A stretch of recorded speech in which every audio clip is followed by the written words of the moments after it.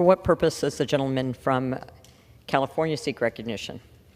You can ask consent to address the House for 1 minute and revise and extend my remarks. Without objection, the gentleman is recognized for 1 minute. Thank you, Madam Speaker. Well, in another one of the 11th hour thumb the nose of the American people moves, the Biden administration has decided to transfer 11 Guantanamo detainees from the war on terror back to Oman, which is a reckless move that puts American lives at risk and is an insult, a slap in the face to those that have fought for freedom in that area and to try to stop the likes of Al-Qaeda. Our soldiers, our fighting people, everybody who's cared at all about that has to be taken as a slap in the face because justice never was done. These detainees, many of them have ties directly to terrorism, are being resettled without facing justice. This action weakens our national security and signals a dangerous leniency toward those who have plotted against our country. Despite the administration's claims that releasing these individuals only increases the likelihood they will return to their extremist roots and try to maybe pull off another 9/11, along with the cells that are already in this country. We've seen them already recycle through due to some that have been released during the Obama era. This prioritizes political agendas, especially at the very end of this term, over the security of the American people and those that have fought so hard. I yield back. Thank you, Mr. Speaker. Well, it's everywhere. You can't avoid it in the news, and it shouldn't be avoided. It's so horrible. The fires we have now in Southern California that are devastating, so much there, so much value, so much lost, and up to 24 lost lives now. It's an incredibly unnecessary happening. They've been raging in LA. It happens every year with the Santa Ana winds. But up in the Northern California portion that I represent, we've had that devastation already many times. Town of Paradise, town of Greenville, town of Canyon Dam, and others completely obliterated. Now, our Governor Gavin Newsom has been up there to see those fires, especially the Paradise one, when President Trump came to Paradise and visited to see the devastation. So at the time, President Trump asked him and others, what are you doing to clear the land in such a way that makes it less fire prone, to rake the forest floor? And then people made fun of that word rake, which is actually a technical term for some of the equipment used in forestry, to make sure areas can be a little more fire safe by thinning trees, removing brush, removing dead material on that. So the question is, as Governor Newsom goes out on site and waves his arms and tells us it's someone else's fault, then what has he learned in the last 6 years? And more importantly, what has he applied since he had this photo op in Paradise as the new governor of California? It looks like not much action. Certain promises were made to be aggressive on land management in California, and certain claims are made, but the actual numbers are 1/5 of the amount claimed that had been treated, the work that had been done in California. So we've seen time after time, more and more fires. The Camp Fire in Paradise, listed here, 85 lives lost, 90% of the homes. The Car Fire near Redding, the Zog Fire on the other side of Redding. The Park Fire last year, 400,000 acres from Chico all the way up to Mount Lassen. The Dixie Fire, 1 million acres. This is all Northern California. Now, Southern California is getting international coverage, and rightfully so. So what are we going to do? What is Newsom going to do? Well, he wants to blame it on climate change. And so we see time and time again, we're hearing about climate change. We're hearing about carbon dioxide. Well, here's the same chart I show often on this floor. Carbon dioxide represents 0.04% of the atmosphere, and it's barely changed. Look at the rest of the chart, what isn't CO2. And they want to just make it a climate change story. So what are we doing to make things more fire resilient in Southern California? This is a reservoir, the Santa Ynez Reservoir, just up the hill from Pacific Palisades. The portion on the right here is what it looks like more or less when it's full. Here's what it looks like presently. It's empty. It's been empty since last February. They've been fooling around for nearly a year, supposedly repairing the cover over the thing.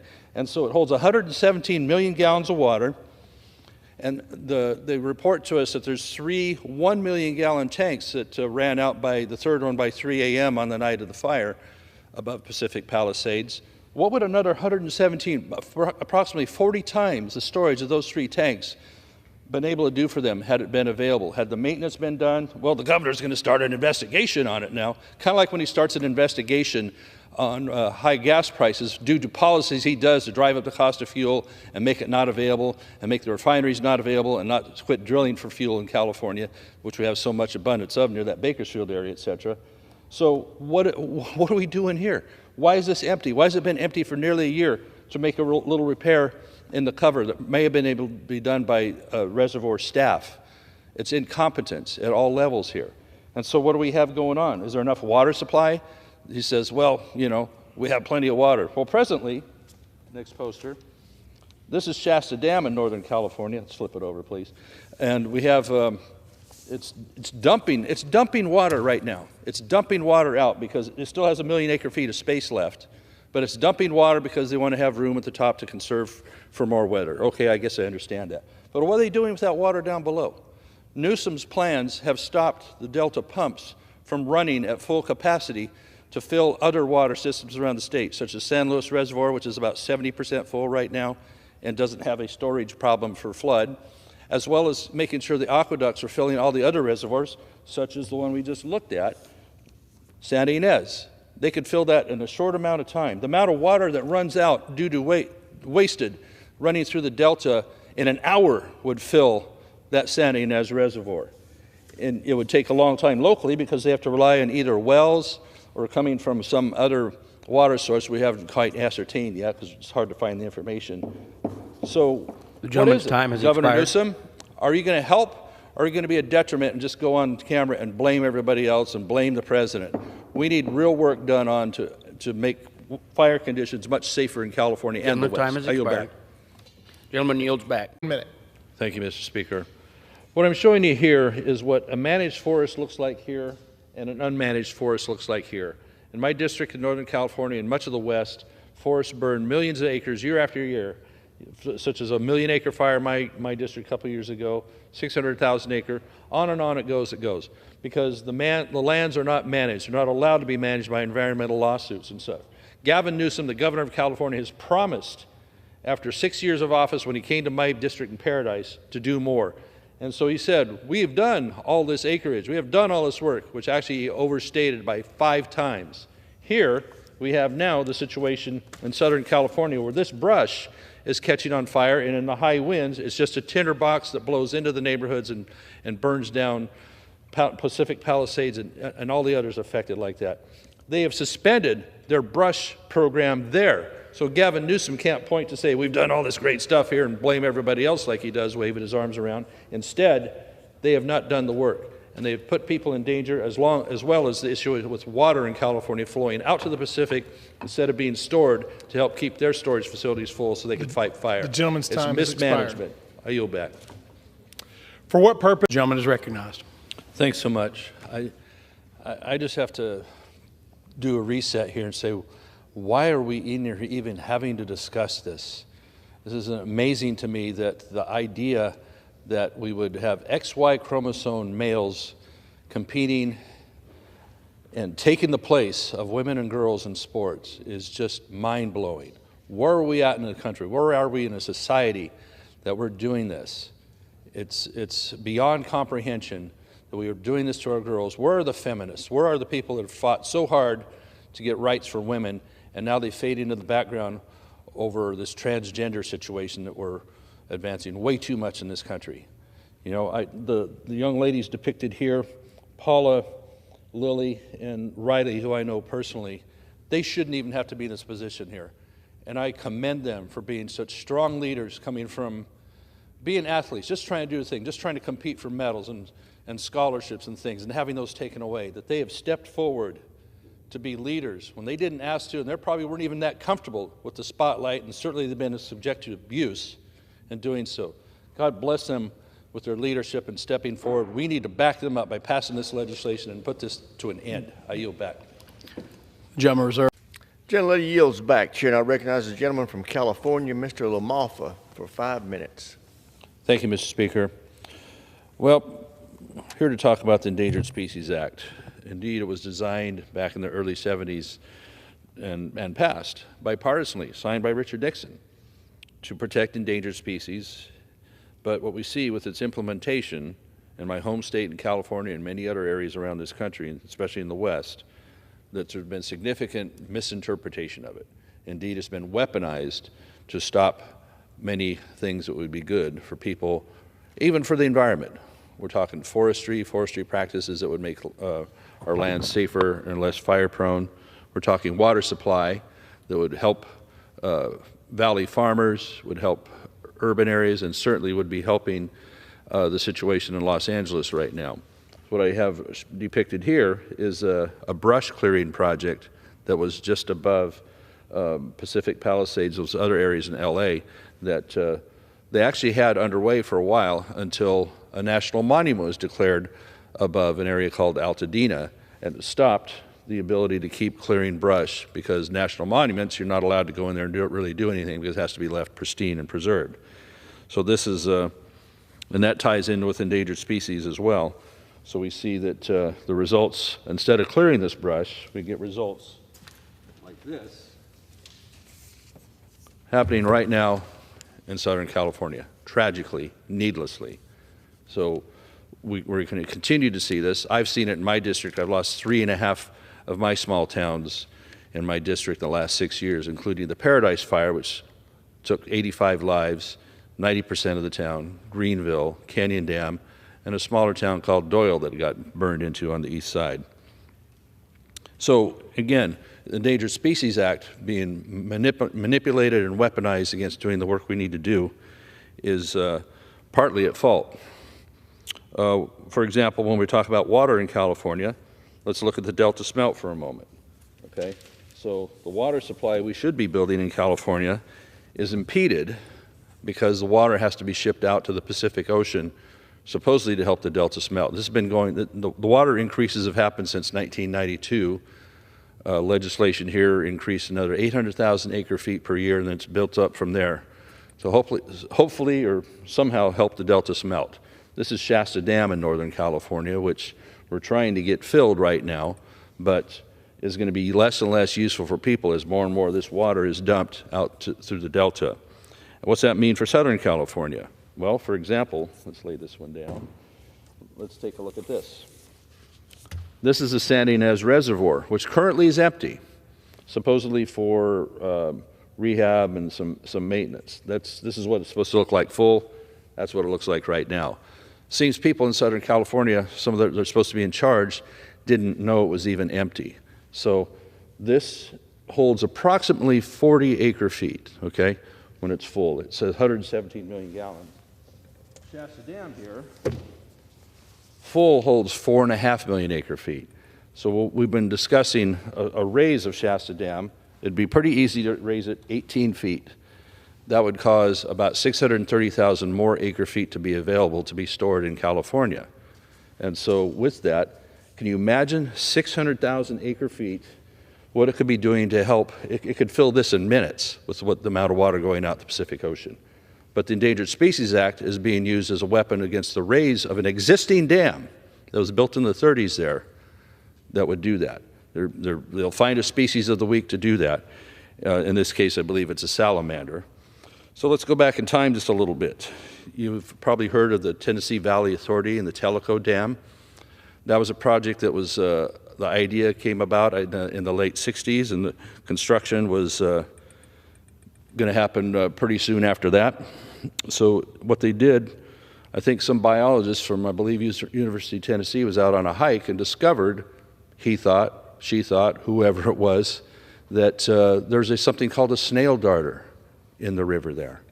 And so starting about 73, or soon after the ESA was put in place, it was listed in 1975 as endangered under the Endangered Species Act, leading to a legal battle that took a long time, was finally settled, or it went to the Supreme Court and was finally settled actually by legislation passed in Congress in 1979, which exempted the Tellico Dam from the ESA protections and allowed a giant project which was going to make so much hydroelectric power, store water against flood, and be able for agriculture and people. They actually got it done. So instead, the biologists took this so-called snail darter and moved populations to other rivers in the area. The species were then reclassified downward from endangered to threatened. in 1984. Finally, in 2022, it was removed from the list. But interestingly, when we talk about the weaponization of ESA, a just released study revealed that the snail darter isn't an actual distinct species, but it's actually just another population of one called the stargazing darter. So this raises concerns about species identification when really what it's being used for is a weapon. So here, this is what the snail darter actually looks like because it doesn't exist as its own, okay? And this is what they're doing in Southern California. I just showed you the picture of the fires.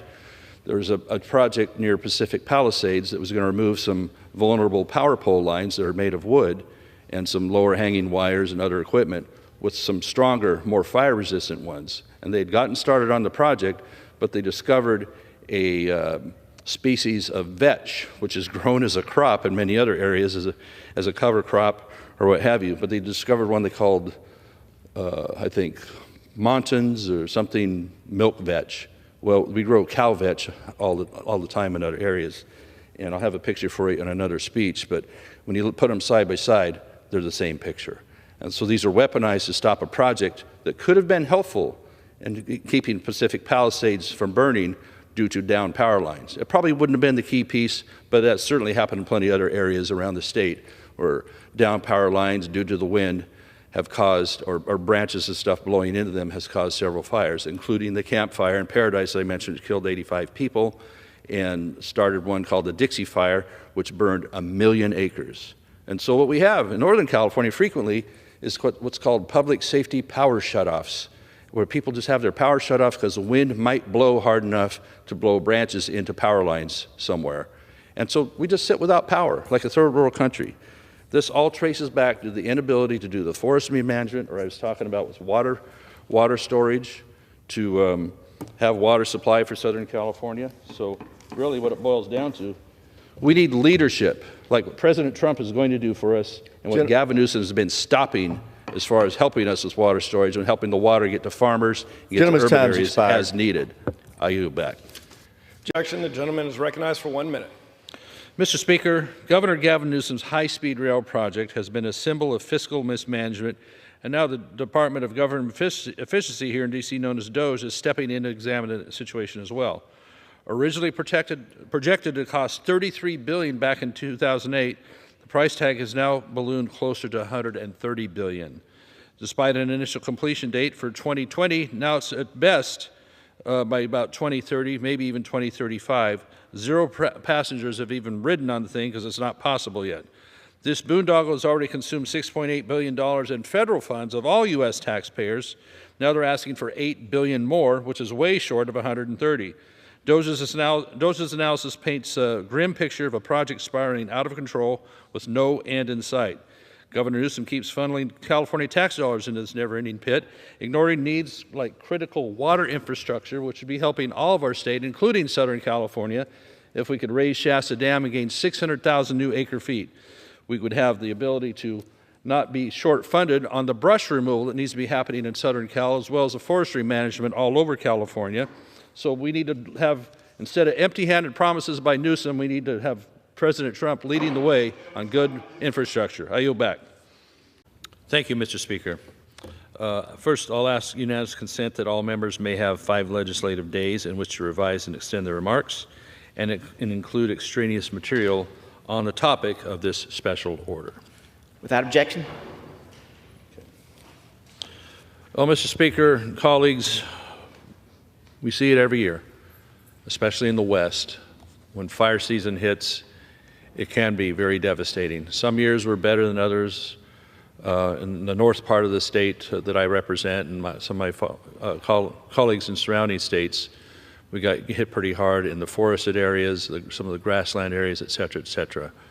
As you know, right now, Southern California, the Los Angeles area, is taking it really badly with the annual Santa Ana winds, extraordinary amount of wind and strength of the winds driving fire to something that hasn't been seen in at least 60 years in that area. Devastating towns and causing just unmeasurable damage so far. And the fires are still raging. And it's just by the grace of God that maybe the wind will stop, maybe it'll shift somewhat, that it'll give the firefighters a better chance to get ahead of it. We know they're doing valiant effort as it is right now, coming from all over the state and neighboring states as well, to weigh in on that with the aircraft, the equipment, and the firefighters on the ground to make the stand. So it's going to be extremely difficult until the winds die down, or pray for rain to help them out as well. So it's not unfamiliar for me in my Northern California district with several large fires the last 6 years that you've heard of. The Paradise, California fire, known as the Camp Fire. Many acres, but importantly, 90% of the town was burned down and 85 people lost their lives with that. And other towns in my own district that were consumed as well in later fires in Greenville and Canyon Dam, and a little town called Doyle blew right through part of that. It's year after year, and it really boils down to what are we doing for preparedness? What are we doing to treat the lands and have the conditions that we need to be able to be more successful? You're not going to prevent fire completely, you're going to have it, but when one occurs, you need to be able to have a fighting chance, and our firefighters have the ability to do that. So joining me today during this order is my colleague from Oregon, Mr. Bentz, who as well, as we share that Oregon-California border, we frequently encounter many of the same issues on fire, on forestry, on water, and water issues. So I'd like to yield time to Mr. Bentz and tell his story of what's been going on in Oregon as well. Thank you, Mr. LaMalfa, and for allowing me to join you today and to discuss this horrid and tragic situation in Southern California, truly a national emergency. And note I call this a national emergency. Why? Because soon Congress will be sending hundreds of billions of dollars to California to help clean up this mess and rebuild. But the most basic level of common sense demands that we not send billions upon billions to California without first looking carefully at the causes of this catastrophe, and when they are identified, making sure these causes will be addressed and resolved. The sad benefit that will come from understanding the cause of these southern fires, California fires, and also of understanding why California fire protection systems failed, isn't limited to California. Every state is facing hotter and drier conditions. Every state must do a far better job adapting to these conditions. We need to look at what these horrific fires caused them, what they did wrong or what we do wrong in trying to put them out, and then apply those lessons accordingly. You might ask why these questions were not asked and answered in any of the other fires we've been suffering that were referred to by Congressman LaMalfa a few minutes ago. We've certainly had enough up in Oregon and Northern California. But people in positions of authority perhaps haven't been listening. Perhaps it's because those affected didn't have the political clout, or perhaps the actions that need to be taken, such as cleaning up our forests, are viewed as politically incorrect. But there is little doubt that this time around, those who have been hurt in Southern California are politically powerful, and they can do something about this, and we want them to. And that means doing something about adapting to warmer, hotter, and drier. There's a separation, I guess, in how we approach our response to changing climate. One approach is to invest billions, as California has done, in mitigation, that is reducing CO2, and the other is to recognize it's going to stay this way for a very long time.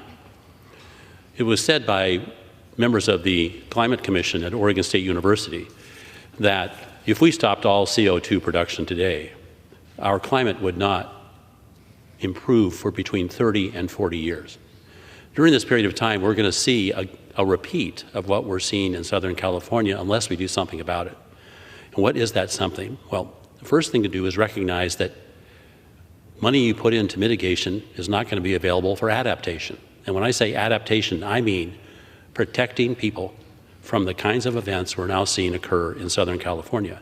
We absolutely have to do this. Wishing this away or blaming it on climate change and shrugging one's shoulders that this isn't happening will not work. California is raising literally billions of dollars through clean fuel standards, cap and trade devices, and other things, but they're not investing it in protecting their people.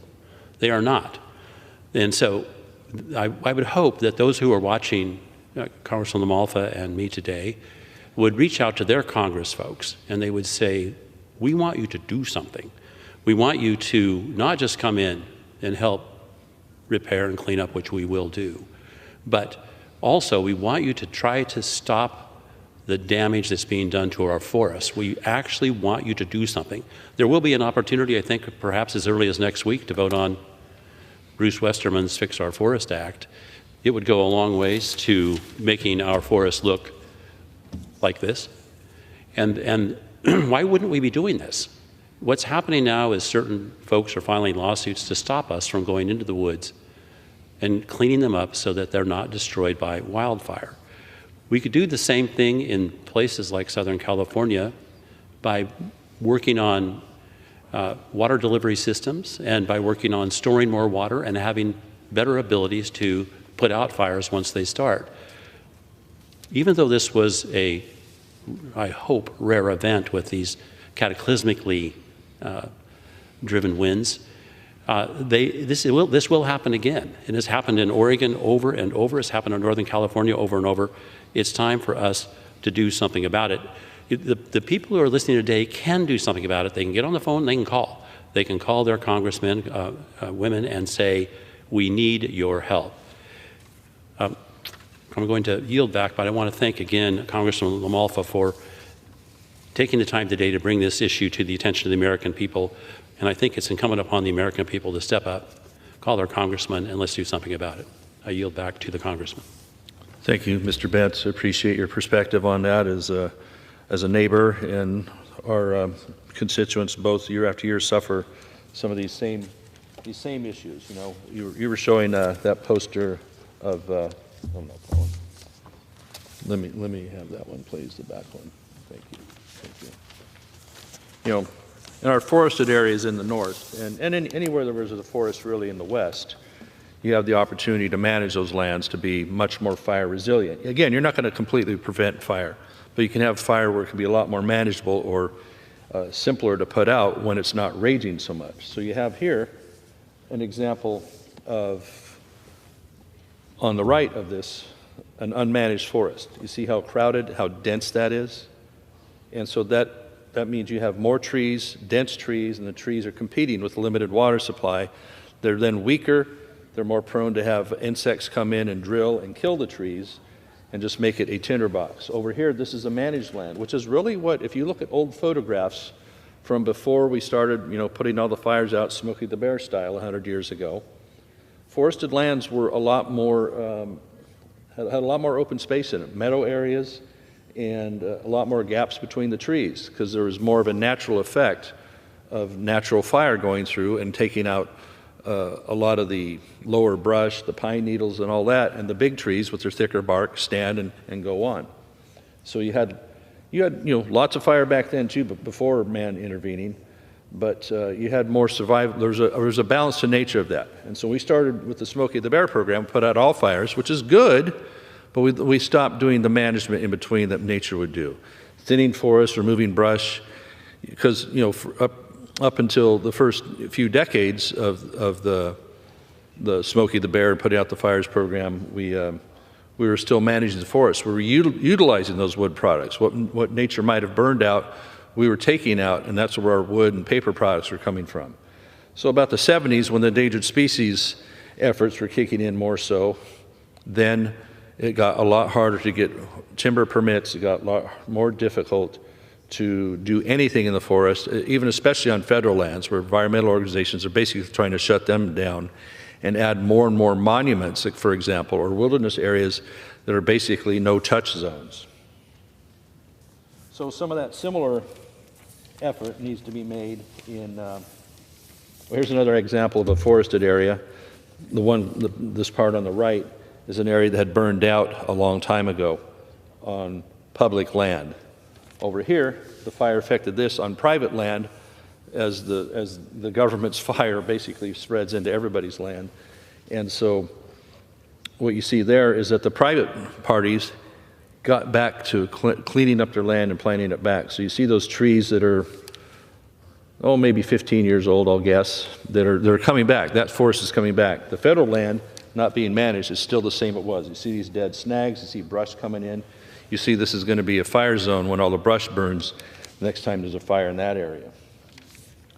So why is it our friends, our colleagues in Southern California have to be subjected to this? Because they also have management needs they have in their adjacent areas. Part of the moonscape you see in Southern California, right here. So what some of their challenges include, they're not so forested in the areas closest to the cities. They have more of this. They'll have the hilly areas with a lot of brush on it like that. And so they need fuels reductions projects too in the more arid Southern California. Their forests a little farther east, a little higher up. And so they have attempted to do fuel reduction projects, but the environmental movement sometimes shuts them down. Let me tell you about those a little bit. So when there was one that was underway along the Angeles Highway corridor, well, one that was completed and did 1,800 acres. It took 2 years, though, of analysis to approve the decision to complete that, where a simple environmental review would have been done sooner and only have affected a small amount of acreage. So a very notable project that would have helped was would have been near the Eaton fire in Southern Cal, which would have been initiated in August 2020. So if you look at that project, it's clear it isn't clear if it was actually ever approved or implemented, because the effect was that there's very little brush clearing that got done there. So when you boil that down to what does that actually mean, is that if you don't clear the brush, if you're held up due to environmental regulations and long time permit periods, then you're going to be fire prone. The Santa Ana winds are going to come each year no matter what. And in this case, they burn through that brush and come right up to the edge of town. So we've seen that in Altadena, where in one case here, we have what's known as San Gabriel Mountains National Monument, and the Eaton fire has burned through that. This monument was recently expanded even more so. So what happens with the national monument, as I mentioned a moment ago, it becomes almost hands-off, don't touch, don't manage, no equipment can go out there and do fuel removals, and very little other can happen in national monuments or wilderness areas. Now, in the designation, it did acknowledge the risk of wildfire and the need to manage it, but what happens? Lawsuits, litigation, and the hands-off approach. So the fire that started in that area is what fed into and consumed part of Altadena in Southern California. And so we'll talk about the Pacific Palisades, which is the first one greatly affected, as I've seen, burning much of that community down. They had a safety project there that, although maybe in of itself would not have been the complete and be-all, end-all for helping them, you still need the brushlands work to be done so that fire can't come rushing through an area so rapidly.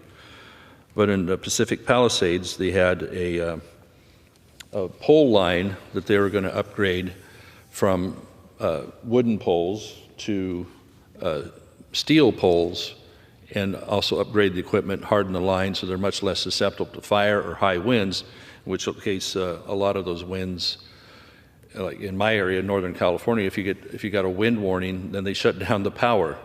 A public safety power shutoff and it's like a third world country. We have to shut off the power because the wind blows. I mean, it's a preemptive effort so that branches and things don't blow into the power lines and cause fire, like we've seen happen at least a couple times on big fires in Northern California and other areas. So when we prevent this work, we put ourselves at greater risk. So in Pacific Palisades, they had a pole line they wanted to change out, as I said, with the harder system, lines and steel poles, and they were prevented from doing so. Let's see the plant one here, okay? As the work was being done, somebody came along and claimed that they had an endangered species here. This is a variety of vetch, milk vetch, and they claim is unique only to that area, okay? And so it was somewhere around the area where they're changing the poles. They made them stop the project and put back whatever vetch they might have been disturbing there in the process. So that's the one unique to that area, supposedly. Here's one that grows all over the place in Northern California, either wild or as a crop. People use it for a cover crop to put nitrogen back in the soil. And so it's really hard to tell the difference, but it's something the environmental movement uses the slightest difference to make that something, oh my gosh, we gotta stop this because it's an endangered species. That's pretty dubious. I can relate also a recent story when we're talking water storage and water projects, the Tellico Dam, which you may have heard of back in the late 60s, early 70s, that they're putting in place in Tennessee, part of the Tennessee Valley Authority, that was going to provide massive benefits for the people of the area with hydroelectric power, stored water for water use, flood control, recreation, all the good things. But somebody from a university was out there poking around, and they thought they found an endangered species known as, that they dubbed the snail darter. And so for several years, that was the battle over the snail darter. And nobody could really prove anything. Finally, because the project was so important, after other efforts were exhausted, a bill was run through Congress in '79 to make it where the Tellico Dam could be built. Well, there was still ongoing litigation after that, but it got to operate. And so finally, what we learned many years later, that the TVA was operating pretty well, that the biologists at that time somehow had information to remove the snail darter from endangered to a threatened status in 1984. In 2022, it was removed from the endangered species list. But here's the kicker. Just this month, a study revealed that the snail darter was not a distinct species. It wasn't a distinct species. We'll look at these two different forms of the same plant. In this case, it's a weed because it's not helping anything. It is a crop in some areas with the vetch. The snail darter was not a distinct species, but actually an eastern population of what is known as the stargazing darter. So this really raises concerns about how genuine the efforts of the environmental left to make claims about a species identification being so narrowly specific to a particular area. And so this is what we get to suffer with, and the folks in the Pacific Palisades, on at least having that pole line be able to be helpful and not furthering the fire with a hardened, newer pole line. So many things are California problems you hear time and time and time again. And we have to ask, what is going on with the leadership in our state?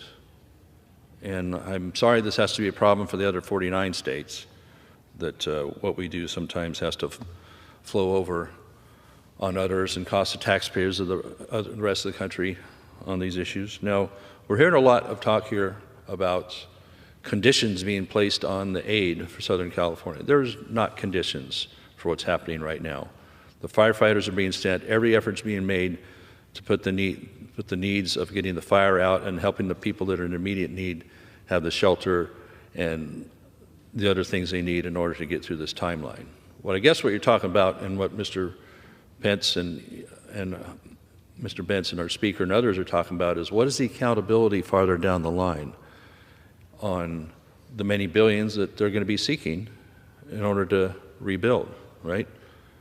And it isn't unheard of to have conditions on other situations in the rebuilding phase. This is the emergency phase, and nobody questions immediate help for the emergency phase. And that's what's disingenuous about this argument that's going on. Nothing's being held back from getting through the emergency timeline here.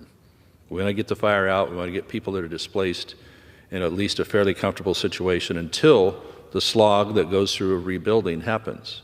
We've lived it right up in Paradise, California. We were grateful for much great help up there. But you know what? Conditions had to be in Paradise on rebuilding homes out of resilient materials. The power lines are being undergrounded up there. There's trees that are being removed, the dead trees, the damaged trees.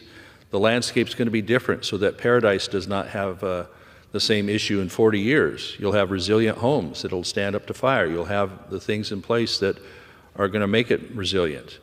I think it's pretty fair to ask if billions are going to be sent to anybody after a hurricane, after a flood. What are you doing in the flood zone about making sure you have strong levees, or maybe not actually building in a particular floodplain that's highly vulnerable, and these other zones? It's reasonable to ask those questions. We're talking about 50 state taxpayers' dollars here. Oh, you're so insensitive talking about costs and money and this and that. Like, no, we're getting through the emergency. We are helping people, and there will be help after. But it isn't unreasonable to say, what does it take to put things back in a way that's going to be stronger and more resilient going forward, especially when you're talking about many, many billions. As I said, they've done that in the other areas where I've been affected or my people have been affected, and that's not unreasonable to say, hey, you need to have a more harder, more resilient area that's going to be fire resistant.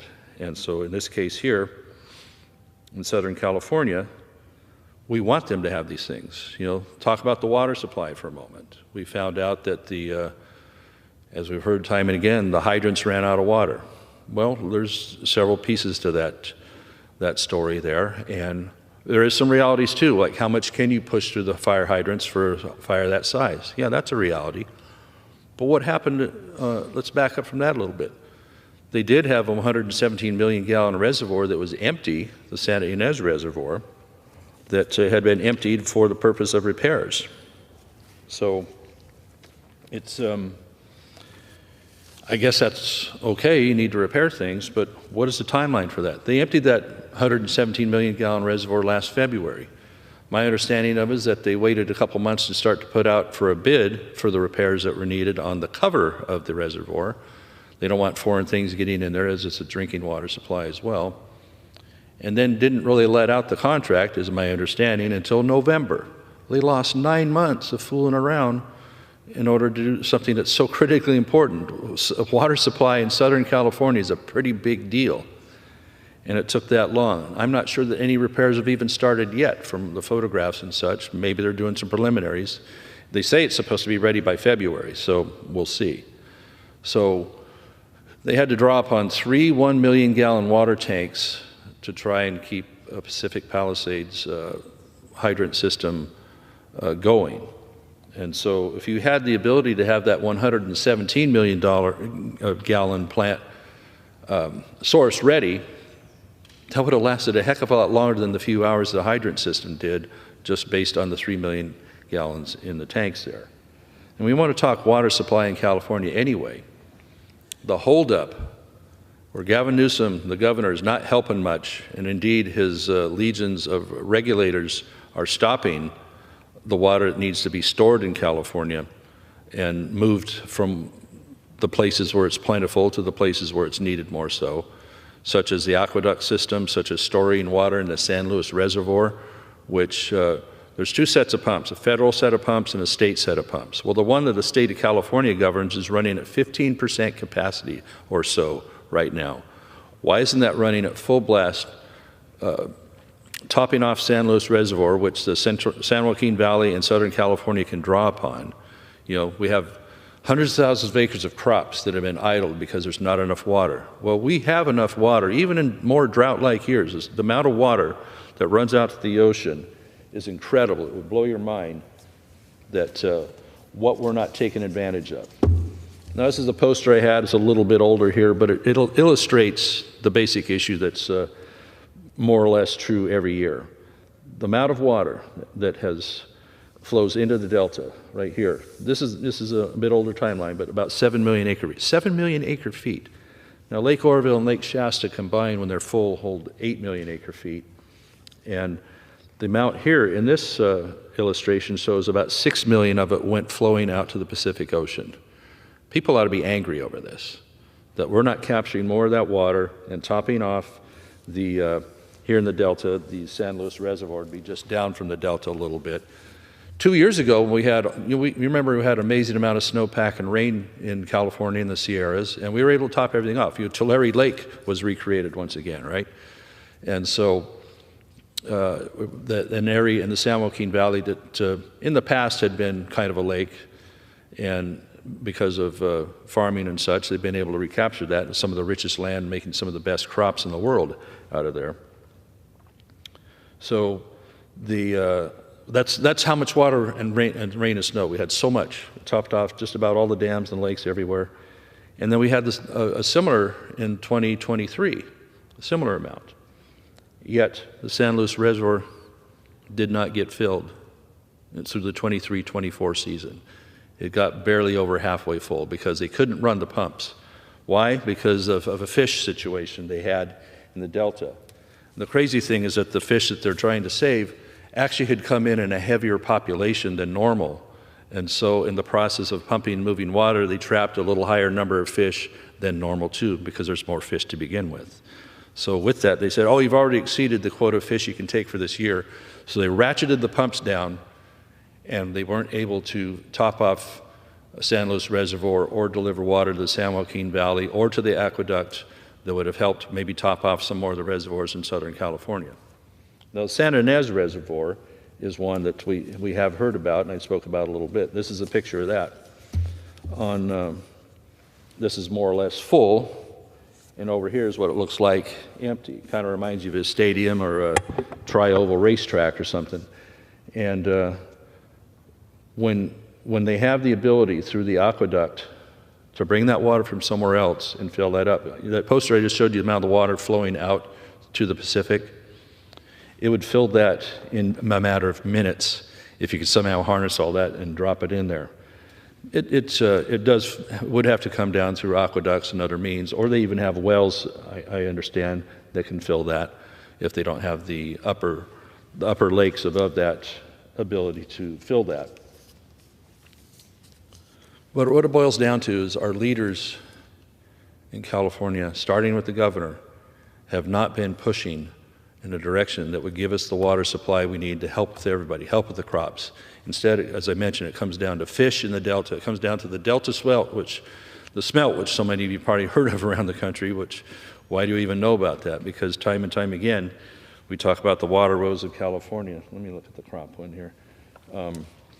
And so many people in this country enjoy the crops that are grown in California, right? And these are, you can see here, walnuts, for example. Just about 100% of what Americans consume is grown in California. Almonds, you see tomatoes, you see mandarins, about 96%. Avocados, we're heavy in avocados, probably in this area we're talking about, not far from the fires. Grapes, wine grapes, so much of it comes from our own home state. And so Americans enjoy these products. Olive oil, table olives. And if it's not grown in these areas, then where do you want it to be grown? Where do you want it to come from? So a mismanaged water supply means it doesn't happen in California, which all those crops be 90-something% above coming from there. It means they're going to have to come from a foreign country, if at all. So that means people's choices have changed. It means their diets have changed. That's why California's water is important to everybody. That's why the management of it is important. That's why the management of the forested lands and these grasslands are, because these have an effect too. They have effect on air quality. And when we had a huge fire in my district known as the Dixie Fire a couple years ago, ended up being a 1 million-acre forest fire and consumed a couple of towns I mentioned to you. That smoke plume was big enough and dense enough that it actually was able to raise up and come all the way across the country and affect the East Coast. People in Washington and Philadelphia and New York were actually told to not go outside and do exercise on those days for health reasons. Now, you remember the ones from Canada, the fires in Canada about a year ago, they affected the same way. Well, the Canadian ones were just not that far from here. This one came all the way from California. So our water supply, our water issues, which would help, the water supply that would help LA and others to be able to have a better chance at fighting fire by keeping all their reservoirs full. Governor Newsom wanted to claim that all the reservoirs are full. They sure aren't all full up north, are they? And that's where the water comes from by and large. So this effect, what we're talking about, is important to all Americans, especially if you want to keep the food products that you're used to coming, if you want to have the air quality not affect the East Coast from giant fires, And also just the idea that why would we have our fellow Americans suffering from this needlessly because of a lack of leadership that's coming, in this case from Sacramento, as they kowtow much more to the environmental groups and keeping their record 100% on those than doing forest management, the brush management I showed you here, and kowtowing to, they found a variety of vetch which is indistinguishable from the vetch that grows everywhere else. I face that in my home county too, with they're looking for things in order to stop people from being able to build homes on the foothills. They look for a species of the day to do that. So it's basically trying to distinguish different subspecies that are so infinitesimally able to distinguish that it really turns into a game. We saw that with the snail darter. We're finding that with more and more things. So fuels reductions project would be tremendously helpful. We need much more green light. We need the Forest Service, which manages or has under its purview 193 million acres nationwide. And when they came up with a plan about 3 or 4 years ago that said we want to manage 20 million acres over 10 years, well, that's 2 million acres a year, and 2 million is about 1% of their 193 million. That means it'll take 100 years to get over all the lands. Well, the trees grow a lot faster than a 100-year cycle, especially the small trees and the understory I was talking to you about that is the fire-prone areas. A dense forest is one that is going to be a tinderbox, and we see it, and we experience it all the time. So it takes leadership on that, and it takes having the public understand.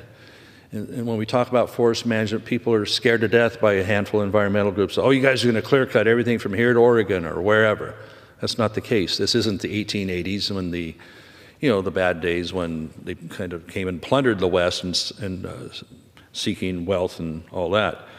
We have rules, we have regulations, we have smart people that manage these and want to take care of their assets. These are family operations in many cases that go on generation after generation, yet they're having that taken away. Farming, ranching, timber, mining. You want to talk about mining for a moment. California is trying to push these mandates instead of focusing on the stuff people need, highways that flow, water being stored. Let's look at the dam there. We have an opportunity when we're talking water supply here. This is Shasta Dam in my district in Northern California. It's a federal project. And we have, I think, an opportunity in this Trump administration coming up to resume some of the work that President Trump led during his first term to talk about a possible raise of Shasta Dam. This dam was actually designed to be much taller when it was built back in the 30s, late 30s. And it would be pretty simple to add 18 more feet to that. That's the plan that's being looked at. I call it a quick and dirty 18 feet, but nothing quick about any of this process. And that would add 630,000 more acre feet. Can you imagine that? Now that Santa Ynez Reservoir poster I showed you, that holds, instead of gallons, you put it in acre feet, it's about 40 acre feet. 40, okay? This would add 630,000 more acre feet to this dam that already holds 4.5 million. This is a key to the state water supply right here, Shasta and then Lake Oroville, right in my backyard at home, which is another 3.5 million. If we didn't have those, if we didn't have the vision to build those in the 30s and 60s under Democrat leadership, Roosevelt and Governor Pat Brown, they had the vision for it. What's going on now? Everything's all about going into a shell and living in a cave under some environmental interpretation. So where's the leadership? We also have the opportunity in the western part of my district to build sites reservoirs called SITES in Colusa County. It would hold about 1.5 million acre feet. Imagine 1.5 million more acre feet, 600,000 more acre feet from Lake Shasta, 2.1 million of water that we already are losing, already have available to us. We're just losing out the Pacific. The poster I showed you, how much water is going out to the ocean that isn't being used for human purposes. And you know what? That water flowing through the delta isn't even helping the delta. The delta smelt is basically extinct. And they do what they call trawls. They look for it. They try and capture and see and do counts on them. And so we've put so much more water through there. Starting in 1992, legislation here caused 800,000 acre feet to be taken away from farming and ranching. At that point, and pushed more through the Delta. And those numbers have completely gone up since then. And the state water board is contemplating even more being pushed out the Delta. Fresh water being turned into salt water. Well, see, people say, well, you can do desalination. Great, you can. It works in some places, but it's really expensive. It consumes a lot of power, an amazing amount of power. The electricity to separate the salt from the, well, just a few minutes ago, if you're upstream, you would have captured it while it was still fresh water. You would have it available without that extreme expense. So like, well, you can still do desal in California anyway. You guys have a lot of money and the know-how. Well, a group called Pesticide tried for 20 years in Southern California, I think Huntington Beach, one of the beach towns. They fought and fought and fought to work through a process, to get permits. And every time they'd get something thrown at them, they'd try again and say, okay, if we mitigate for this, if we take care of that, we can move forward with the project. And then they come up with something else. And after 20 years and many millions of dollars to build that desal plant, ultimately, the California Coastal Commission, yet another layer of bureaucracy, and people say no to what you might want to do on the coast, ruled against them, and that's it. They're out. No desal plant in Southern California. So somebody please tell me, what is the solution going to be to add more water supply for California? Well, conservation. Conservation's great. Use less when you can. People are using so much less, they don't have yards anymore. They're supposed to get yelled at if they wash their car. Golf courses shutting down. And we don't really have to resort to third world ways of doing that either, because we have so much supply that comes even in the lighter years from the other areas if we just distribute it and save it, distribute it, and wisely use it. And we can still do the environmental things we need to do. The Delta doesn't need nearly the amount of water flowing through it to flush the salt. That, you know, they don't want the salt to intrude too far up and get into other areas where people draw water or might affect fish. And even the effluent, and this is something we need to work on too. A lot of the cities around the Delta, they have sewer treatment systems that sometimes don't keep up. So they're not treating it down to really clean water.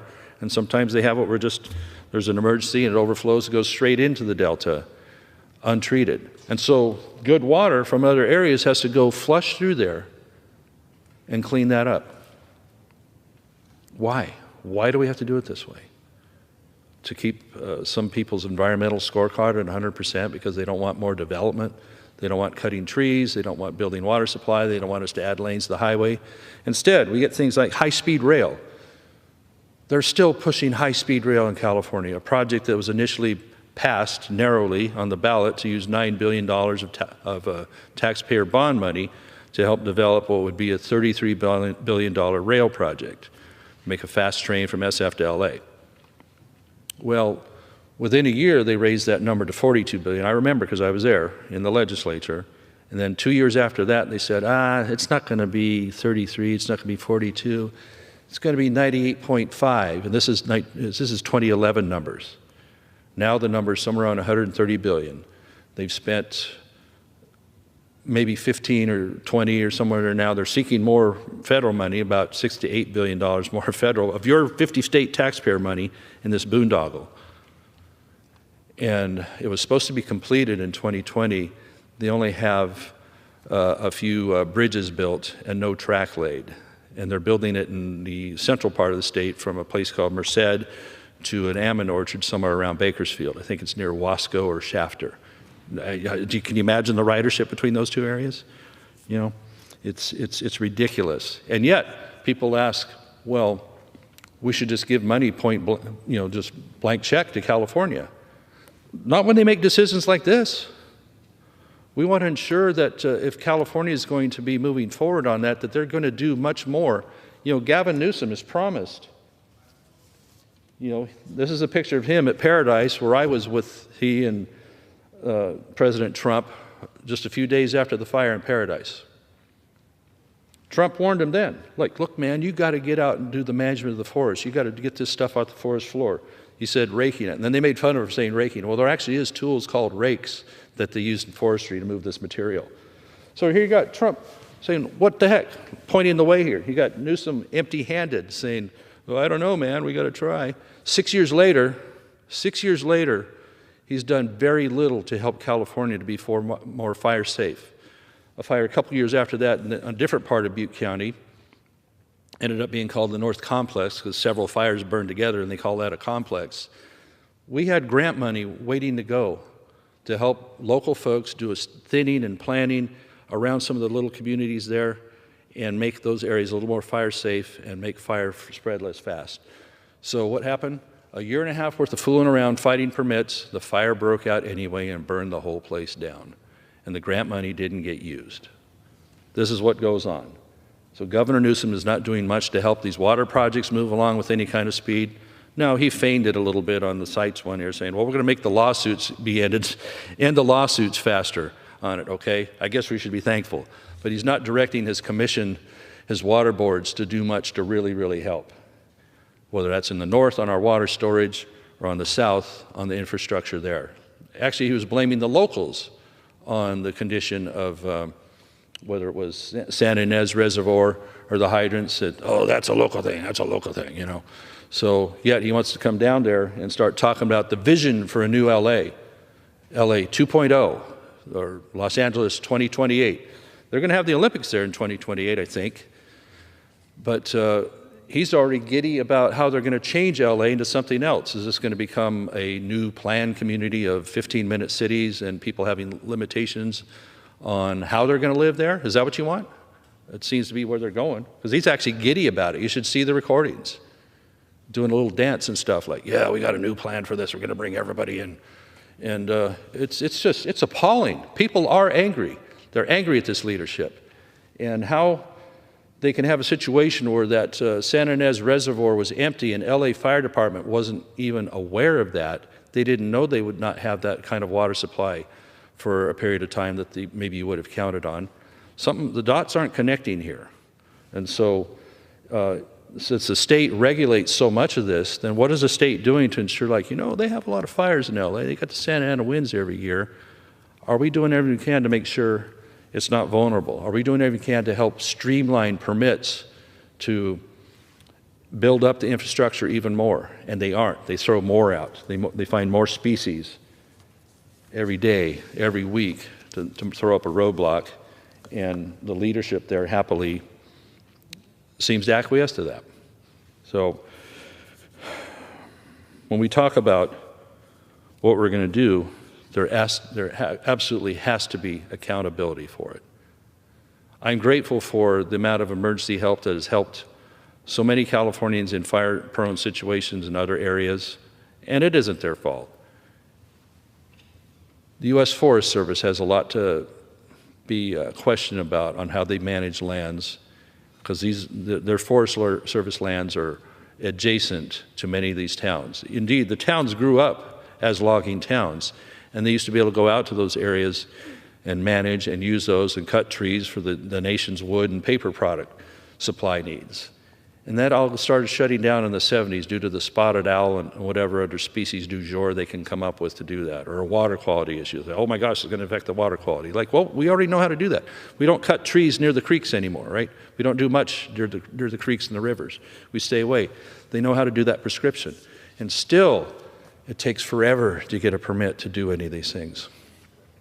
As the state moves towards more mandates on electric cars, on electric stoves and electric trains and trucks. Thankfully, a mandate got pushed off a little bit on trains and trucks, because I don't know how people are going to get their supplies, get provisions if nobody can ship it in because of vehicles that don't even exist at the level of emissions that they're talking about. I mean, just let attrition, let everybody replace the trucks with new trucks over time, and then maybe us farmers can buy the ones that are only 10 years old that are still nice running trucks that we only use a few thousand miles per year. No, we don't need good exemptions for that. It's one thing after another to try and do business, to try to be a farmer, to be a rancher, to be a miner, anything in the state of California and so much of the West. I hope this place doesn't emulate some of the regs that California has coming along. Something like one called the PRO Act, which means you have to be part of basically I guess you have to be in a union in order to work. You can't be a self-contractor. These are the things that come from California that they're trying to push here. Thankfully, we're going to have a change of direction here in leadership coming from the White House. So if we're going to be more successful, We have to consider the Endangered Species Act working the way it was intended, the way Congress passed it back in the early 70s. I don't think the weapon that it's turned into would have even passed in Congress, because nobody would have wanted to been responsible for what you see now with people being sued to death over, or if they have a stock pond on their land, somehow that could be interpreted as you're now changed the waterways, you've changed the ability for a species to be there. You know, like the raise of Shasta Dam, they're going to find a species there to keep it from being raised, an existing dam, which already had on the books plans to make it taller to begin with, except the war came along and they kind of put off raising it more. They'll find a species to try and stop it being raised a mere 18 feet and adding 600,000 acre feet. The Endangered Species Act will be used to try and stop the type of timber management that is needed so badly in the Sierra Nevada and every other area.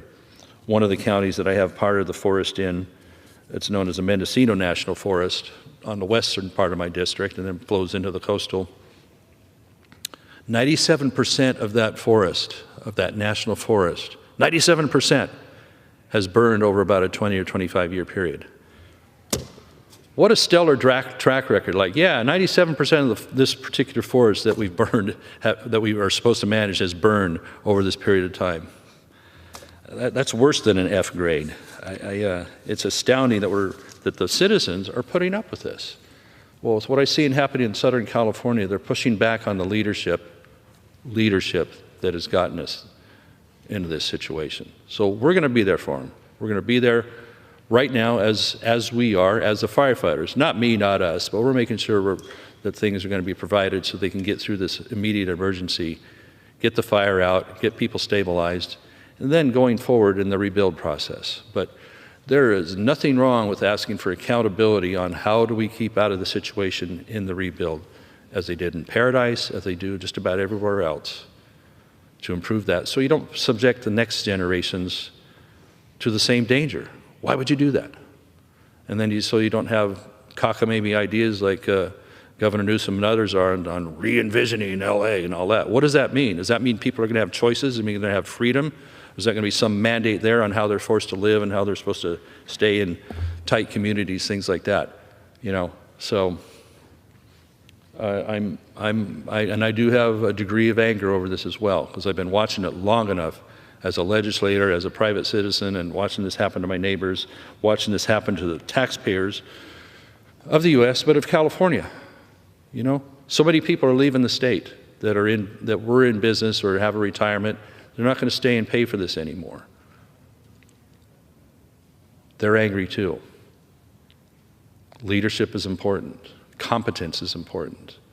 Having the fire systems ready at the go. And if it isn't ready enough, if it isn't big enough, then we talk about, well, how do we make them better? How do we make them bigger? How do we have more capacity for the hydrants? How do we have more water waiting for us? How does the fire department not allowed to know that the people running San Ynez Reservoir have had it empty for nearly a year, and that they might draw upon that, you know? 3 million gallons in 3 tanks versus 117 million just up the hill. That would have stretched a few hours worth of firefighting ability to several days out of that 117 million if it had been there and available. And then being able to fill that 117 million gallon reservoir over and over again with the aqueduct, with the water that could come from the north. No, instead it's running out to the ocean. No, we can't build the reservoirs we need to add to the water supply that everybody needs. You know, people need, SoCal needs. The crops in San Joaquin Valley that I showed you are so important to people all across the whole country. The people in my neighborhood that need it. Again, there's plenty of water. There's plenty of know-how. The loggers, the timber people that are, so many of them unemployed, that have the know-how that could be managing the forest in a way that's ecologically sound and correct, they're not allowed to do it.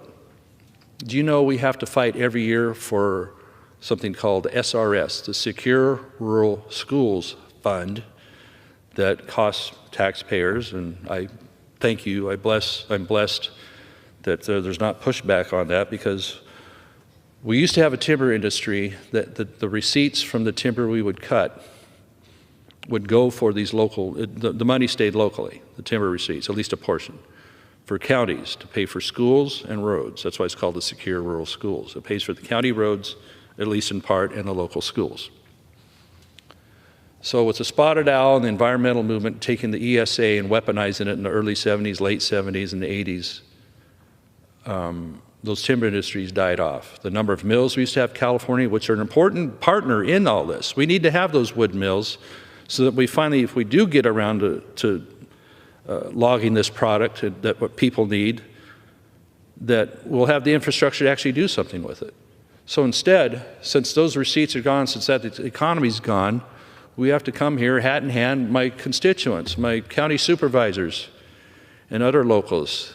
They come hat in hand to DC. Can you be sure the Secure Rural Schools Fund stays into the next appropriation bill or whichever mechanism we're working on that time? Would you put that in there for us? You know, a good friend, I'll name her here, Jerry Byrne. She's now heading up the rural counties in California. She's been an important partner on that. And I hate to have to look her in the eye and say, we'll try, we think we can get it done, we'll probably get it done, will we get it done in time? Like this time around, we have to get it done before March, otherwise the counties are going to be upside down on that fund that they needed to get through their year. So wouldn't we rather have the receipts come from the forest, people, Americans watching this? Wouldn't you rather have people doing the work to produce the timber and wood products and paper products that you need from America, and not have to have these good folks come hat in hand trying to beg for another taxpayer fund? I know which side I am on that. And yet we're held up by leaders, whether it's at my state level or some back here in DC in these agencies that are just completely thinking about something else. And the urgency to get things done, the urgency to get permits done, they don't seem to care how long it takes to get a permit done. And there's people out there waiting, people waiting to do whatever the construction project is, whatever the clearance project is. You wonder. That's why I'm excited about this Doge group that Elon Musk and Mr. Ramaswamy are working on, to say what parts of government are working and what parts aren't. Where do we fund, where do we not fund? Because taxpayers have every right to ask those questions as well. So we're talking about this situation here. Taxpayers have a right to know, are they going to do better next time? Yet the mantra seems to be like, oh, you're placing conditions. Conditions is the dirty word of the week on this. It's all being rehearsed. It's all coming out on the same memo, all right? Well, think of another word, all right? Guardrails, is that good enough? We'll put guardrails on it? It doesn't matter the euphemism. You need to be sure that federal taxpayers are going to see, at the end of the day, the wise use of that, so that we're not back here in 40 years doing the same thing over again. That's so hard-hearted and cold. No, it's not.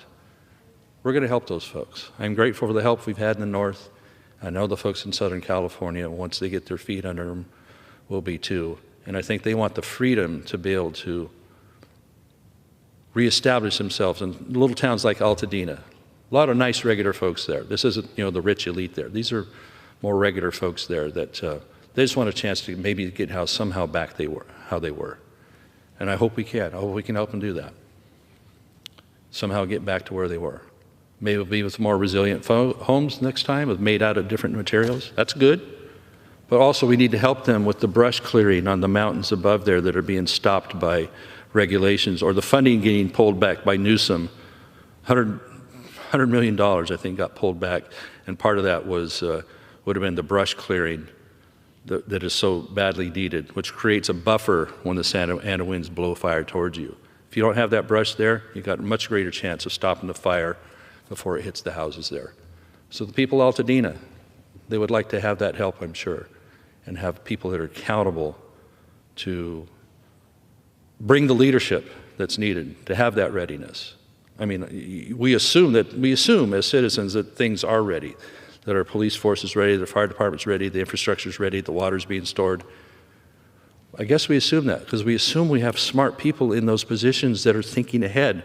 We're doing our day-to-day jobs in this republic. We're not a democracy, we're a republic. We elect these people that are supposed to be thinking about that stuff. Certainly I come down here and rant about this on the floor and wherever I can in committee. And there are others only want to talk about something else. The mass inflow of illegal immigrants that cost California so much money. California is spending money on a whole lot of things that, I mentioned the high-speed rail, on a whole lot of things that aren't helping its citizens, indeed helping someone else that really, some that are here illegally, giving benefits that are outrageous. You say, well, why should the federal taxpayer help basically subsidize that? California during the COVID era drew about $20 billion from the federal government to help supplement unemployment benefits. And so after a period of time when it was clear they weren't going to pay it back, California, instead of paying it back, has now decided to sack employers by doubling the unemployment insurance amount that they have to contribute as part of the pay package for their employees. It went from 0.6 to 1.2, I believe. And so that's going to cost the employers, and ultimately it's going to cost employees themselves because there's less ability to give raises, all that. Because California blew the $20 billion on something else instead of making its obligation of paying it back to the federal government on that unemployment fund. Is this good? Is this an accountable record that people say, oh yeah, just give them money willy-nilly? Not a chance, not a chance. So we can demand accountability and not be bad people for it. So with that, we're looking for solutions that are long-term, and we will help those folks. And our hearts are with you in Southern California, because I know I know at the end of this, instead of the rhetoric you're hearing that might be getting you wound up, you would like accountability as well, because you're already angry at some of the folks down there. You're angry at some of the folks in Sacramento that are putting there. You're probably angry that the Democrat-controlled legislature is putting as a requirement, as a condition for some of the state aid that we could going to Southern California, the $50 million package of lawsuit money they want to use to fight Trump. That's tied together in a package right now in the state legislature. So they're pointing at us for talking about accountability a little bit. We don't even have a package put together quite yet, as we still have to assess all the damages post-fire. We're doing everything we can to help during the fire and what people need. But post-fire, you then have to assess that. That takes a little bit of time. But we need accountability, and I hope people demand accountability to the people that put them in this place to begin with in the California and local level. So with that, we're with you on this. We're with you on that accountability, and we will be there to help the right way. So with that, Mr. Speaker, I yield back. Much time as you may consume. To the gentleman from California, Mr. LaMalfa. Thank you, my colleague, Mr. Moore. Appreciate that a lot. Indeed, California's had a lot of problems inflicted upon it, partly by nature and partly self-inflicted by governing. And as we reflect and bring resources and aid to Southern California here on these horrific events happening with fire down there in Pacific Palisades and surrounding communities, it's very sobering, but also points out the need for leadership and competency in preparing for it. It's really basic stuff. In my north part of the state, we've been through it many times with losses of communities, and we all remember the Paradise Fire. 85 people lost their lives, and 90% of the town was consumed, and others. And so we have got to do better in the preparation ahead of time before fire season on how we treat the lands and have the apparatus ready instead of complications due to contracts, for example, with the Forest Service not being ready to have the equipment that would be there in the forest, and on and on and on. So I appreciate that, and we're going to do the best we can to move as quickly as possible for the folks in Southern Cal, and then ongoing build up the infrastructure and the work that needs to be done. So tonight's topic has been, when we're talking about protecting our citizens, protecting our border. California, as well, under the direction of Gavin Newsom, has become a haven for illegal immigration, with taxpayers footing the bill for an ever-expanding list of unbelievable benefits that are being given to illegal immigrants. From health care to education, sex changes, homes, the whole works. California is pouring resources into supporting those here illegally, while our own citizens, as we mentioned, are struggling with many things in burning communities, as well as the more day-to-day stuff. overcrowded schools, strained healthcare systems, and increasing public safety concerns with gang and crime and on and on. And the sanctuary policies that we have statewide, not just cities like we see around the country, this is a statewide sanctuary policy that protects illegal immigration from ICE and others being able to pick them up when it's found that we have illegals in this country that could be processed federally and hopefully deported. Cities across California are openly defying federal immigration laws, creating safe havens for those who have broken the law. These sanctuary cities as well are not just a burden on our resources, they are a threat, as I said, to public safety. We've seen this firsthand, most recently in this country with the tragic loss and death of Laken Riley. And you'll remember a few years ago in San Francisco on the wharf there, Kate Steinle, killed by a bullet from a gun that an illegal immigrant had found or taken or stolen or whatever. Those lives are gone.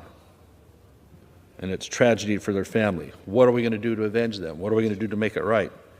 Because these two innocent women lost their lives due to these violent crimes committed by illegal immigrants who are protected by these sanctuary policies. So tomorrow, hopefully, we will take up the Violence Against Women by Illegal Aliens Act, introduced by my colleague Nancy Mace from South Carolina. This crucial bill aims to close the loopholes that will allow violent offenders to slip through the cracks and continue to pose a threat to our country. It's high time we prioritize the safety and security of our citizens, so the needs of our people, particularly women who would be and have been the victims of these violent crimes. In my home state, California's approach is not sustainable. We are overcrowded with crime, overrun, gangs, and broken services, as I mentioned. Governor Newsom's policies are draining our resources and compromising public safety. His priorities are illegal aliens and all sorts of benefits for them we keep seeing on and again and again as the state is running a deficit and spending things like on high-speed rail instead of helping for fire safety and having our water supply that we need for all those good reasons. Instead of prioritizing the well-being of California, the state is offering a free pass again and again and again to those coming into the country illegally, and we become the state that is the magnet for all of it away from the other states. So, as we've said, it's a high time to put a stop to this. Let's stand behind this legislation, the Preventing Violence Against Women by Illegal Aliens Act, and ensure that we're doing everything possible to protect our cities and the people that will live within them, especially the women as like we think of Laken Riley, Kate Steinle, and too many others who have already paid the ultimate price. We need to focus entirely on the needs of folks like that, and hopefully there will be some sense of closure or satisfaction for their families to see at least we've done the right thing ultimately. And with President Trump coming in just a few short days, I think we can finally get the momentum to do what we need to do with enforcing our border and allowing legal immigration, allowing people that we invite into the country. We're still for immigration. Just follow our rules, follow our laws, pass a few reasonable tests in order to be part of the American dream. And we extend that. That's what the country was based on for so many years and has completely gone awry in the last 50. Why is it allowed to happen this way? Why does the Biden administration, why do my colleagues on the other side believe that this is good policy, we should, and keep getting away with it politically? Why is it seen as a good thing? I think folks have really had their fill of it now because they're seeing it really showing up in their pocketbooks and their ability to afford a home, have a job, and not continue to get farther and farther behind, as this country has always aspired to have the next generation be just a little bit better off than the previous one. That's not happening now. And these policies such as this, you can lay that right at the feet of our porous border, as well as bad energy policies and other things causing inflation. So with that, this is a very important thing we're working on this week so we can ensure the women of this country that we are behind you. We do have your back on this violence, as well as previous legislation mentioned on women and girls in sports having a safe place to play and enjoy and excel without men somehow interfering on those fields, in those locker rooms. Common sense. I can't even believe we're here at this point, but we're battling back here in this Congress with Republican leadership doing so. So I appreciate, again, Mr. Moore leading us here tonight, and thank you for the time. Thank you to the gentleman from California, and again, we continue to... Well, on his first day in office, President Trump wasted no time in addressing California's water crisis by signing the memorandum titled "The Putting People Over Fish, Stopping Radical Environmentalism to Provide Water to Southern California." So we are very pleased with the President's strong actions on that in many fronts yesterday, and look forward to working with him and the administration on that. Now, it did say Southern California, and as a representative of Northern California, like, what? What are you doing, Doug? But what we actually want people to understand, due to stories like this is Lake Shasta, up in Shasta County, just north of Redding, holds 4.5 million acre-feet of water when full. It's part of the federal project known as the CVP, Central Valley Project, built in the 30s. We have an opportunity to raise it 18 feet, add 600,000 more. That's a different story for a different day right now. As well as the other projects we have around the state that hold a lot of water. Lake Orville, right near my home, 3.5 million acre-feet. So the President wanting to have water that is already available, useful for other Californians, instead of being lost or not stored to begin with. I appreciate that directive, because you know what? We have plenty of water in California that falls on the Sierra in rain and snowpack if we would capture it. Instead, we have the situation year after year. This poster, it's a bit dated, but it's the same thing year after year, shows how much water is being lost out through the Bay Delta. You know, we have this massive flow in this particular timeline. 7 million acre-feet came in. We're losing 6.5 million acre-feet because they're just letting it go out. It's not helping the Delta smelt you've heard about. The Delta smelt they can't find anymore. They do trawls, they can't find it. It's gone. Even with all the extra water that's been pushed out since 1992, it never did help the smelt. So maybe too much water actually drowns the fish or something. I don't know. So we don't need to flush that much water through the Delta, even to keep saltwater intrusion from coming back up and affecting some of the Delta. We need to be trapping that water. We need to be saving that water for San Luis Reservoir and for crops that would be helpful in the San Joaquin Valley. Also, when we talk about Southern California, my colleague just talked about the horrendous fires down there. And so this is a reservoir right near Pacific Palisades, which burned to the ground. This reservoir, had that been full, they would have had enough water to last several days instead of just the few hours that their hydrant system had. That's what it looks like full, more or less. That's what it looks like empty. It was empty. It had been empty for nearly a year. What kind of management or planning is that? They don't even tell the fire department that wasn't full at the time. They're supposed to be doing some kind of repair on it. Probably could have been done in a couple of weeks. Instead, they're putting out for bid and this and that. Probably their local staff could have done it, they say. We lost that opportunity to trap. Get this, it holds about 40 acre-feet. I just showed you how many hundreds of thousands of acre-feet go out through the Delta. You could fill that up in minutes if you could somehow channel the Delta into that. Yet, this is what you get. So instead, we would have the opportunity to have those reservoirs full, have Southern California have what it needs, and also let's not forget the San Joaquin Valley, which President Trump knows a lot about, to grow these amazing crops. So many of them come from down there, as well as my part of Northern California, to feed the United States and even the world. These products, when I show you these percentages here, these are percentages of crops that come from California that Americans use, not just Californians. And so if we don't grow them in California with all this abundant water we have, then where's this stuff going to come from? Where's this food going to come from? We're going to have to import it or do without it. It's like, well, maybe we don't have mandarins anymore. Maybe we don't have avocados anymore. You know, we'll just eat something else. Why? We need to have these choices, and we have the ability to grow them because we have plenty of water when we trap it. Even in drought years, there's still enough water that comes down. So with that, the management of water supply is also tied back to fire management. And unfortunately, what my colleague was talking about, the horrific fires in Southern California, this is some of the brush that grows on the hills above those areas. It's a pretty arid climate down there. We know that. But if we're smart about it, we can actually be removing this brush and make it, if fire does happen, it's just burning weeds at a slow pace instead of driven by the Santa Ana winds at a high rate of speed. 80 miles an hour, you can't beat that. Firefighters can't beat that.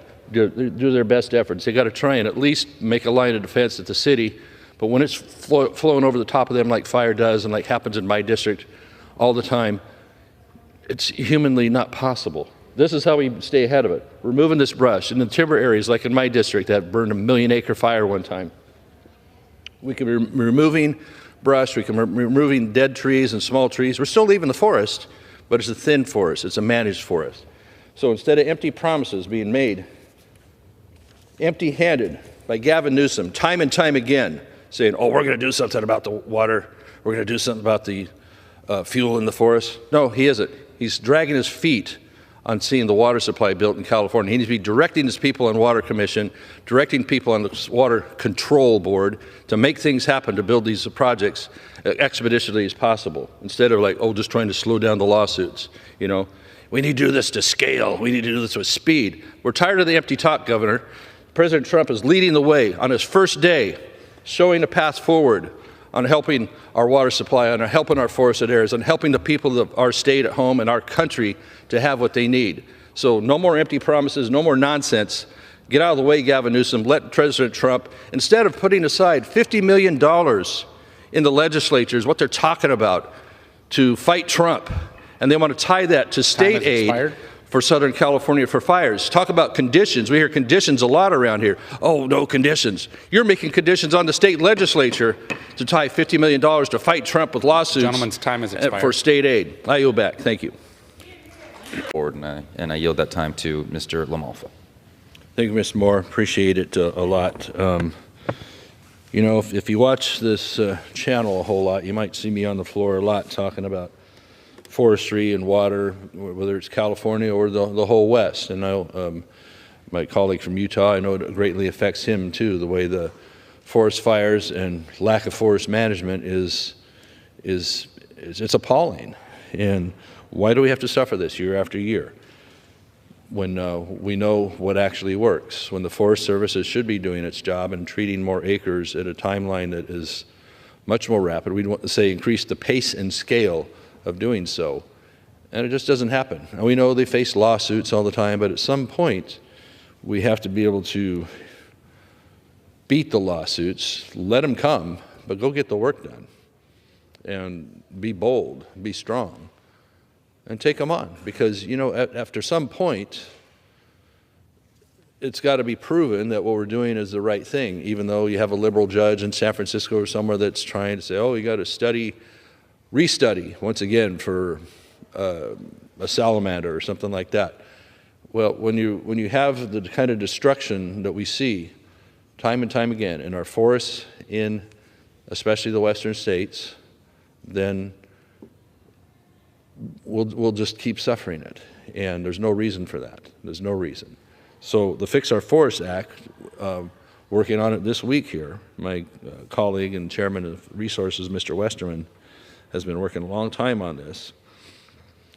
It's a very practical, bipartisan plan to tackle the wildfire crisis and finally start managing the forests correctly. We see the destruction. Excuse me. One fire in my district called the Dixie Fire a couple, 3 years ago was 1 million acres. Several other fires in the 6-digit number, the North Complex, the Camp Fire, several 100,000 acres, but also took 85 lives of the town of Paradise. And what we're seeing is in the destruction in Los Angeles, we have, it's unspeakable what's going on down there. And unfortunately, I've already lived that in 3.5 communities of mine in the North State that are almost completely lost in fires the last few years. Pardon me. And it's heartbreaking, and it's mostly avoidable. You know, you're going to have fires, they're going to happen, but if you have managed lands, then it's much easier to put fire out and control it. And so when you look at the picture here, a managed forest is a better forest. It's better for the forest health itself. It's better for the wildlife in it. It's much easier to control fire and put fire out the way fire behaves. So that when you see this managed forest here on the far side of this poster, you see it's thin. And this is how forests used to look 120 years ago. We've let them fill in too much because we've had the stance of putting out all fires, or at least we did for a while, and so the forest became built up like this. They're very dense. It's hard for the wildlife to even get through there, let alone, You know, the old standard was, could a cowboy ride a horse through there like when they first explorers came to the West? You can't now. This is a tinderbox. Trees compete for very limited water supply, especially in a drought period. When they have to compete for limited water, it kind of harms the tree. The tree struggles, and then it becomes weak. It becomes susceptible to insects that are just waiting to take advantage. And they know a weak tree. A tree's self-defense mechanism is the sap that it produces when it's healthy. When that sap is there, if a borer tries to bore into that tree, the sap tends to push that insect out. It works pretty well. But if the tree is weak, it doesn't make nearly as much of that sap, and the tree gets basically over time killed. You should see an area in eastern central California, east of Fresno, as we've gone to camp up there before. This area here looks all green, but if you look at that area, about every other tree is gray. And if lightning ever hits that, if something happens there, it'll be yet the next fire. And they keep happening. The park fire that happened in Chico, California, near my home, 400,000 acres blew from just that area east of Chico all the way up to basically right near Lassen Park, a long ways, 400-something thousand acres. And we can't get used to these 6-digit numbers for fires. And the amount of resources it takes, the amount of firefighters and the amount of people that put themselves in a dangerous way to do this, it's just unnecessary. So let's defeat these environmental losses. Let's defeat these naysayers, because this makes sense here. This doesn't. We keep losing this way. And so when you see that the issue in not that one, this we'll take Southern California, since that's the topic right now, you know, and for good reason.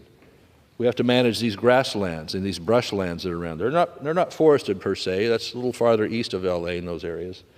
But it's the same thing. If this brush is managed, then they have a much better chance when the Santa Ana winds come up every year of being able to control or stop the fire. It won't be perfect every time, but it gives you a fighting chance. And they had been doing it, but for some reason this year they suspended that work. Budget cuts, what are they spending the money on? And that's been a hot topic here of giving California money, and yet they're not helping themselves, it seems. That's my home state, and I've been frustrated for a long time. They spend a lot of money on a lot of other things. They want more federal money when they're still wasting money on high-speed rail, want to give a whole bunch of money more to illegal immigration and a bunch of benefits for that. The state's even trying to set aside $50 million to fight Trump. What is that all about? And they want to come asking for money here. They say, well, you're putting conditions on us. Like, well, you're not acting very, very properly. You're not acting in a way that's responsible when you should be focused on things that are keeping the public safe. The water supply that ran out in the area by Pacific Palisades didn't need to run out. Now, maybe they should upgrade their fire hydrant system and have larger lines that can hold more water at a time, but they aren't doing that. The lake that was nearby was empty for almost a full year. So when you see the work that needs to be done not getting done, what is everybody supposed to do? What are the other 49 states supposed to say? Like, well, okay, we'll keep doing what you're doing, we'll give you money, you know? But all the complaining around here is about conditions. So when you don't do that, this is what you get. We've seen it in vivid colors and coverage here.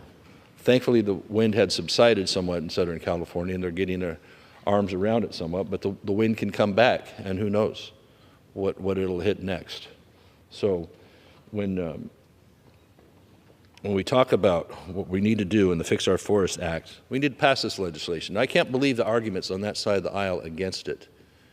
It doesn't make any sense, because we need to manage these lands. The federal government is in charge through the Forest Service 193 million acres, okay? And their ambitious goal is to treat 2 million per year. That's 1% per year. Well, if you do the math, that takes 100 years to get over all that. And so we get, although this is the city situation, it doesn't look that much different. When I was standing in my home district next to a town named Canyon Dam, which had that same orange glow 5 minutes before the town of Canyon Dam disappeared. There's no reason for this. Fix Our Forests Act would be a very important step in managing forests in a way that is successful. President Trump has been leading the charge just in 2 days on the executive orders, not playing around with the climate change game, not playing all that, instead wanting to move towards water supply for California, moving towards forest management, and we'll be working with him on that more so. He gets it. He understands it. This is him in Paradise, California, saying, why aren't you managing these lands? Governor Newsom stands there empty-handed. 6 years later, after that fire, 6 years later, empty promises, with very little land having been managed the way it should. So I'm really glad we have President Trump who understands this and is going to do everything he can to help, and we will help supply him the legislation, such as the Fix Our Forest Acts, which, again, the things it does, particularly, it expands the clearance zone for hazardous trees around power lines, a bill I've been carrying personally, as it was one of the fires in my district, known as the Car Fire, was caused by that, and 2 others caused by that, power lines and things. It directs the Forest Service to expand the use of livestock grazing. There's a concept. Livestock grazing, we know it works, and it works all through the West. And they try and shut that down, like you don't get the permit for that. You know, it might affect the species. It actually is found to actually help species when the cattle keep the noxious weeds and such down. As they've made it more and more difficult to keep those grazing permits and grazing abilities there, including a very heinous one going on in a Northern California park right now, where they're kicking the growers, kicking the cattle people off the land after many years. So we're also talking about looking at having a Western headquarters for the Forest Service instead of in Washington, D.C. They need to be based where the forests mostly are, where the problem usually is, you know. The idea of migrating the Department of Interior, Department of Agriculture, USDA, well, we put it where the issue is, especially the Forest Service. And that's the idea. It's in this bill as well, excuse me. So it will take advantage of local expertise, people that actually know and live with the conditions. They know the wind patterns. They know what things look like, instead of a fire team maybe coming from somewhere else and maybe not making the right call on how they should treat the area. So Fix Our Forest Act is a giant step in the right direction. I support it wholeheartedly and ask my colleagues to jump in on and have it be a bipartisan effort. There's nothing wrong with this bill. Let's do it.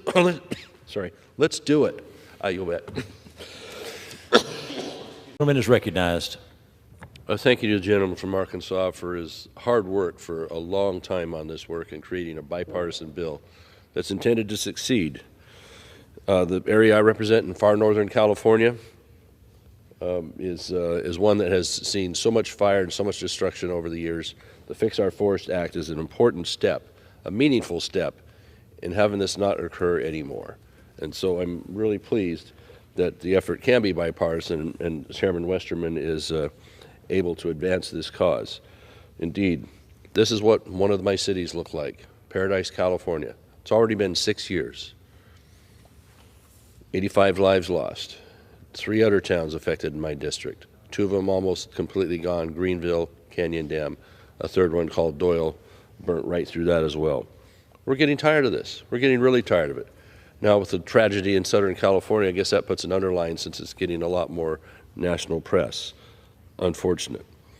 What I'm appreciating in this bill is its common sense will help these disasters and keep our power grid more reliable with legislation to have more clearing around the power lines, a bill that I was able to pass a while back that we're adding to in this bill.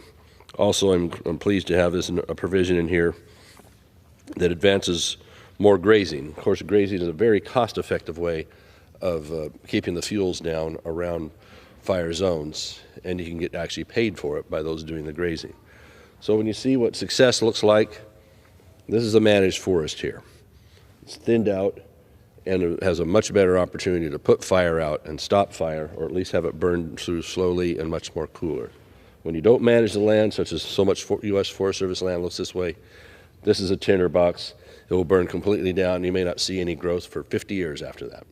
So let's go with success, what Mr. McClintock was talking about in the Tahoe area, and even in a small town near Paradise called Magalia, where a private concern had done some of the work, and half of Magalia did not burn because of the work that was done adjacent to it.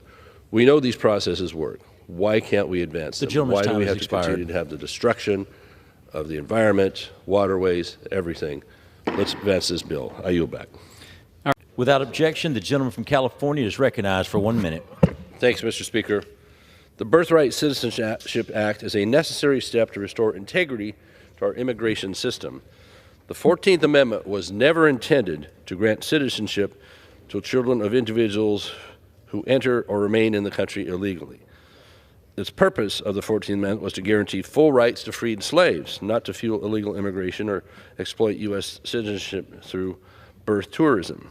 Today, 1 in 10 births in the U.S. is to an illegal immigrant mother, and nearly 400,000 of these mothers come across the border illegally every year to give birth.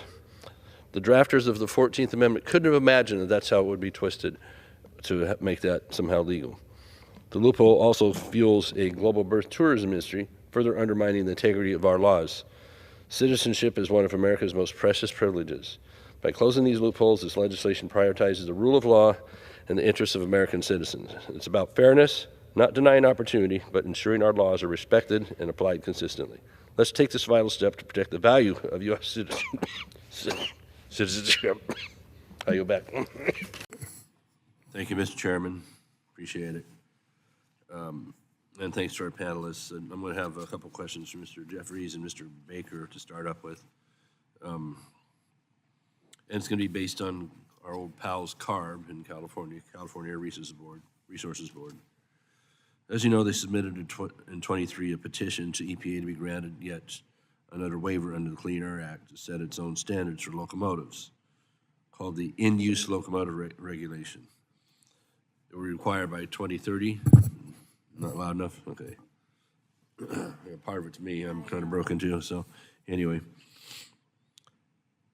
So by 2030, only locomotive engines made 2008 or newer are available in California under that reg.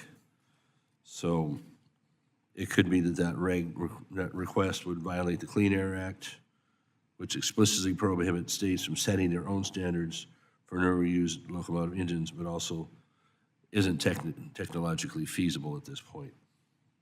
Now, CARB has seen the light and withdrawn for now its waiver application to EPA for the in-use locomotive reg.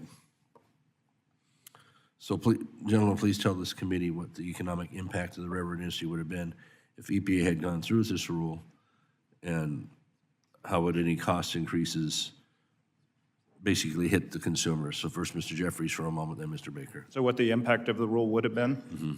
Well, I can tell you for the two Class 1 railroads located in California, BNSF and Union Pacific, the annual cost would have been $800 million per year, so $1.6 billion collectively.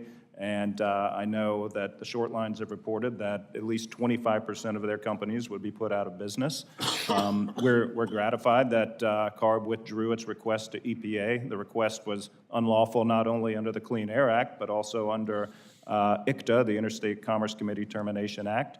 Certainly the overarching goals of the regulation were laudable to move to further decrease emissions, and that's something railroads continue to work on to this day. Well, you are working as technology improves, not heavy-handed mandates. Mr. Baker. Yes, sir. We were extraordinarily concerned about that waiver. You would not have thought that CARB could come up with a waiver that the last EPA wouldn't have approved, but they seem to have found one, and so we were pleased when it was finally withdrawn. It would have been completely catastrophic for the short line railroad industry. Well, tell me, Mr. Baker, there's a quote out there saying that CARB acknowledges that a percentage of short lines, they know they would go out of business. Yeah, in CARB's own rule, they said if short line railroads can't pass on these costs to their customers, which most couldn't, they would just go out of business. And they just left that in there as like, well, that's an okay result. And we found that pretty horrifying, and their shippers found that horrifying in the communities.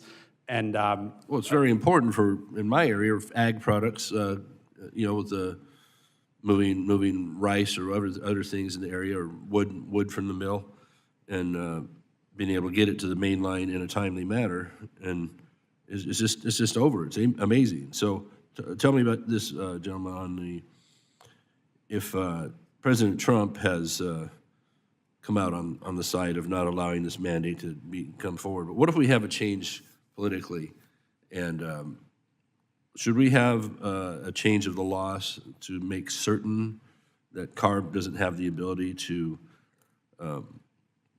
get waivers in the future and just keep some continuity in the industry? I would say absolutely. Again, we think it's what CARB tried to do with locomotive regulations was in complete conflict with two existing laws, but apparently that needs further clarification. Yeah. Mr. Jeffries, you touched on at-grade crossings, and I have a great concern in that because in rural areas, that's about it. And my understanding from a previous hearing, if I'm remembering correctly, is that to make a at-grade crossing into a split crossing is about $40 million, at least in my high-cost state of California. So what do you see in that that at-grade elimination program? For everyone that goes out, are we going to put one in? Are we going to put one in that is a split grade, or are we going to see a bunch eliminated? Because we have this mess of high-speed rail going through the Central Valley that's going to cut off a lot of farms and access. Touch on that, please, Jim. So I think grade crossing elimination is absolutely key in certain situations. Certainly doesn't apply everywhere, but I think in areas, anywhere you have a grade crossing, an at-grade crossing, driver education is important so that folks know to see track think trains and look for trains that might be oncoming. Having appropriate safety equipment at the crossing, again, is a key safety attribute, but there's no one-size-fits-all. The important thing, though, is that folks understand that when road and rail connects, the drivers need to assume there's a train coming and verify that that's not happening before trying to get across the track. Yeah, I mean, heck, we got lights and signals and arms and all this stuff, so after a point it becomes the Darwin Awards or something. So anyway, I yield back, Mr. Chairman. Thank you, Mr. Speaker. For years, America led the world in energy production, thanks in large part to the miracle of hydraulic fracturing. This innovation not only created jobs and boosted our economy, but also made the U.S. the top producer of oil and gas. Now, the last administration has given us dangerous policies that drive up these costs, threaten the jobs, and make us much more dependent on foreign adversaries for our energy.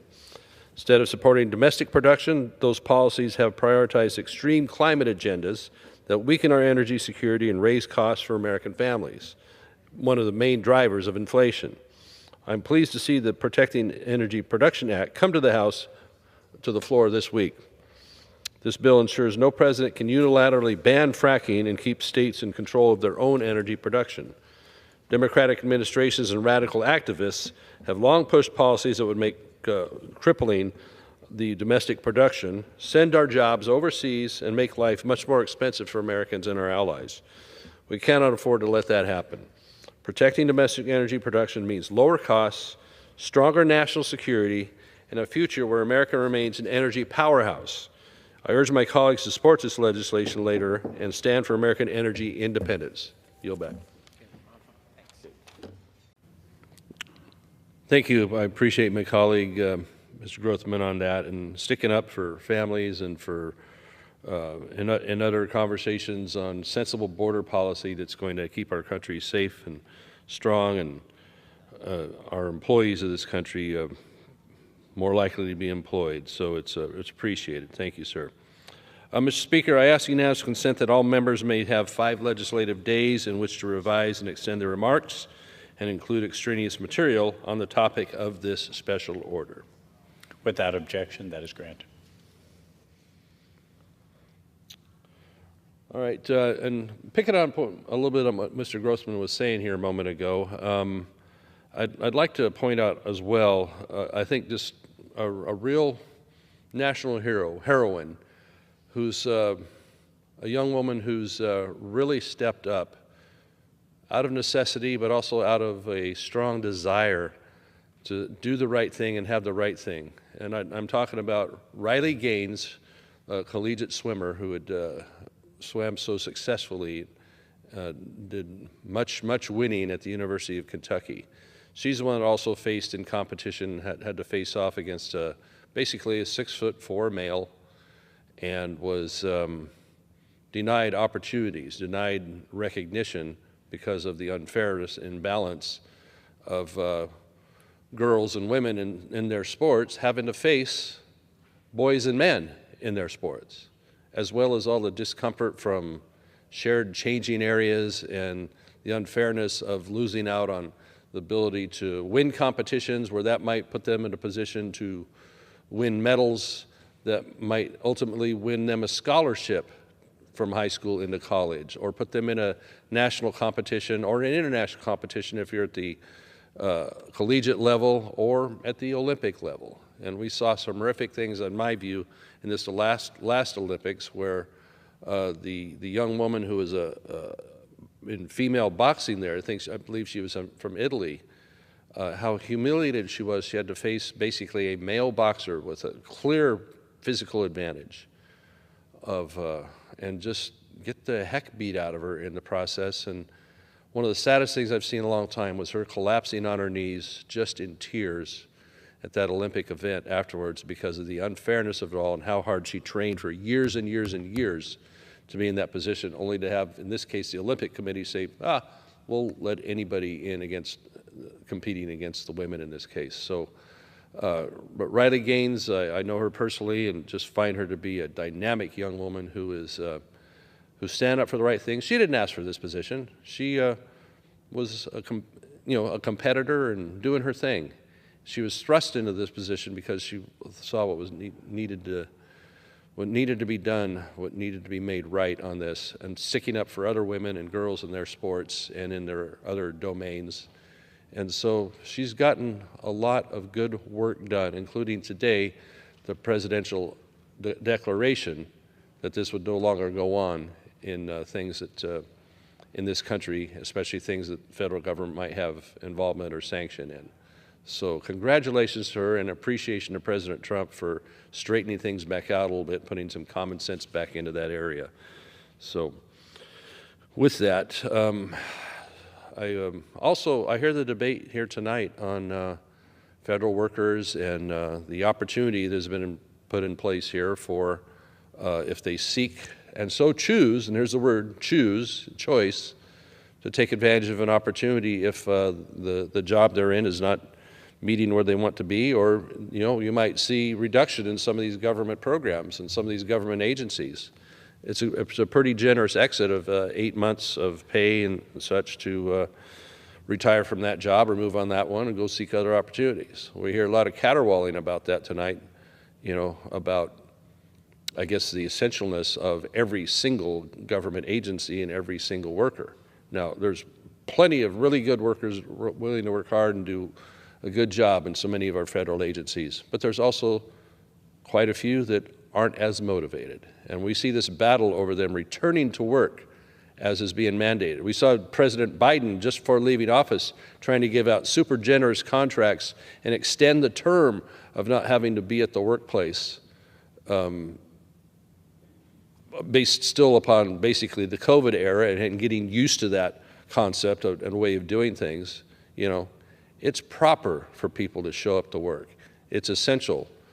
Around here, we had proxy voting, and our committees were, not meeting in person. And doggone it, it's essential in this place that we sit across from each other, that we sit next to each other, and have these real debates in front of the American public to allow true debate, true public debate on the things that are going to affect, over 300 million Americans on the decisions made here. So I'm certainly glad we got rid of proxy voting here and got back to work doing things after the COVID era finally ended, and a lot of manipulation that happened in that era to make things, still we haven't completely recovered in our workforce and the attitudes, I think, of certain people that feel like they're entitled to just having the government send them checks. And the attitude of not having to show up to work, We've found that certain people can do a certain amount of work for home, but the battle here in town, where some really high percentage, I've heard his number as high as 92, I don't know if it's accurate or not, 92% aren't showing up here. Some of these buildings are almost ghost towns from the workforce not coming in there. So yeah, this needs to be looked at. So what is being looked at by the Department of Government Efficiency, DOGE, they're calling it, and Elon Musk, is basically saying, hey, American taxpayers, we know you work hard for what you earn and what government takes from you. These aren't contributions, as we hear talk, these contributions, they aren't contributions, they're compelled payments of taxes here. You don't have a choice, or they come start taking things away from you and auctioning off your home or your car or your farm or whatever if you don't pay your taxes. It's not voluntary. It's not contributions, as these guys talk about. It's not investments. They take it from you. So I think any taxpayer, any working person has the right to demand that government is looking at things and is it being efficient with what it's using. And the stones they're flipping over and what they're uncovering so far with USAID and many other aspects I can't list here tonight are showing that it confirms what I think normal people know. There's a lot of money being wasted in government by many entities, you know. And look at the situation with Ukraine. Now Zelensky is claiming of about $177 billion that's been transferred over there, he thinks only $75 billion of it actually got to him or the causes they were working on over there in Ukraine. So where's $102 billion gone? Are these real numbers? Let's investigate. Let's find out. And that's what we need to do respectfully with tax dollars that are taken from people, not voluntarily.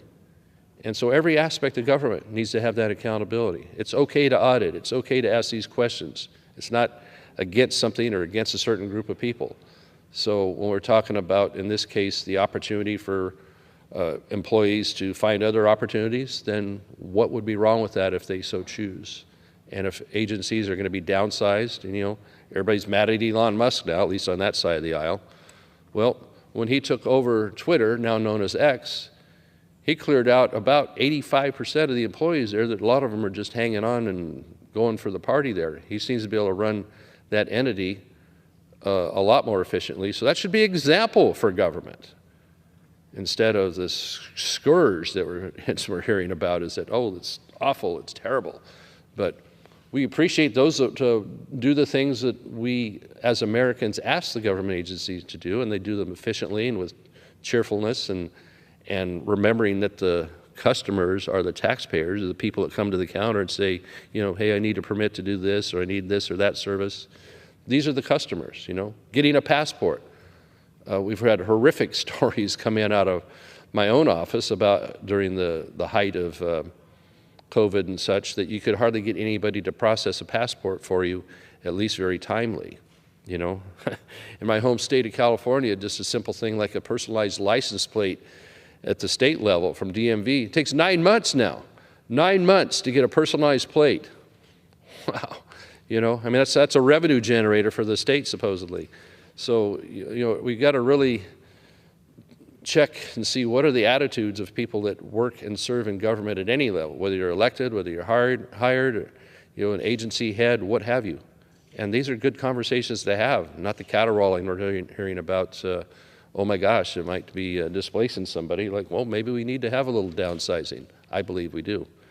So anyway, that's that piece on that debate. But I'm going to return back to issues going on in the West. I privileged to chair the Western Caucus in the House here, and the important issues that it has addressed over the years. And a lot of that revolves around energy. And I'll tell you what, the issue with energy in this country, when we've seen the skyrocketing prices of all types of fuel, that has been a major inflation driver. Really two aspects of why we're suffering from inflation is government overspending beyond anywhere close to what revenue it was.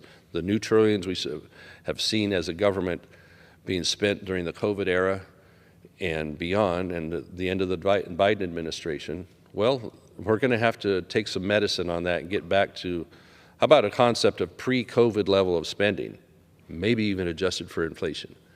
Old inflation, not this massive inflation. We have the right and the obligation to be looking at it this way.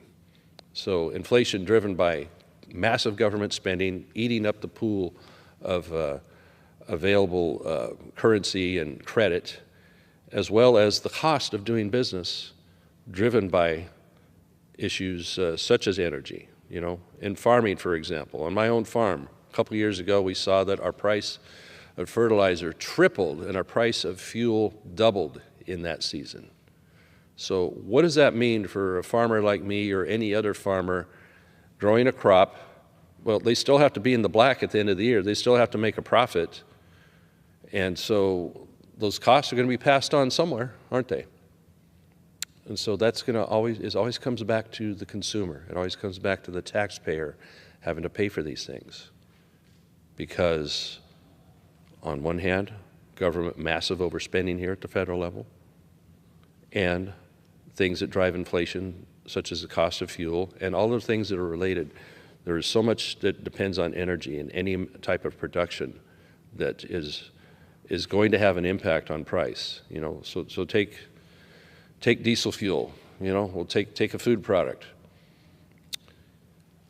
As a farmer, when you start out in the spring, you need fuel to start tilling the land and getting it ready for preparing a seed bed to plant that crop. So someone has to bring you the diesel to run your equipment. Then soon after, someone delivers that fertilizer, likely with a diesel vehicle. Someone delivers that seed. And at that point, you've planted, and then you have irrigation of one type or another, depending on your crop.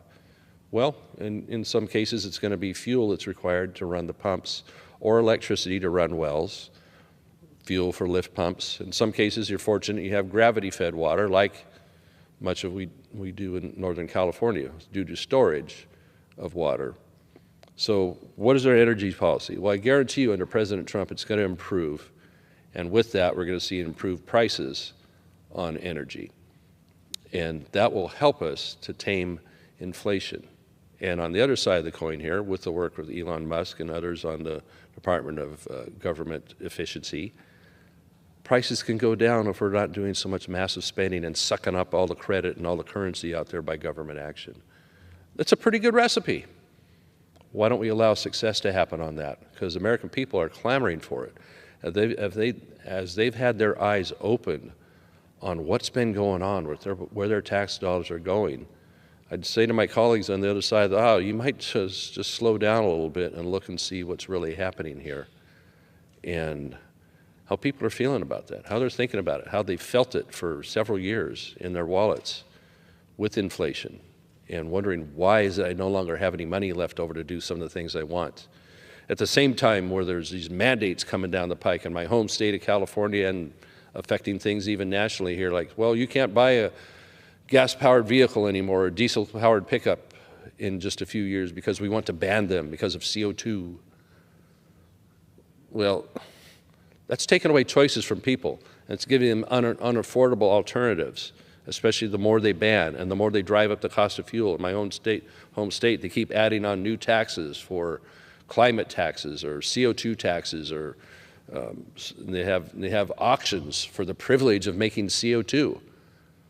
Where did that come from? That's like they devised a new currency, CO2, you know? I mean, so I can remind you, you've probably seen me on TV doing this several times, but let me remind you, the composition of our atmosphere is those main components. Right there in yellow, that's nitrogen, 78%.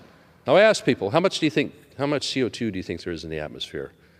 Most folks, you know, going about their lives, not worried about all this stuff, they say they'll guess somewhere between 20 and 50%. Well, nitrogen is at 78. Here in the blues, oxygen at 21. That adds up to 99.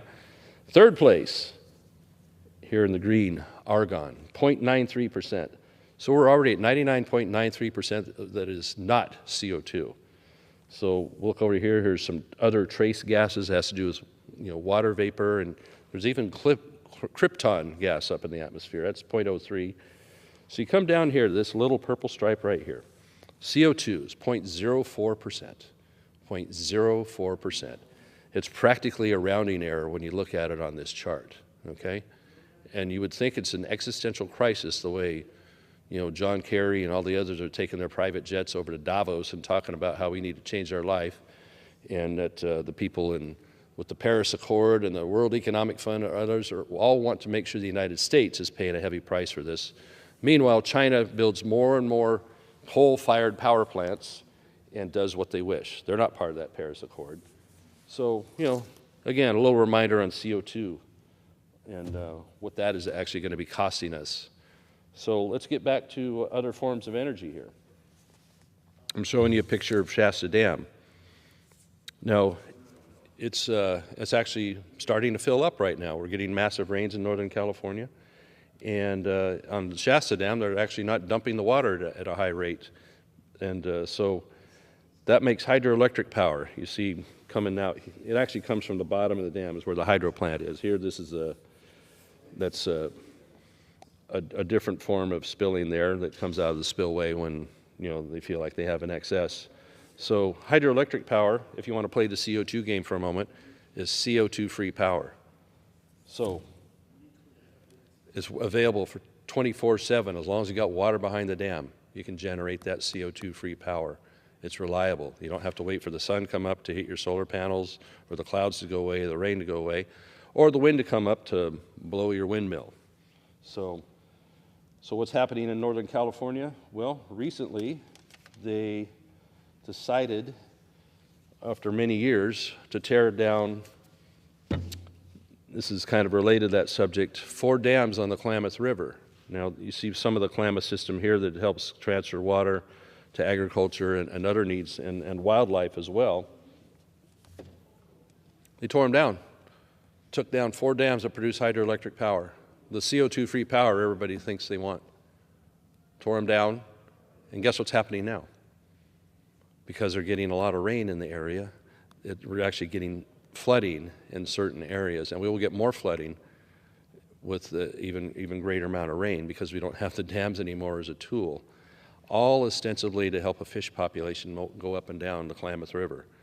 Well, the flaw in that thinking is that the Klamath Lake is actually a system that is based on a very shallow, rather warm lake up here that feeds the rest of the system here that is not really the best for the salmon that they're talking about. But we gloss over that because we just want to tear the dams out and score a win. Well, they got their way. They scored them. And now the whole basin here is being affected, the river system is being affected by where there used to be water, and now you're getting sloughing, you're getting the people that live along the area, their property is now worth a lot less, all because of, I think, fraudulent environmental claims that really have never been proven. And so what's some of the other effects of watching those dams be torn out? The initial happening was dead fish, ostensibly 4 fish. When they removed those dams, there was a great concentration of silt that had built up behind them over 50, 60, 100 years, depending on the age of which of the 4 dams. And so we had this massive kill of this and a whole bunch of other wildlife up and down the river as that silt is now being pushed the 170 or so miles it is out to the ocean. So these salmon live on a 3-year cycle. So if this silt doesn't wash all the way out to the sea in that 3-year period, what does that mean long term for salmon populations? Will they die off as all the different cycles of salmon will be gone? So here's the dead fish. You had dead deer out there getting trapped in this silt. All sorts of wildlife, turtles, you name it. But in the name of the environment, putting our heads back, or pinning our ears back and just going, they tore the dams out anyway. And they have their sights on more. One called Lake Pillsbury in Mendocino County, which a lot of people rely on for drinking water as well as agricultural water. And it used to be a power generator in that area as well. But the utility decided it's not worth the fight anymore, so they've abandoned it. And if they get their way, it will be torn out soon too. So, you know, it's just one losing combination after another on this, all in the name of the environment, and another loser for the people. The tear out of the Klamath dams cost the people $450 million to remove those. $250 million of it came from a state water bond. Now, the rest of the bond is supposed to be actually building water supply, including the Sites Reservoir I can talk to you about here in a little bit. And another $200 million came from the ratepayers of Pacific Corp, where they were charged a surcharge to put money aside for the dam removal, so the company could skate out of there without any real liability on the dams they owned. So that was the honey deal that was put together for that. So when I come back to this picture of Shasta Dam here, when the water's not being run through the turbines at the bottom of the dam, or like the one at Lake Oroville, then you miss out on an opportunity of generating low-cost, highly reliable, CO2-free power. So Shasta Dam isn't currently doing that right now, but Lake Oroville, nearby, also in my district in Northern California, is dumping water. And I understand Army Corps of Engineers has a goal of making sure there's enough storage to make up for mass amounts of rain. And indeed, we've gotten a lot of rain lately. Shasta Dam had a peak inflow of 120,000 cubic feet per second. I think it was yesterday. And Oroville, I think, peaked at about 107,000 cubic feet per second. But guess what? Both of those dams have still a mass amount of space behind them. Oroville, I think it's 400,000 more acre feet of space, maybe 450, and Shasta Dam's about still 500,000 acre feet of space. And so this storm is going to end mostly, I think, tomorrow. And at that point, those numbers, they've already tailed off from those peaks, I said, in the thousands. Each of them are down now about 50 to 60,000 CFS coming in.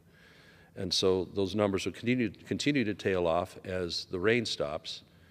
And so we'll have a situation where, yeah, we got a good influx of water that's going to help fill the lakes. As I said, they're each still far from their goal of being full. And when you recall that we went nearly 0 for January on rainfall in Northern California. We got some on the very last day, and we're going to expect that we can count on filling these lakes in February or March. April 1 is kind of the magic date where they relieve the flood control mandate on that and allow the lakes to fill up more than their action level, which those numbers are being caught up to now and maybe slightly exceeded. The thing is, they're quick to want to dump water. And yeah, they're scared of this big storm right now, but it has just kind of brought it up to par, you know, and it's going to put us in a good position to be able to get the lakes full by the time May and June rolls around. And there's nothing to say that they can't let water out a little at a time should it looks like it'll get too full. But the haste, in my view, and it's my opinion, to let the water out, I think they want to bump Oroville up to 50,000. I think currently it's 33,000 of CFS going out. They want to bump it up to 50, which just isn't the greatest for people downriver at that level. They could just keep it at a steady 20 or 30 for a little while, and then when the storm ends and they see the inflow has stopped, maybe they can just take a time out and see forecasting with the weather. We can watch the news and have a pretty good read on what the weather's going to be, but the Army Corps of Engineers is still using 50-year-old manuals, from the 70s on how they want to plan the flood control aspects of the storage of these lakes. 50-year-old manuals, and they say, well, we're updating them. Like, well, when will they be updated so we can use dynamic scoring, so to speak, on how weather is going to be predicted? And can we manage the lake in a way like, well, we don't see much weather happening in the next 2 weeks, so we don't really need to let water out in February or March or what have you. Let's let it build up. No, they're not allowing themselves to use that. They're still studying. They're still in the back room studying and working on updating the manuals. And they say, we'll have it in 2 or 3 more years. Like, well, that's frustrating, man, because watch what happens when people don't get the water they need in the San Joaquin Valley to grow the amazing crops that we have in this state. I show you this poster quite a bit on these floor talks here of what California grows. It's here somewhere. Anyway, when we don't have the water to do this stuff, here we go. You don't get this stuff from California. And so when you see that over 90%, even 100% of some of these products are grown in California, are you going to import them somewhere else? At what quality? At what price? At what continuity? Or can we have them come from the state because we actually do have the water supply in the north to supply the whole state? Some people say, well, Doug, are you going to send all my Northern California neighbors sometimes, you're going to send all the water south? What's wrong with you?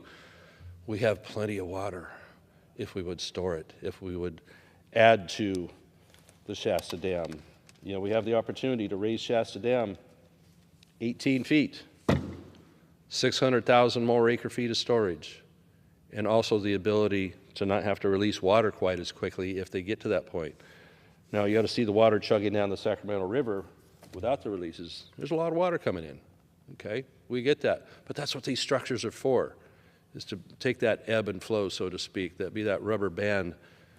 That's what dams are good for. And that's why they're seeing flooding on the Klamath in areas, because they took the dams out and they lost the hydroelectric power in the process.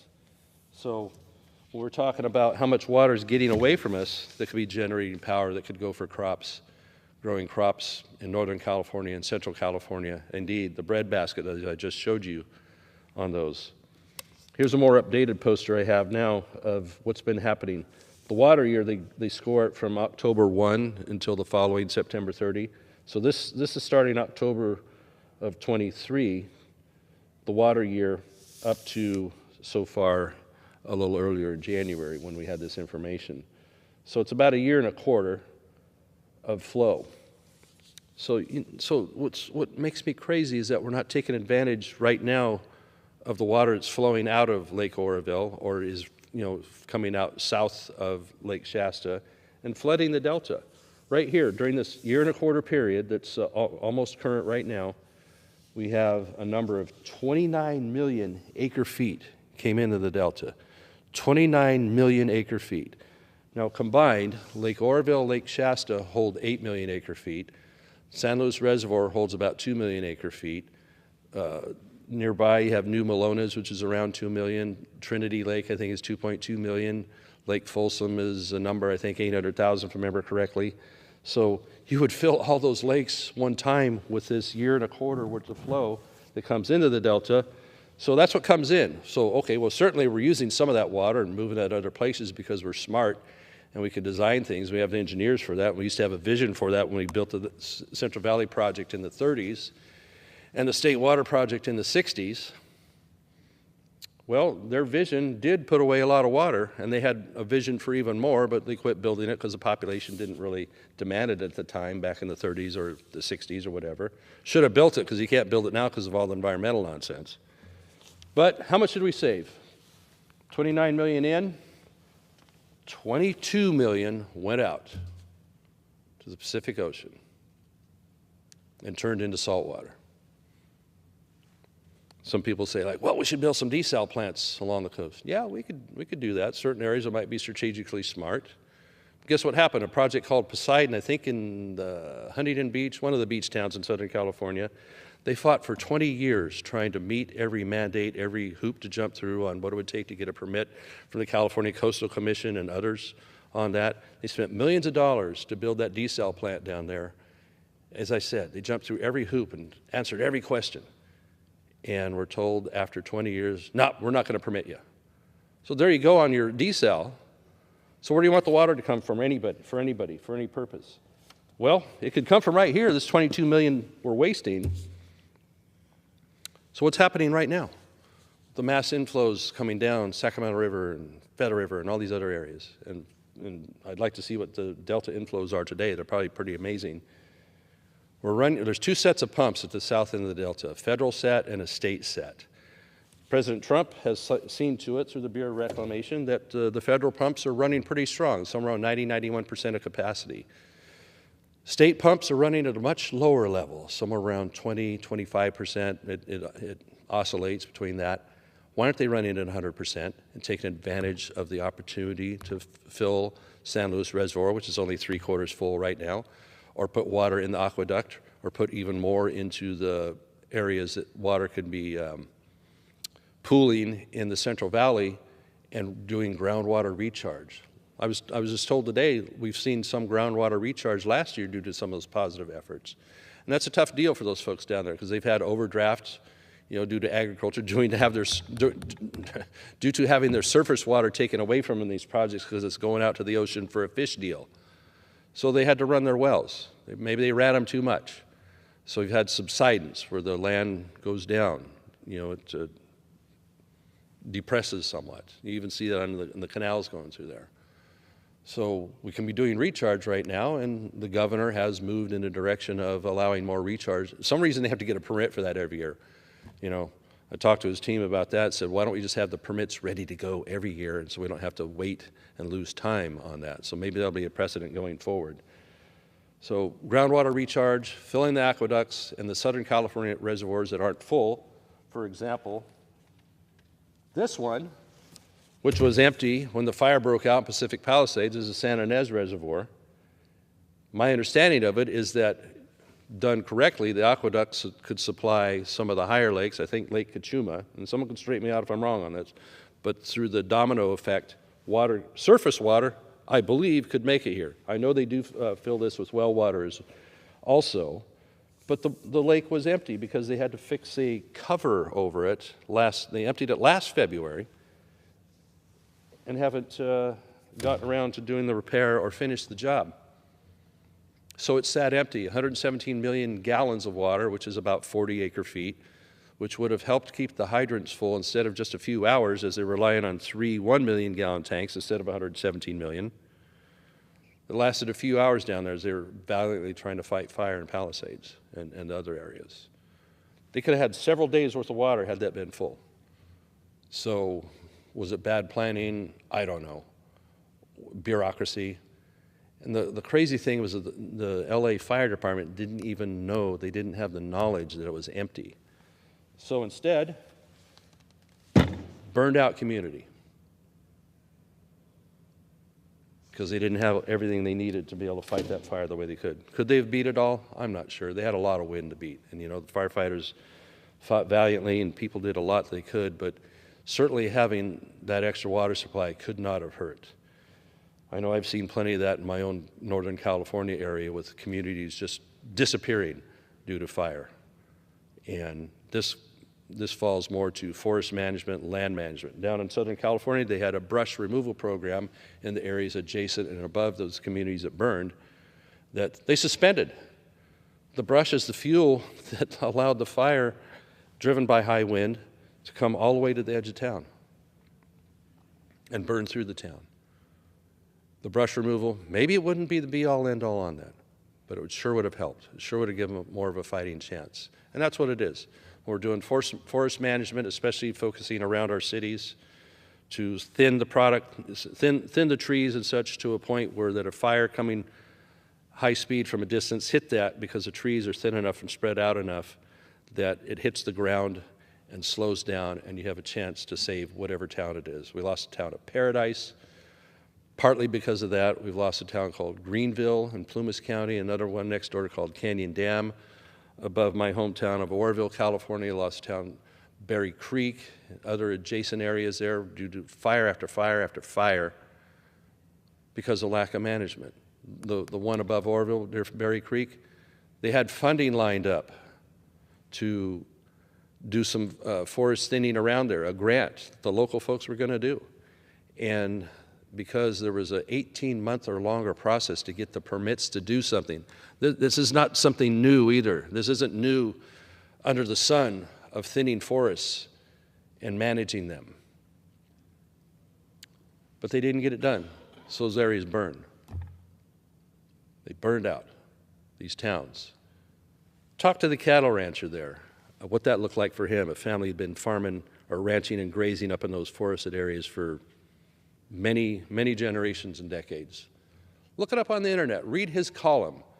A man named David Daley, D-A-L-E-Y. Look at his column. Look at the emotion. Look at what it meant to him on that. He wrote a really good column on that 2-3 years ago on what that means. You want to talk about a real human story on that and a real thing that affects a community and all that, I'd ask you to look that up. David Daley. Go search that and find his column and see what lack of forest management meant to him and the burned out,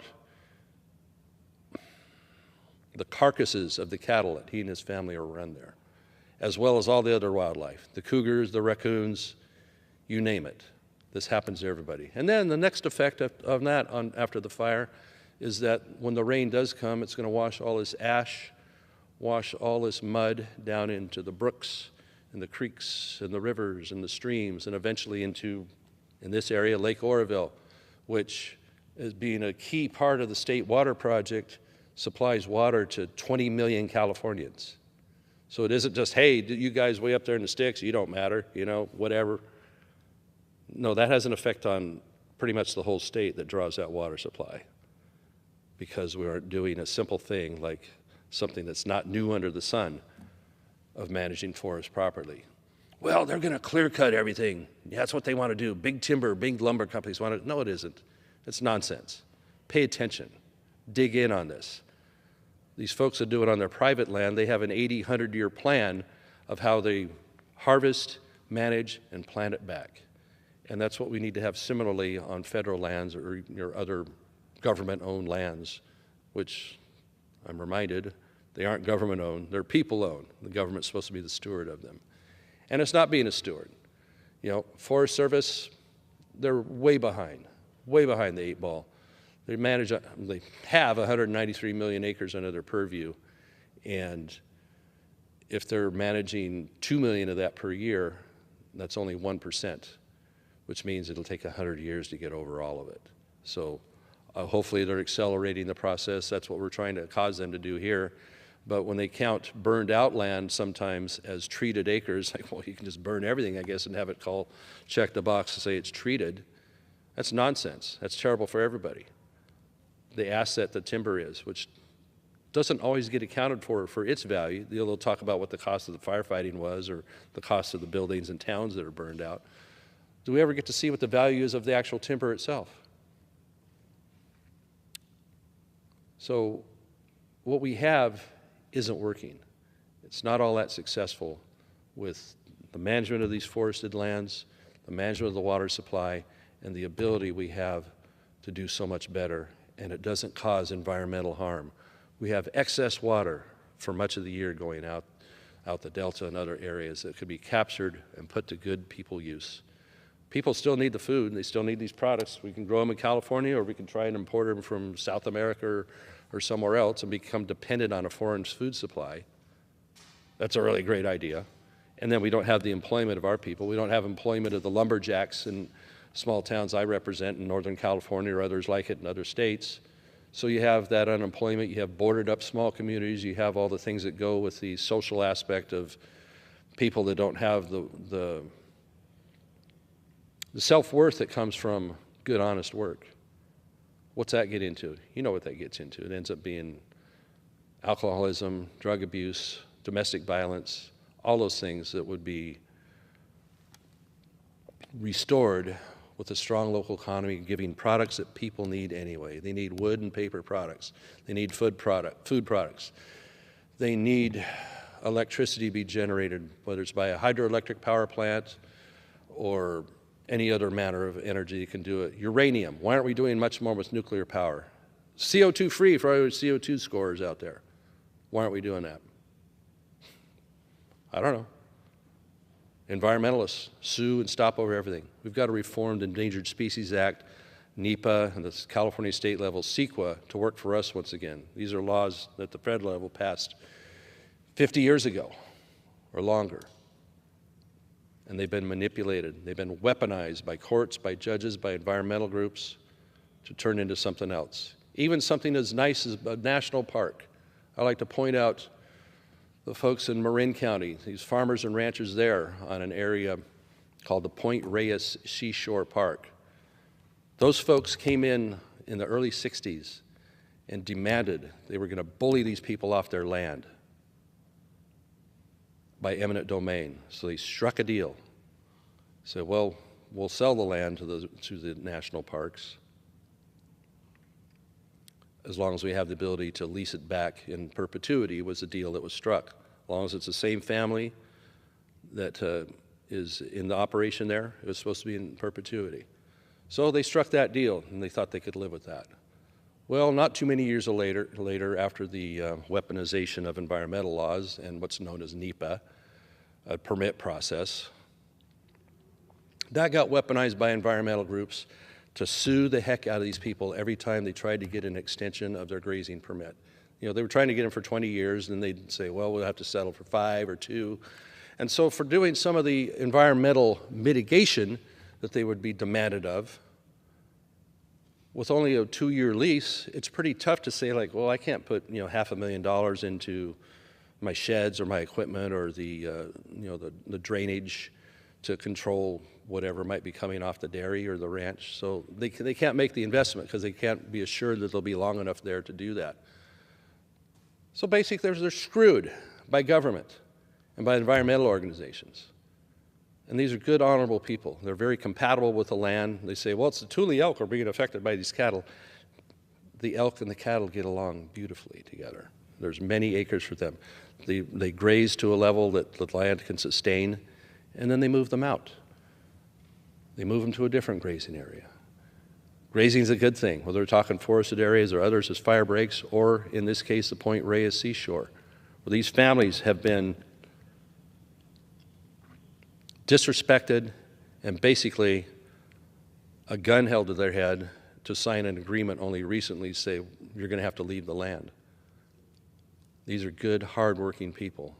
And there doesn't seem to be much reward in California and some aspects of the federal government for being good, hardworking people, honest people, the ones that'll pull over on the edge of the road and help you with your flat tire or make sure you're okay, like that, you know? What do they get? Litigated to death. You know, people, some of them very elderly now, just say, I just can't fight the fight anymore. I don't have enough money. I don't have enough will. So what happens? Government wins, extreme environmental organizations win, and somebody comes in and says, save the day. Hey, we're going to buy you out there. You'll get 15 months to be eased out of this. So all the employees are gone, the cattle's gone, the dairies are going to go somewhere else. It's hard enough to run a dairy in California anymore. They regulate that out of business. Well, there's people that don't like dairy products. They don't like that. They don't like that it comes from animals. You know, a lot of wrong people are in charge. And it's been pretty refreshing to see what the Trump administration has done to put things back on a direction here that rewards hard work, honesty, and the right way of doing things. So it can be kind of discouraging, very discouraging. And for the families, the farmers, the ranchers in this Point Reyes situation right now, my heart goes out to them. I hope we can find a solution for them, because they shouldn't be getting kicked off that land. They, in good faith, when they were bullied off that land and had to sell to the parks, otherwise lose it to eminent domain, had now been bullied off by regulations, by NEPA, by endless lawsuits. That ain't right. That ain't America. They're still making a product that people want and people need. They would like to continue doing that as good stewards of the land. Instead, they have designs like, well, we're going to have more tourism on there. Like, well, is that as good? I would suggest it probably isn't as good for that land. But, they power ahead. So I hope maybe something can be done to rectify that and rectify a whole lot of other things that have affected rural America so much so. Mr. Speaker, thank you. I yield back. The gentleman's time is expired. Under the Speaker's announced policy of January. 1 minute. Thank you, Mr. Speaker. The Ivanpah solar plant in Southern California was sold to the taxpayers and to the people as a shining example of green energy innovation, but what did the taxpayers actually get? A $2.2 billion price tag propped up by massive government loans for a solar plant that has underdelivered from the start. It was supposed to power 140,000 homes, but it never met expectations, struggling to produce consistent energy while relying on natural gas just to get the plant running each morning. Let's not forget the environmental costs that the left claims to care so much about. Thousands of birds literally incinerated as they happened to fly over this project, mid-flight. So this is what happens when the government throws billions at feel-good projects instead of letting the free market drive innovation. The plant was erected in 2014. 10 years later, 2/3 of it is going to be shut down just next year, and we'll see what happens the other third soon after that. If we want true energy independence, we need to do what we can to develop reliable American energy with nuclear power, hydroelectric power, the oil and natural gas from the miracle of hydraulic fracturing has made us so plentiful. I yield back. Thank you, Mr. Speaker. It's been over 500 days since Iranian-backed Hamas terrorists carried out the worst attack on Israel and the Jewish people since the Holocaust. Over 1,200 lives taken, families were shattered, and 240 people were dragged into captivity. Many are still being held hostage. The ongoing threat is still Hamas poses to Israel's security is current. Thanks to strong leadership from President Trump and Prime Minister Netanyahu, a reasonable ceasefire deal was reached, bringing some hostages home but the fight to bring the rest back continues. Israel has a right to defend itself against those who seek its destruction, and we stand with them in that fight. As we mark this grim milestone, we remain dedicated to ensuring Israel has the support it needs to at least attempt to secure lasting peace in that region. I yield back. The gentleman yields. For what purpose does the gentlewoman from Ohio seek recognition? Without objection.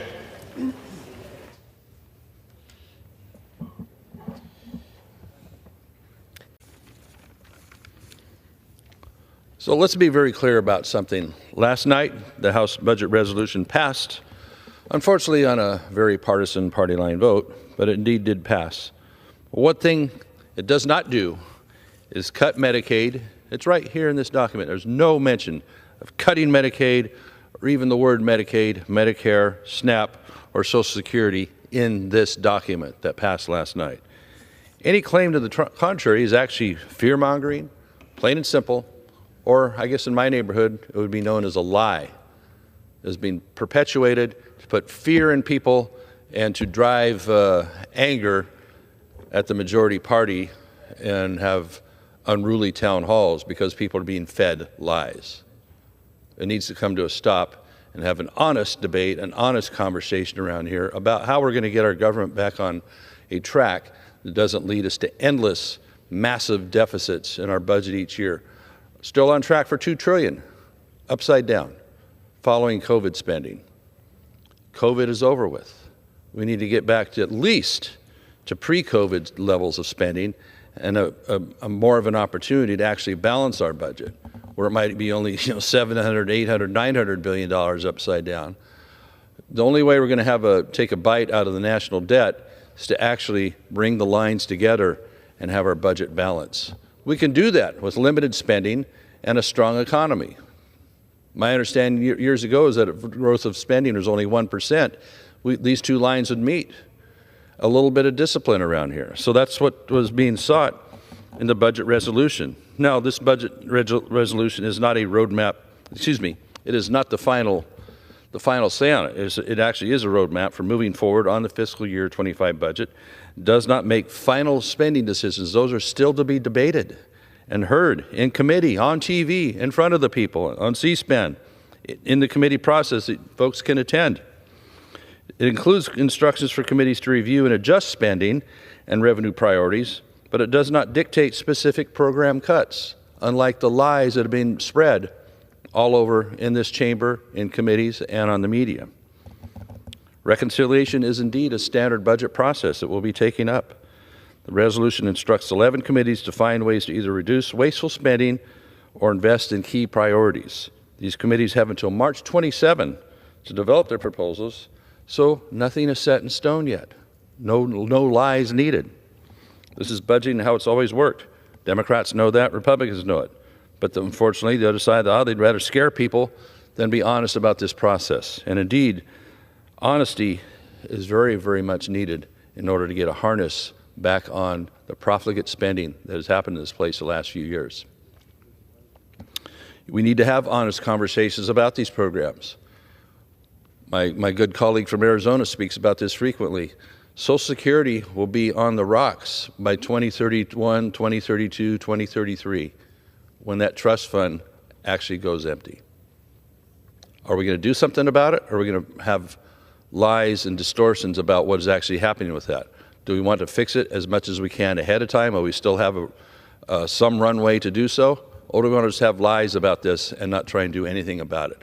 I think we're instructed by the voters to do something about it and try and have these programs be salvaged so they aren't up on the rocks in just 5 or 6 or 7 years. We need to have the allocations of taxpayer dollars that come from the taxpayers, not from the government, hardworking taxpayers that are not, these aren't, frequently they're called contributions. These aren't contributions, they're compelled. Otherwise, people come take your stuff and maybe you go to jail. These tax dollars need to be respected as the work of the people. And so when we make these allocations, whether it's national defense, border security, or tax relief for hardworking Americans, let's be honest about it, let's get it done. This legislation is indeed focused on that and the ongoing effort with budget reconciliation and the work of DOEs. You were hearing all this bad stuff about DOEs. It's had a few fits and starts, but doggone it, it's getting to the bottom of a lot of wasteful spending. Each time they flip over the rocks, more cockroaches run out, and we find more things with bad contracts or spending that is not even a priority that any normal American could even think up. My home state of California, they're still seeking more money for that high-speed rail system, you know, that started out in 2008 for a price of $33 billion. The price is quadrupled now, $130 billion. Is that a good price? Is that a bargain for Americans? Is that a bargain for Californians? They've already tapped all the money they can at the local level, $9 billion of state money and about $3.5 billion of that ARRA money. That, remember that shovel-ready so-called stimulus money back in 2009? They've already tapped that. They have what is called the cap and trade tax in California, which raises about $1 billion per year. It's like a new currency now. It taps into the producers of carbon dioxide in the state and makes them pay a ransom to continue to produce whatever manufacturing they do. So this budget resolution is a good start, but it's not the final document. We'll be working on that in the light of day in front of the people. Gentleman's time has expired. Without objection, the gentleman is recognized for 1 minute. Thank you, Mr. Speaker. Tomorrow we will welcome President Trump to the Capitol for his joint address here in Congress. It's more than just a speech. It's an opportunity to lay out the successes so far of this administration and the important work ahead to restore American strength and the economy, and as well as in world affairs. Just a short time, President Trump has delivered real results, ending the taxpayer-funded DEI programs, stopping the government from wasting money on divisive policies. He took decisive action to secure our border, the numbers dropping dramatically from those illegally crossing just a couple of months ago to just a couple hundred a day, which puts the safety of American citizens first. Cutting through bloated bureaucracy and the alarming waste and missed priorities of programs that American taxpayers don't even want any part of. This makes government work for the people, not against them, which respects taxpayers. On the world stage, he's proving that peace comes through strength, rejecting the weak leadership that left America vulnerable and our adversaries emboldened, which helps prevent wars that would happen and end current wars. His education is helping. I yield back, Mr. The gentleman yields back. For what purpose does the gentleman from... Without objection, the gentleman is recognized for 1 minute. Thank you, sir. Mr. Speaker, for too long, unhinged bureaucrats have stood in the way of American energy. Overregulation, job-killing policies, and reliance on foreign nations have driven up costs, hurt American families and businesses and farms. That changes now as we take measures to unleash America's full energy potential. President Trump has already taken decisive action by declaring a national energy emergency to cut through the bureaucracy and red tape and nonsense that takes us to finally get back on track. He's rolled back the Biden administration's crippling regulations, ending the so-called Green New Deal policies, and withdrawn from agreements that put other countries first, such as the Paris Accord, by holding us back, exporting our jobs to the Pacific Rim and others. We're opening back up the 625 million acres for offshore drilling that were put in recklessly via a last-minute monument. 625 million acres. That's 1,000 by 1,000 miles square. Just saying, no more. President's opening back that up. Biden's ban on liquefied natural gas exports helps get energy flowing again to Europe and helping our allies not be dependent on Russian gas. We're backing it up in Congress by passing this legislation to protect domestic energy production and ensure we never face these kinds of restrictions again, including 3 pieces of legislation this week alone that will be done. The results are clear. Crude oil prices will have dropped to 5% and will continue to do so. I yield back. Gentleman yields back. For what purpose does the gentleman from North Carolina seek recognition? Without objection, the gentleman is recognized for 1 minute.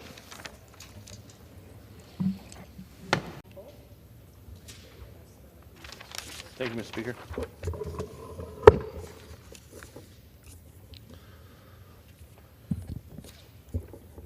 Before President Trump got into office recently, America's security was really, really in doubt, especially on our border. So the actions taken by us in this House, as well as, very importantly, what President Trump has done to secure our border is incredible. The numbers are down dramatically from the amount of people coming across illegally daily to the mere small number that's still doing so now, until such point as we complete the border fence and the other measures taken to have the border completely secure. Pretty amazing turnaround.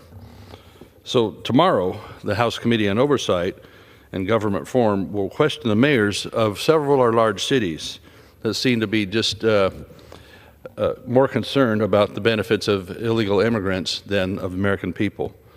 Mayors of Boston, Chicago, Denver, and New York that have been harboring illegal immigrants as sanctuary areas and have jeopardized the public safety of their own constituents and drained taxpayer-funded resources. They'll be held accountable in this hearing.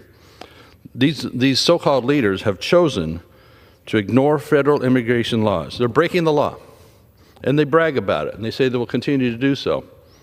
They chose to shield illegal immigrants, including criminals, rather than protect the people they were actually elected to serve. They chose policies that have overwhelmed law enforcement, strained public services, and put American families at risk. They don't seem to care that these tax dollars come from the hardworking people that actually did have eligibility to vote for them. So we House Republicans refuse to let this continue and are continue to take action. President Trump declared a national emergency and deployed the military to the border to slow down that massive tide. Indeed, it has worked. He's ended catch and release, where basically you catch somebody at the border, process them as fast as you can, and turn them loose in the country, maybe to come back in a hearing for a hearing on asylum, supposedly within a couple of years. He reestablished the Remain in Mexico policy. So they're not to just come into the country. If Mexico's going to let them in from the south, then they can deal with it. So remain in Mexico, not automatic passage into the U.S. He's restarted the border wall construction. Indeed, that makes it so much easier for our law enforcement personnel, our border personnel, to be able to narrow down the tide coming in and focus on what's going to happen there. He's shut down the CBP One app. He's terminated taxpayer-funded benefits for illegal immigrants. Now, we still have states, like my home state of California, that can't give it away fast enough. At one point, $9.5 billion for illegal immigrants in their health care program. At the same time that the state is asking for $40 billion to get bailed out after the horrific fire situation in Southern California. He's terminated taxpayer benefits overall for illegal immigrants via executive order. We need to back him up on that. Began transferring criminal aliens to Guantanamo Bay so they don't get away. Classified cartels as foreign terrorist organizations. Indeed, they are. Suspended the U.S. refugee admissions program. He's clawed back DHS funds that were being used to house illegal immigrants. At the same time, we have people suffering from disaster. They're getting more and more benefits for illegal immigrants for housing. Here we'll be able to pass the Lake and Riley Act to keep violent criminals off of our streets, especially those that are here as illegal immigrants. Pass the Violence Against Women Act by illegal aliens to protect these innocent lives. Pass the Halt Fentanyl Act to stop deadly drugs from flowing across our border. Fentanyl is an existential crisis in this country for so many people. It is so deadly and yet so prevalent. It is sent through Mexico so much by China. Mexico is not being a good neighbor when they keep allowing this. We passed the Agent Raul Gonzalez Officer Safety Act to give law enforcement the tools they need as well.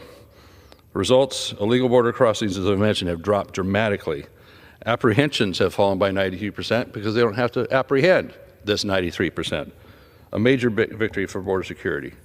So we will not back down. I know President Trump will not back down. We need to move forward because we really are, when you uphold your right hand and swear your allegiance to this country and its Constitution, that's our job, to make our country strong, make our country safe, and serve our own citizens who are already struggling enough with inflation, with choking regulations in some cases, and so much that is going against the grain of what the founding of this country was about. So I'm proud of the work we've been trying to do here on the House floor. I hope we can get more of a bipartisan effort on that as we see the common sense of what we're trying to do. that the Senate can take this up and support the leadership President Trump has provided and the results we've seen so strongly so far. I yield back. The chair recognizes for 1 minute. Thank you, Mr. Speaker. The cost of illegal immigration to this country and to my home state of California, according to a 2023 report, the benefits and services provided to the estimated 3.23 million illegal aliens just in California cost local taxpayers just under $23 billion annually. Factoring in about 1.15 million U.S.-born children of illegal aliens, sometimes known as anchor babies, this adds more than $8 billion in costs, to making it roughly $31 billion in total. So this total cost under these findings of $31 billion works out to a per capita cost to Californians of $7,074 annually. This report pegs the combined federal, state, and local costs nationwide associated with illegal immigration at $182 billion annually, and that's probably a low number.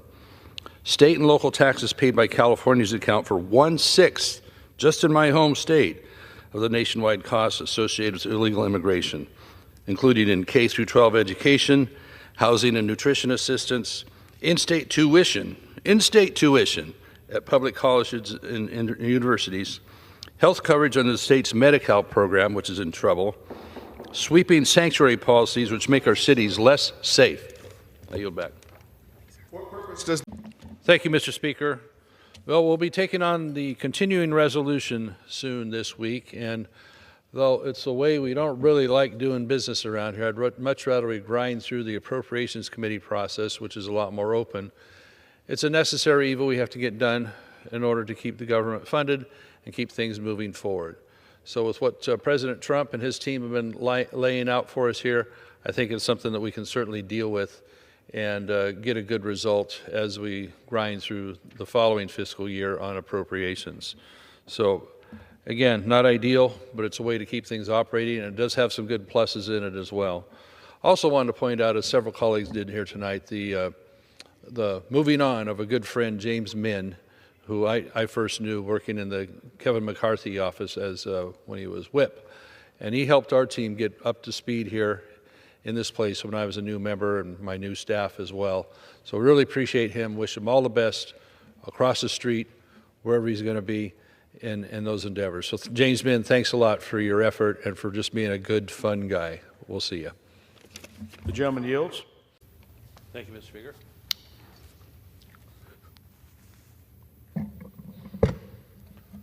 Mr. Speaker, the previous administration, the Biden administration, spent most of its years forcing extreme energy mandates onto everyday appliances, our gas stoves, our water heaters, dishwashers, air conditioners, you name it. These rules really aren't about efficiency, as the manufacturers have worked for decades to make them more efficient and meet already existing standards. No, it's more of a control situation. These drive up costs, they limit the choice for consumers and force everything onto an already overloaded power grid. Gas stoves, I know, are the preference for many people in their homes. Gas water heaters work well. It's a deal where government wants to take away the choices. Natural gas is indeed one of the most affordable, reliable energy sources we have. The previous administration was the enemy of that. Did everything it could to push it out of homes and businesses and the production of it on our open lands that have so much potential, especially in the western states. We've seen these attempts to regulate gas stoves out of existence, and earlier this month, we in the House voted to overturn one of those rules. Americans should be able to choose appliances that work best for them, not be forced into expensive, unreliable electrical alternatives that they may not be able to afford, that government simply mandates. The push to electrify everything is reckless. In my home state of California, for example, they want to take away lawnmowers, leaf blowers, even, get this, generators. Now, when the power goes off, that means the power's off, the electricity's off. So what are you supposed to run a generator on if you need to, especially for a couple days, to keep your freezer going, things like that? It doesn't make any sense. The electrical grid is already struggling to keep up. These mandates pile even more demand onto it while shutting down traditionally energy sources that actually work. Where's the electricity going to come from? My home district in Northern California, they've torn out 4 hydroelectric dams, and they have their sights on many others. In Mendocino County, they are looking at what's called the Scott Dam, Lake Pillsbury, that generates some electricity, is also important for agriculture. It's a constant push to remove water storage. In California, we lost one nuclear power plant due to an incredible amount of regulations to keep it going. That's one in San Diego, San Onofre. And we're barely holding on to the one in San Luis Obispo, which represents 9% of the power grid. San Diego also represented 9% of the grid at that time. Has to be made up for with solar panels on windmills, which the solar one that they have in Ivanpah, they're going to decommission pretty soon because it's not working very well. So you force your way into this electricity grid need, and you find yourself that you're going to be running out because at the same time they mandate this, they mandate taking away the generation. So we have rolling blackouts in California, skyrocketing energy prices, and warnings, get this, not to charge your state-mandated electric car because the grid can't handle it at certain hours. So our governor came out saying, well, we need to do this thing, and at the same time, they're warning people, better not plug your electric car in. As we know, wind and solar aren't enough to power the country. They're a tiny percentage of the overall pie. Wind power seems to work for a few years, and then they have to dispose of it, hauling the blades to some landfill in Utah because they don't have a way to recycle it well. So we need a reliable, balanced energy approach, and that includes natural gas, which is so abundant in this country with the miracle of hydraulic fracturing. We have much that we can develop here and also be a good exporter to Europe so they don't have to rely on the Russian bear to import through their pipeline. Isn't that something? Natural gas is affordable, efficient, keeps costs down for families, businesses, our economy. Instead of eliminate it, we should be using it to strengthen our grid and keep energy reliable and cost effective. The regulations previously are nothing more than government overreaches disguised as environmental policy. They don't make life better for working Americans, for our economy, for U.S. strength and readiness. They make it more expensive, less reliable, less efficient. It's time to roll these regulations back and put the power, literally back in the hands of the people. It's been shown these mandates do not make things better. They are less efficient. Let industry, let innovation catch up even more so to make more efficient systems. Government can't do it. I yield back. The chair now recognizes Mr. LaMalfa for 5 minutes of questioning on the topic at hand. The topic at hand, that's not bashing Trump over every little thing, was it? Okay. Mr. Roberts, thanks for being here with us. And I wanted to follow up on a previous question that was asked here. Are we taking too many wolves according to someone's set goals? We count so far approximately 77 in my northeast counties in Northern California, Siskiyou and Modoc. That's the numbers that are being estimated, and they're devastating the deer population, the normal wildlife population, and the livestock populations up there, just big time with only 77 wolves. So a previous assertion that we might be taking too many, could you follow up on that? Yes, we are fortunate to have good data to help guide those decisions. I appreciate my colleague mentioning the best available science and referencing that peer-reviewed literature is that there is good peer-reviewed literature to suggest that we can sustainably take around 29% of a wolf population. In other words, remove about 29%, in the next year have just as many wolves. So if the goal is to reduce populations, you would actually need to take more than 29%. What's a sustainable number of wolves, such as, well, nobody except for people in the Bay Area want them in our part of the district, but if you want to see a gray wolf, it seems that you can see plenty of them in the northern Midwest states and Canada, which they're a little more native to. I don't wish them on you all there too, but what is truly sustainable as far as how many wolves they can even deal with there, and what makes a population that you know you can count on to not have an extinction? The Fish and Wildlife Service, in consultation with state and tribal agencies and other scientists, establish a minimum population goal. And in the case of wolves, that was set regionally. So for example, in the Great Lakes, that number was 1 to 200 outside of Minnesota. That number is established with the idea in mind that that would ensure that the population is around in the long term and is resilient to unexpected circumstances. Because Fish and Wildlife seems to have no actual target number. They just say, hey, we've conserved the wolves, we can pull them off the list. Do you know of a number? I do not know of a number, a nationwide number. However, the Fish and Wildlife Service and their rule that they published in 2020 that was subsequently defended by the Biden administration clearly stated that they determined that the wolf population in the United States, not just in the Great Lakes region, but in the United States, was recovered and no longer endangered of extinction. Why do they need to be in more than one region in the United States? Because they're devastating western states right now. This kind of brings analogy to me like, well, there's plenty of giraffes in Africa, but there's no giraffes in Northern America. So therefore, we must have an endangered giraffe species in Northern America. Well, I think that you do want to have multiple populations to be resilient if something were to happen to some subpopulation. However, that does not mean that they need to inhabit their entire historic range. Right now, one of the criticisms about wolves is that they occur in about 20% of their historic range in the United States, which is similar to elk. Elk occur in about 20% of their historic range in the United States, and I don't think anybody would argue that elk are endangered. Well, let me just recount a little bit what's going on in my district, Northern California. People are desperate. They feel like they have no remedies for anything. The fladry, the jumping around with flags and flashlights and even flying drones over a wolf, where the wolf gets used to the drone, they just lay down underneath it until the drone goes away. They're within 30 yards of houses just looking at you. They're mocking people, basically. But let me give you a couple anecdotes here. When the wolves are in the cattle, often the cow aborts or won't breed back. We lost 3 head last year that we didn't report. We knew wolves killed them either by tracks, telltale signs, or you hear the howling when you get near the conflict. Our lives have changed over the past few years. We're on edge day and night. I've never been afraid to go out on foot at night anywhere on my ranch. I am now.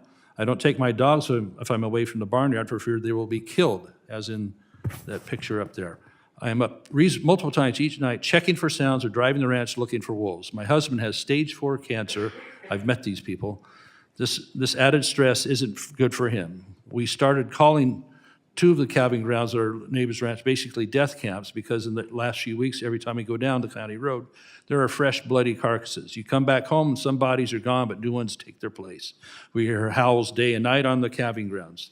There are many groups of wolves outside those that are collared. None of us has the resources to fend off this onslaught. We've made multiple trips to town the last few days. Deer and antelope herds are frantically running from the calving grounds when we go by. We normally don't see them doing this. It's always when we hear the howls or get word that they are close by. Fish and Game, by the way, won't tell them they're nearby, even though they have the collars. They have to wait till they're already in their herd. Our neighbor is 91 years old. He spends almost every night driving around, around his feedlot, trying to keep them from the yearlings for the past couple of months. He's exhausted. And I could tell you 10 more stories just right off the top here. This is what's going on. This is very real to these people, and they have no remedy because the wolves are more protected than the president. I yield back. Thank you, Mr. LaMalfa. The chair now recognizes. Mr. Speaker, foreign influence in American education, higher education especially, is a growing threat that cannot be ignored. For years, adversaries like the Chinese Communist Party have funneled billions into U.S. colleges and universities through undisclosed donations and contracts, gaining influence over research, curriculum, and even campus policies. These backdoor financial arrangements jeopardize academic integrity and national security, allowing foreign governments to push their own agendas under the guise of educational partnerships. Foreign regimes, including the Chinese Communist Party, have capitalized on loopholes in the Higher Education Act to expand their influence. Many U.S. institutions fail to disclose foreign gifts as required, allowing foreign entities to quietly infiltrate and manipulate academic environments. The Deterrent Act will be taken up soon, introduced by my colleague from Washington, Representative Baumgartner, takes a decisive stand against this threat by enhancing foreign gift and contract reporting requirements. By slashing the reporting threshold to just $50,000 and implementing an even stricter $0 threshold for countries and entities of concern, the bill ensures universities disclose all foreign funding, regardless of its size or source. Lowering that threshold will bring more and more of them into the light. So China alone has sent over $1 billion to U.S. universities in the past decade, much of it undisclosed until recently. These financial ties have been linked to research theft, censorship of critical discussions, and undue pressure on faculty and students. A congressional investigation uncovered nearly $40 million in unreported contracts between two top U.S. universities and the CCP.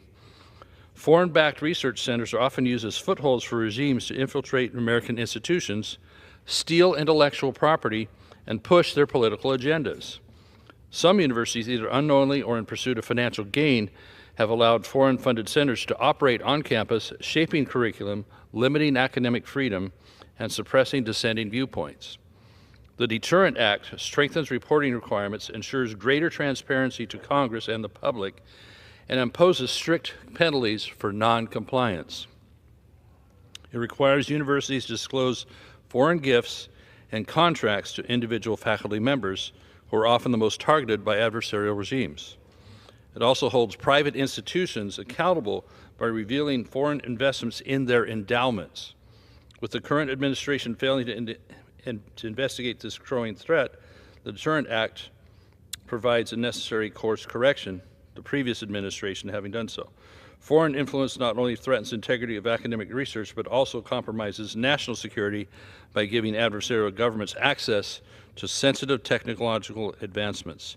These financial entanglements, if left unchecked, will continue to erode the independence of U.S. institutions, putting both intellectual freedom and national interests at risk.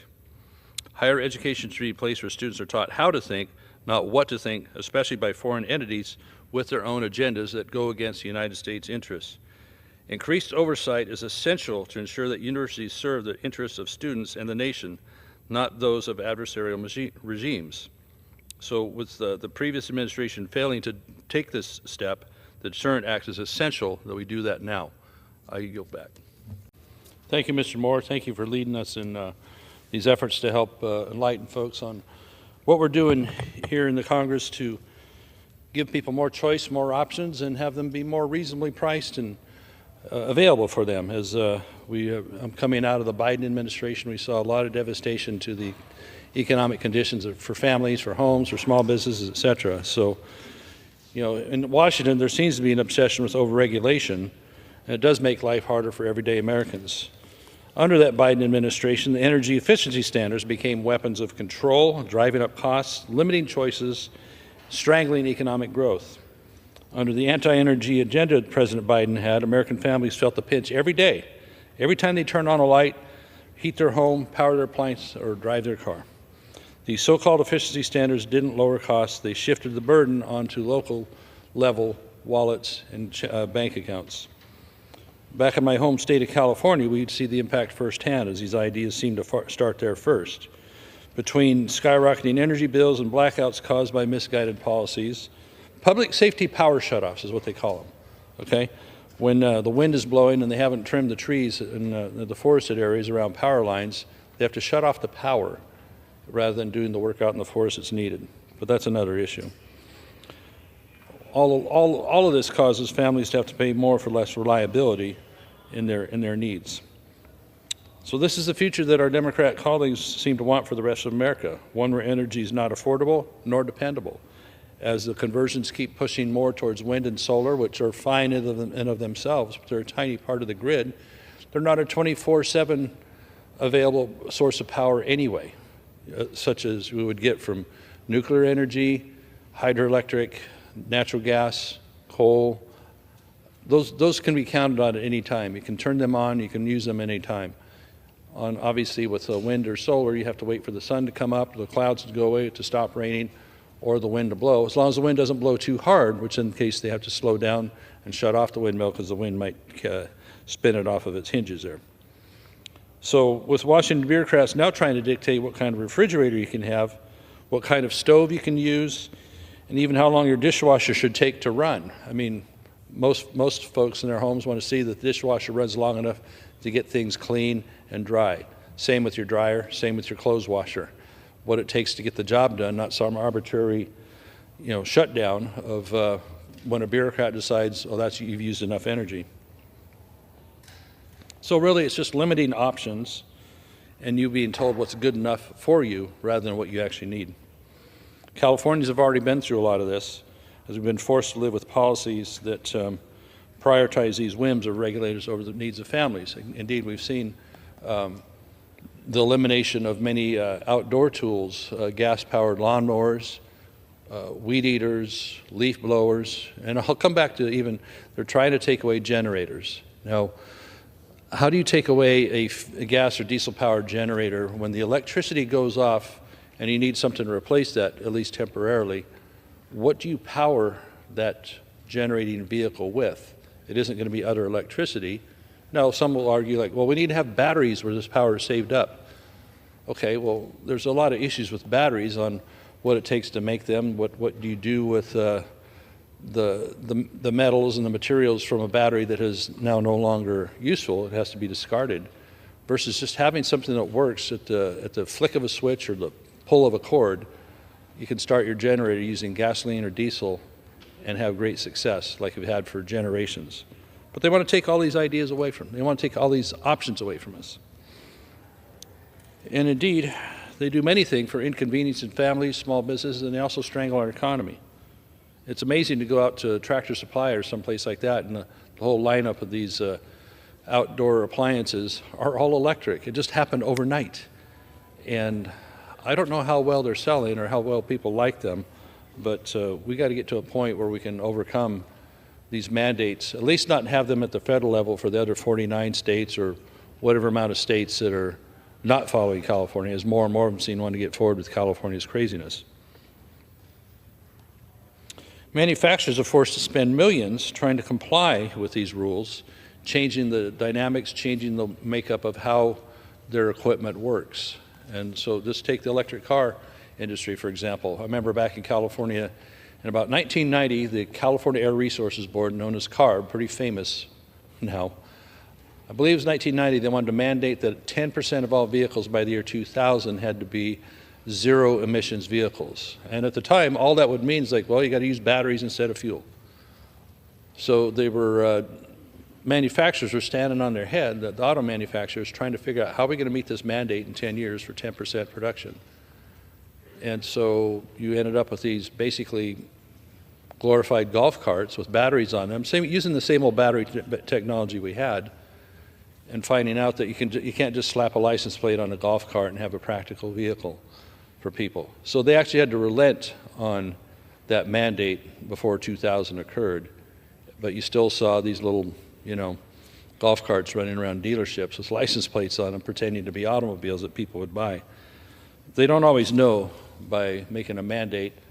See, many in those institutions believe that, well, if we force the mandate, then they will come up with the technology. Well, battery technology still hasn't made a quantum leap into the future yet to where it can be such an incredible source and for long extended periods as really the previous generation. They got more experimental materials, they have different, more exotic materials they're actually using now, but the battery life hasn't extended that much more than what batteries of 20 years ago were doing. The more we hamstring the energy production and force business to conform with out-of-touch mandates, the more time these businesses have to waste on developing technology which really isn't going to go anywhere. The further refinement of internal combustion engines has so far achieved amazing results with how clean gasoline and diesel engines are running these days, as they have put the filtration systems and the fuel additives on there to make a diesel engine run pretty darn clean. So why don't we allow those manufacturers to continue in the direction of making them even better instead of saying, nope, we're going to force you to stop selling like electric gasoline-powered vehicles in California, I think by 2030, and you can't sell any new ones, and take away diesel-powered trucks. So we're going to run into a real reckoning in California when these mandates kick in, and there's nothing to deliver the goods that people expect, to take the raw materials from a mine or from a farm or wherever to the mill, to the manufacturer, and then bring a finished product to the store shelf, and you go pick it up and bring it home. With taking away these options, it's going to be a real strangle on the economy of California and any other state foolish enough to follow what we do out there. So it really isn't about saving energy. It seems to be a lot more about controlling what people do. The ideals of putting people in stacked communities and these walkable communities, transit communities, instead of letting them live how they would like to or what's needed. In my rural district I have in Northern California, the people that produce things that other people need, whether it's timber and the products that come from timber, wood, lumber, paper, etc., that has to come from a rural area. You need rural people living there that can do that, and they need to have the vehicles and the wherewithal and the tools to do it. That all seems to be taken away. Instead, they'd rather burn down those forests. So what kind of choice is that? People would like to have choices where they can live, as well as what we're talking about previously with energy choices and the energy using apparatus, choices in those. So Americans deserve a little bit better than that, a government that prioritizes really green ideology over their own quality of life. Because what you get right down to is that when these choices are taken away, you don't really get that much greener of a life, of a lifestyle, because there's an offset for taking away the power plants that we have. There's an offset of replacing them with solar panels that cover many, many acres, especially of prime ag ground like they're trying to do in Central California, in what's some of the richest ag ground anywhere in the world, and products there that so many Americans have come to expect that come from California with these amazing vegetable crops, fruit crops, nut crops that 90 to 99 to even 100% of them are grown in California.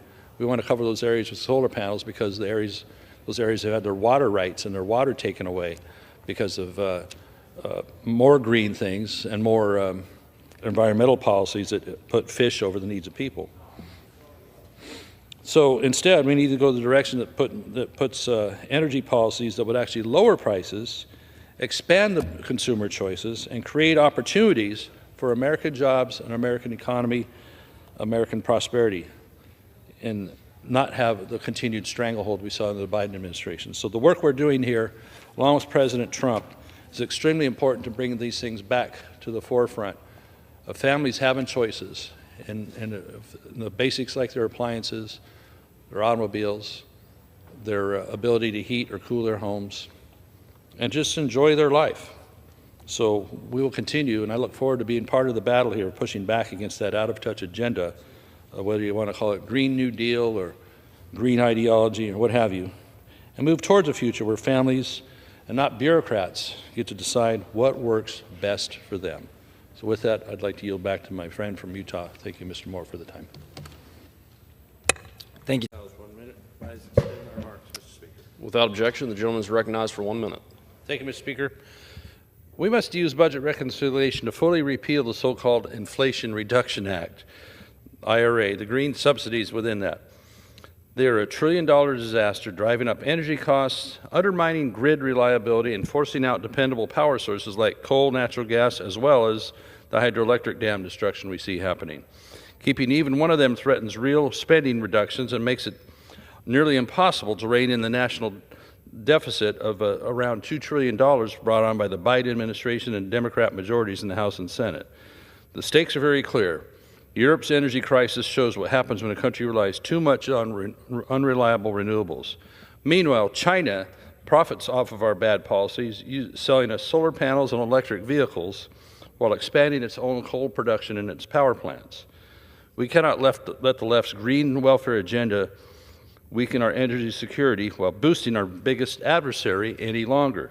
Full repeal means saving taxpayers $1 trillion in wasteful spending, easing inflation and lowering costs for families and small businesses, and restoring energy reliably and the security by stabilizing our grid. Reconciliation is the path forward. I yield back. Madam Speaker, I wanted to speak a little bit about the SAVE Act and what it's supposed to do to ensure election integrity for our country. And, you know, the commentary that this is somehow going to disenfranchise people who normally vote is just part of the rhetoric of this place that obscures that our elections aren't completely secure when we have millions of illegal immigrants in this country that have been given driver's licenses, IDs, without having passed the muster of actually doing citizenship efforts. So why should that apply to elections? You already see municipalities around this country trying to give the right, the privilege of votes to people that are not here legally. So in the previous example given, if someone has had a recent marriage, but their name doesn't quite match yet because they haven't gotten their legal documents, there's a provision for doing that called provisional voting that you can utilize at that time of election and then go through the process of proving, yes, this is my citizenship, and in order to ensure we have elections with integrity. So when our elections are key to deciding who makes the laws in this country, who makes the policy decisions, they need to be secure. And so if we can't trust the people in office that are actually chosen by American citizens, then what exactly do we have? Only American citizens are supposed to vote in federal elections. Weak laws have made it, as I mentioned, easier now for non-citizens to get on the voter rolls in certain municipalities. So when President Biden took office, administration let at least 4.6 million illegal immigrants into the country, with nearly 2 million more slipping in without being stopped. And these are probably low numbers. It's hard to estimate. Some blue states, as I mentioned, have given these individuals driver's licenses and other benefits, which then can help them in loosely run state election rolls illegally register to vote in federal elections. We need to draw the line, at least at federal election levels. Some blue cities have let them vote in local elections to cause even more confusion and abuse of the process. It's deliberate. Federal law has blocked states from requiring proof of citizenship to register to vote, making it easier for the system to be exploited. That's actually against the Constitution. So how the SAVE Act would go about fixing it, Chip Roy's SAVE Act would require proof of U.S. citizenship and identity shown in person at the place of election when registering or on voting day. This rule would apply either when someone signs up the DMV, a government office, or through the mail, making fair exceptions. If someone is a citizen but doesn't have the usual paperwork, like for religious reasons, they could go through, as I mentioned, an alternative process with strict rules like sworn affidavits. The bill also makes sure there are accommodations for disabled Americans so they aren't wrongly excluded. It addresses cases when someone's documentation might not match their legal name, as I mentioned here, with their name change due to marriage, divorce, or adoption. Some people, especially married women, may face these issues if the ID doesn't exactly match. Under the SAVE Act, they would require to set up a process in the states to confirm the identity in these cases, therefore allowing them to vote while it's being sorted out. It could include showing legal documents like a marriage certificate or court order proving a name change. These provisions ensure that legitimate voters aren't turned away while still keeping strong safeguards against fraud. So in cleaning up the voter rolls, the SAVE Act requires states to remove non-citizens from voter rolls and gives them access to federal databases to help verify citizenship at no cost to the states. Election officials who ignore these rules or allow non-citizens to register can be sued and penalized, as they should. The Election Assistance Commission will also update federal registration forms to make sure these new security measures are properly put in place. This matters because Americans deserve to know that their vote counts and isn't canceled out by illegal ballots. What an insult. This isn't about politics. It's making sure only legal voters decide who represents in Washington, as well as the state level and local level. It should be. The SAVE Act is a simple, common sense way to restore trust in our elections and keep them honest. If we want fair elections, Congress needs to act, and act now. The SAVE Act helps protect our democracy, which isn't really democracy, it's a republic, enforce our laws, and make sure American citizens, not foreign nationals, decide our future. It's common sense. Let's get it done. I yield back. The gentleman yield. The March report for jobs showed that 228,000 jobs were added that month, far exceeding expectations. Private sector growth led the way with 209,000 new jobs, nearly double the pre-election average. Wages are rising, with hourly earnings up nearly 4% over the past year. Government job dependence is shrinking, with only 42% of new jobs in government-related sectors, down from nearly 75% under the previous administration. Federal employment dropped by 4,000 as the administration cuts government bloat. Construction jobs remain strong despite concerns over labor shortages. Federal telework rates have dropped over 16 percentage points, aligning with private sector norms. Industrial production hit a record high. Manufacturing output grew 0.9% month over month. Auto production has surged 8.5%, and the core CPI inflation is at a 4-year low, easing pressure on consumers on family budgets. America's economy is bouncing back stronger, leaner, and built for growth. Under President Trump's leadership, this momentum will continue. I yield back. Thank you, sir. For what purpose does the gentlewoman from Maryland seek recognition?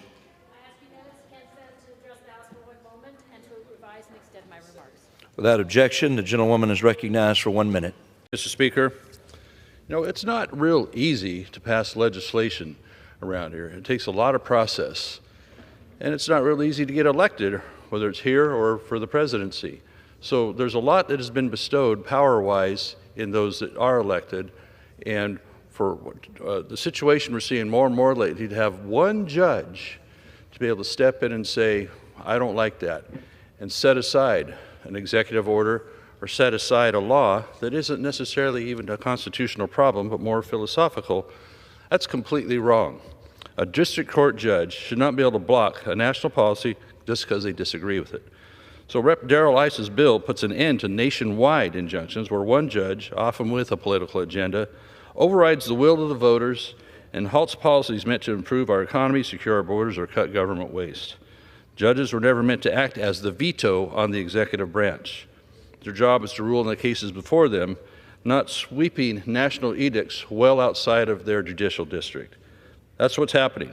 We've seen activist judges block federal employee reforms, stall border security measures, and obstruct regulatory rollbacks.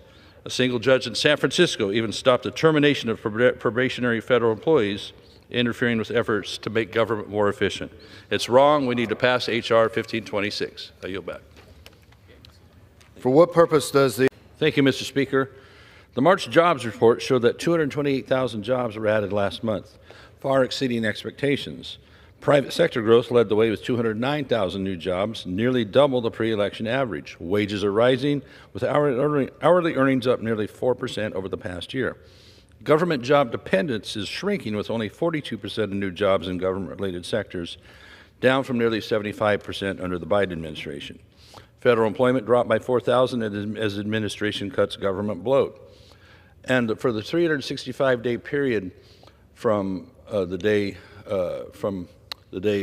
President Trump was elected, it was $2.2 trillion of deficit. Now, for the 365-day previous to right now, it's only $1.6 trillion of deficit. A long ways to go, but a giant improvement. Construction jobs remain strong. Industrial production is hitting a record high. Manufacturing output has grown nearly 1% over the month. Auto production has surged 8.5%. And core CPI inflation is at a 4-year low, easing pressure on consumers. America's economy is back. I yield back. For what purpose does the gentlewoman from Kentucky seek recognition?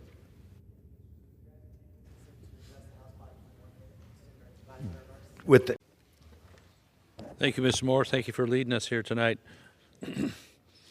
And, you know, picking up on what you said there, you know, we're in this first 100 days of the new administration, and I got to harken back just 101 and more days ago, right, to what had been going on the last 4 years. And the first thing that comes to mind is the border situation, and as you were saying, how does that make a lick of sense of what was going on there? I mean, we're allowed and supposed to have a sovereign border if we're going to define ourselves as a country.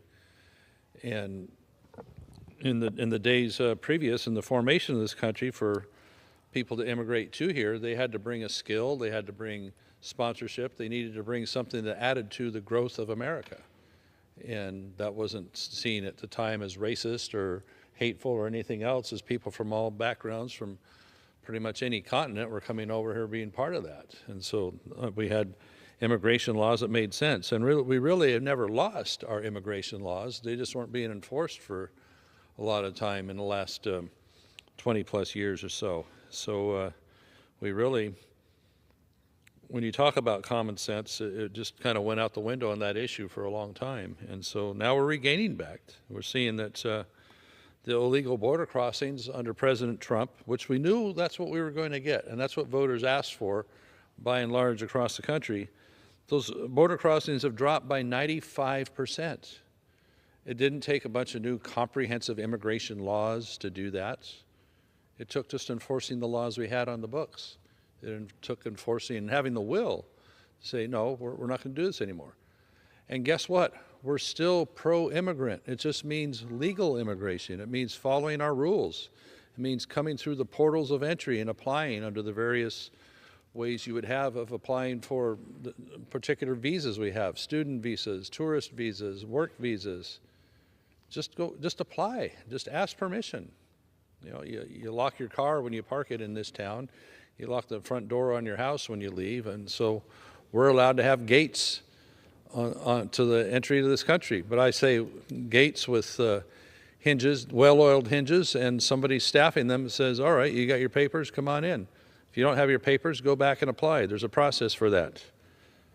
Why is that so tough? You know, when I see interviews on TV talking, whether it's President Trump or Tom Homan or anybody, and then the interviewers just don't seem to grasp that, well, so you're against immigration, you're against people coming across. Like, no, it's legal immigration, following the legal process.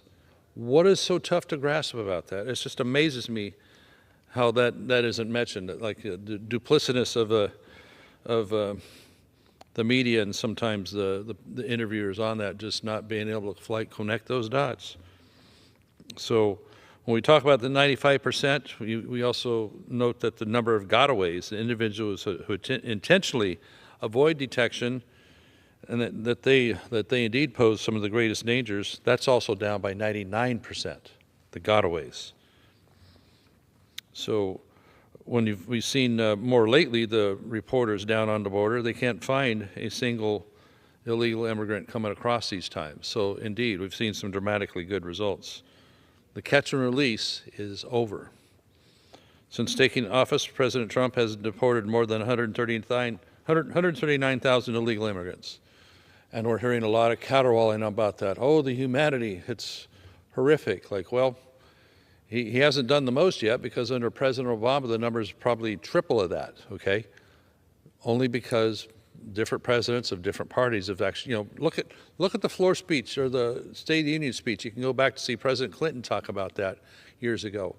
Hillary Clinton has talked about it back before something changed politically, and they completely switched on that. So we've had bipartisan support for border control. Go back to '86 when a deal was struck with Ronald Reagan and the Democrats and Tip O'Neill and the gang, and indeed he allowed for amnesty. You know, it's the A word now. There's a distrust around striking additional deals like that. But Reagan said, okay, we will give amnesty for the ones that are here back in 1986, a much smaller number than we have now here illegally, in order to have strong border patrol and border patrol infrastructure put in place. Stronger fence, all that. Well, that wasn't fulfilled. We never really got the whole border barrier that we needed in order to make it much simpler and easier for our personnel down there to be able to do their job. President Trump is backing that up, having a barrier. Is it perfect? No, nothing's going to be perfect because, you know, you invent a better mousetrap and someone else finds a way around it. But at least it deters the massive tide. Is it symbolic? Is it actually a good barrier? It's probably both.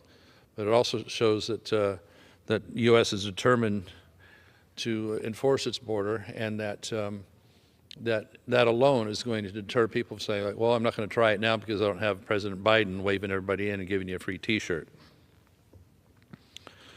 So when you see that 150,000 illegals have been arrested, many of them gang members, we're having success. Violent gangs like MS-13, they've been actually designated as foreign terrorist organizations. Hallelujah, it's time, you know. Yet what do we see lately in the news? Some of our Democrat colleagues just bending over backwards to go to El Salvador to bring a guy home.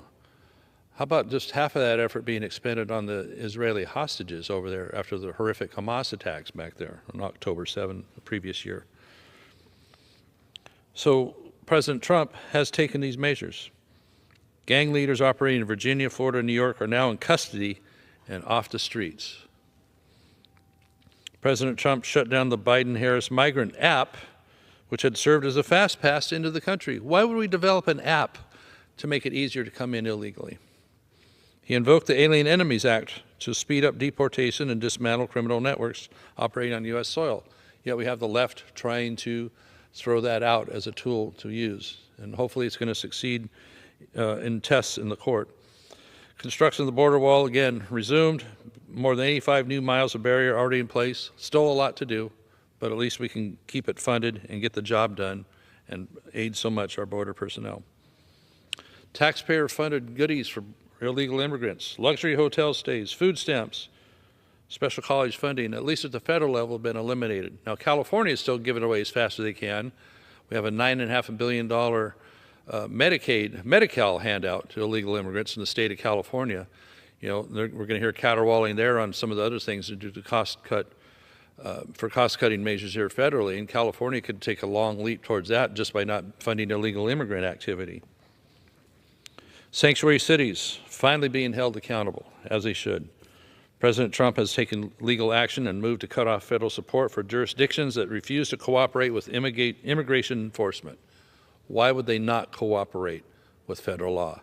It's a violation of federal law. I've seen more and more local municipalities pushing back against state mandates on this, and I commend them for doing so up in some of my Northern California counties. City of Oroville did it, Siskiyou County's done it, others have, and others will continue to do so. So really, it's what it's done is help to deliver justice. Really, we passed the Lake and Riley Act. It is now law, and it even ended up getting bipartisan support at the end. A powerful reminder this administration will never forget those whose lives were taken by illegal immigrant crime. So this is real leadership. These are promises made. These are promises kept. President Trump is helping get that done for all of us, for those of us who have been here even a lot longer and have battled on this issue to try and have common sense apply to our border and so many other things that we're seeing here as a result of President Trump's leadership and partnership with the House and the Senate.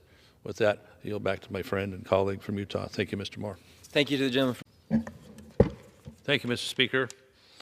I rise tonight to speak about the resolution I have to overturn the listing of the San Francisco Bay Delta population of longfin smelt, which is being done under the Endangered Species Act. This listing was not based on sound science. It was forced through by a lawsuit and a court order, kind of the last minute at the end of the Biden administration. Of course, not the way environmental decisions should be made. This is done on the heels of the regular Delta smelt, which for over 30 years has had tens of millions of acre-feet of water shoved out through the Delta to try supposedly to sustain that Delta smelt, to no effect because they've been trawling the area, looking for the fish, trying to find the fish, and haven't found any since, I believe, 2017. The Endangered Species Act has been weaponized for decades to shut down water deliveries, halt forestry, cripple farming, ranching, and mining across the West. The Biden administration and activist judges have turned the law into really a political tool. Fish and Wildlife Service overlapped this new listing on top of Delta smelt regulations that already send valuable water out to the Pacific Ocean in droves. Hurts farmers, families, and every Californian who depends on a stable water supply. Expired. We must stop these bureaucrats. I yield back. Thank you, Madam Speaker. I now recognize the gentleman from California, Mr. LaMalfa, for 5 minutes. The gentleman from California is recognized. Thank you. Appreciate the opportunity. As a Californian resident and also as a California businessman, we have a farm in Northern California where we actually operate 3 highway trucks. And I would probably only have 2, except for state mandates, make it to where one of my older trucks, which is a fine running vehicle, is only allowed 1,000 miles per year to operate under an agricultural situation. So I had to buy yet another truck that was newer than 2011 in order to be able to comply with these mandates. And so soon after, when the state has said, well, if you buy a 2011 or newer engine powered truck, you're going to be good for a long time. That's until they change their mind and take away what many people did. It was purchase in good faith vehicles they thought would last for maybe 20 years, 25 years, or whatever their needs are. especially talking about mom and pop operations that don't buy new trucks with massive turnover, like operations with many, many trucks in their fleet that run them 500,000 miles and turn them over. So what we have with these mandates is more and more difficulty to even operate trucks. And there's an old saying, if you got it, a truck brought it. Well, in California, you may not be getting it anymore, because by the time 2035 comes around and they ban the sale of internal combustion engine trucks and cars in California, what are we going to replace them with? And that takes no account for the great strides that are made to make cleaner running diesel engines in all these vehicles, and gas engines in automobiles and pickups. With the technology, we have to add this DEF fluid to our vehicles to make sure that they're running in compliance. And so what credit is given to that as the transition to more and more of these trucks meeting this mandate helps deliver cleaner air quality? No credit is given. It's just more mandates. CARB sits down there in Sacramento thinking up more and more mandates all the time, taking away barbecues and gas-powered stoves and gas-powered everything, even gas-powered generators. I still don't know what you're supposed to replace a generator with if you can't power it on gas or diesel when the power goes off. So it's ridiculous what's coming down the pike. And so where California goes, there's several other states that want to follow as well because they think we got it going on with these mandates. So you take away these trucks, you take away the ability to have diesel-powered vehicles, which diesel, like it or not, is going to power things for many decades to come, because the technology for batteries and the generation of electricity that's needed to keep all these going on the grid. I mean, if you have, say, in a neighborhood where 3 or 4 cars and 3 or 4 homes are electric vehicles requiring that power supply, you have to change the power lines and the transformer in the neighborhood by the time just a few of these vehicles are in place due to the intense load that's required to fast charge these vehicles, let alone a truck fleet in a particular area. If there's 50 trucks or whatever in an operation, all required to be on electricity and charging overnight, the grid people are going to laugh at you on that. And this is at the same time as in California, they're removing hydroelectric dams. They may not renew the nuclear power plant at San Luis Obispo, known as Diablo Canyon. They got a 5-year extension a couple years ago.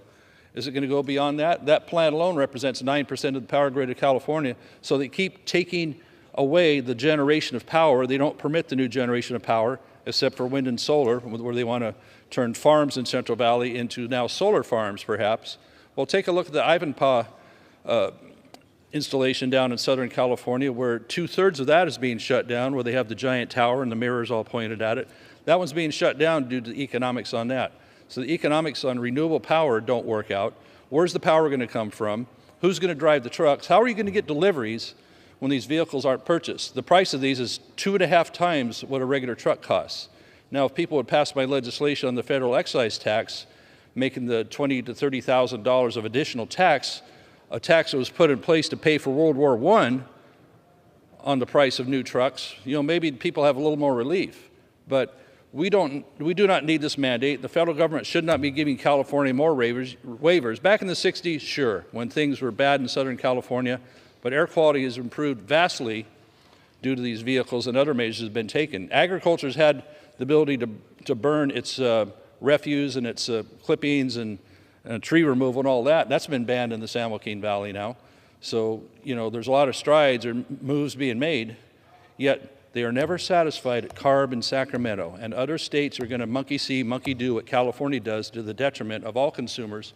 So all prices of goods delivered, the prices of production, where trucks haul raw materials and the finished products from field or forest or mine to be manufactured, refined, what have you, the prices just go up across the board. We don't have the battery technology to have these trucks go more than really 150 miles, whereas diesel-powered trucks, depending on how many tanks they put on there, could go 400 miles. So with that, we need to reject new waivers. The gentleman's time has expired. I yield back. Thank you. I reserve. From California is recognized. Thank you again, my colleague from Virginia, for leading this. And, for my dear colleague from Michigan who just spoke on that, I greatly appreciate, you got most of the way there, but indeed why we have the Congressional Review Act is in order to reel in out-of-control bureaucracies and bad mandates that come down the pike. And so that's why we have HJ Res 88, led by my good colleague, Mr. Joyce from Pennsylvania. So we're supposed to take back when government gets out of control. And so in this case here, people are not going to have control of their automobile choices. We see that with the mandate coming down the pike here, that by 2026, that's next year, folks, this current model year is almost over with 2025 vehicles, it'll be a requirement of 35% of vehicles sold in one more model year in these states. 35%. Now, at the current rate in California and New York, about 10% of these vehicles are being sold. How the heck are you going to jump to 35% in a year? Nobody wants to buy these cars. As you see, you go talk to the dealers, they have to have a certain amount of vehicles that meet these mandates on the lot they aren't selling in order to get a Jeep or something you want that has a gas-powered engine in it, or a pickup with a bigger engine in it. You have to sell a certain amount of these other ones yet to meet the quota. They can't sell the other stuff because they're not what people want to buy. And so when you're talking about vehicles you're replacing anyway, these cars cost half again as much as a similar size, similar use car. And so who's supposed to afford that? And then you go down the supply chain here, when people of a lower income, they probably primarily buy used vehicles. Well, there's going to be a bigger premium on used cars on the market that are going to be less available to people with more moderate incomes. And as it is, we're going to see the $7,500 incentive done under the IRA is going to disappear soon. And so when we're talking $14,000 more per vehicle anyway, and that $7,500 incentive that is gone to people that can file a tax return with all those complications on it because their deduction's already, there's a large standard deduction thanks to the Jobs Act legislation a few years ago.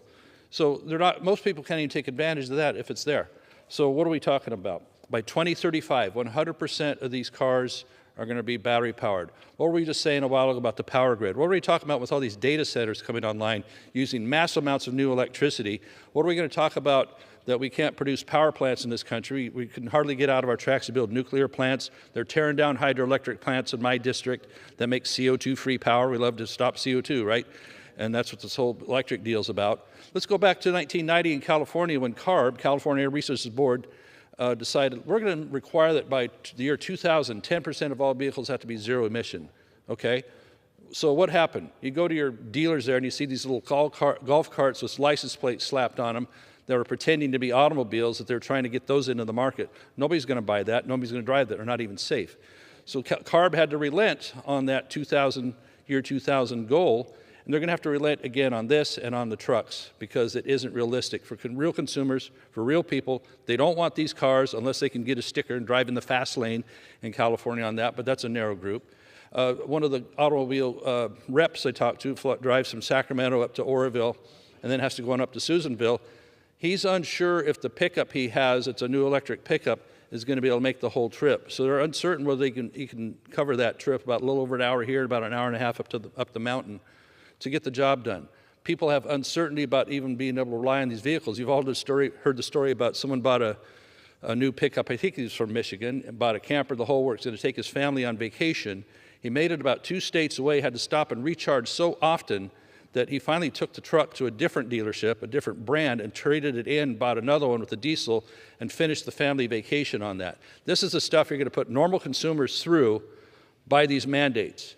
And it's going to happen in many states. And you can have auto manufacturers that, a lot of times people in industry, they want to have just one standard, and they'll take the worst standard as it affects everybody, like food labeling and stuff, and foist it upon everybody else. We need to pass HD 88 and give people choice. I yield back.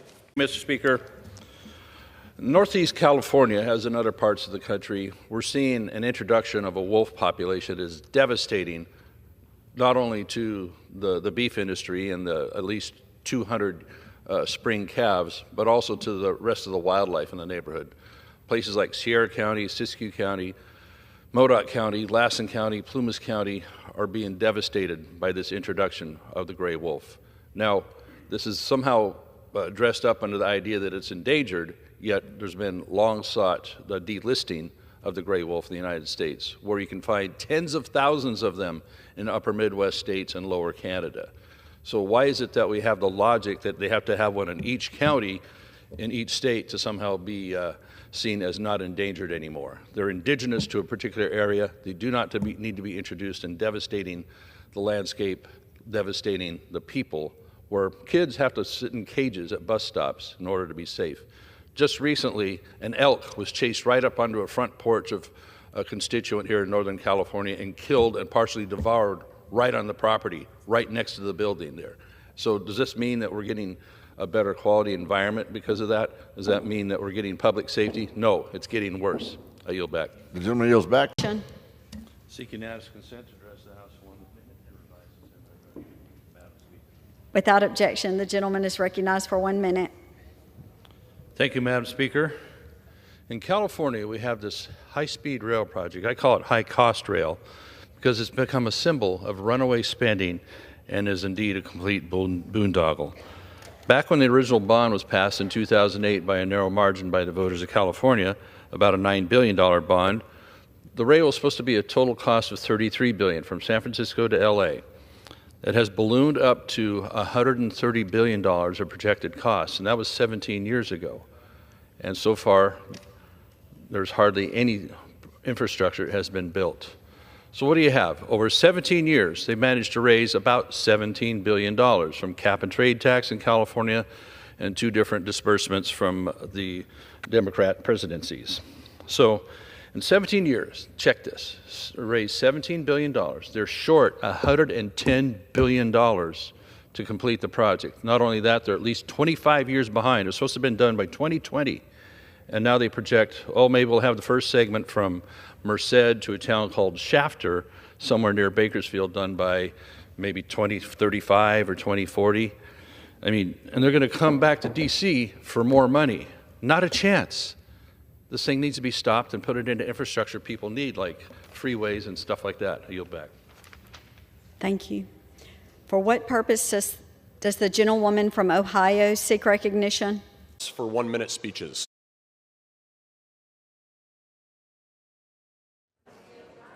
For what purpose does the gentleman from California seek recognition?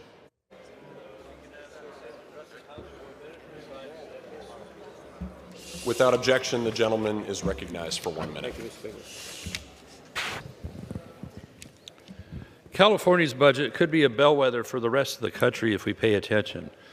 Governor Newsom there is planning to spend $11.4 billion in the 2025-26 budget to give free health care to illegal immigrants, which virtually matches the state's $12 billion deficit it's running. He could balance the books by ending that program, but instead they'll be cutting services for seniors, foster youth, and people with disabilities just to keep this giveaway going to illegal immigrants. Exactly why we need Medicaid reform. States shouldn't be allowed to game the system by expanding benefits to those who are here illegally while sticking taxpayers with the bill or cutting others.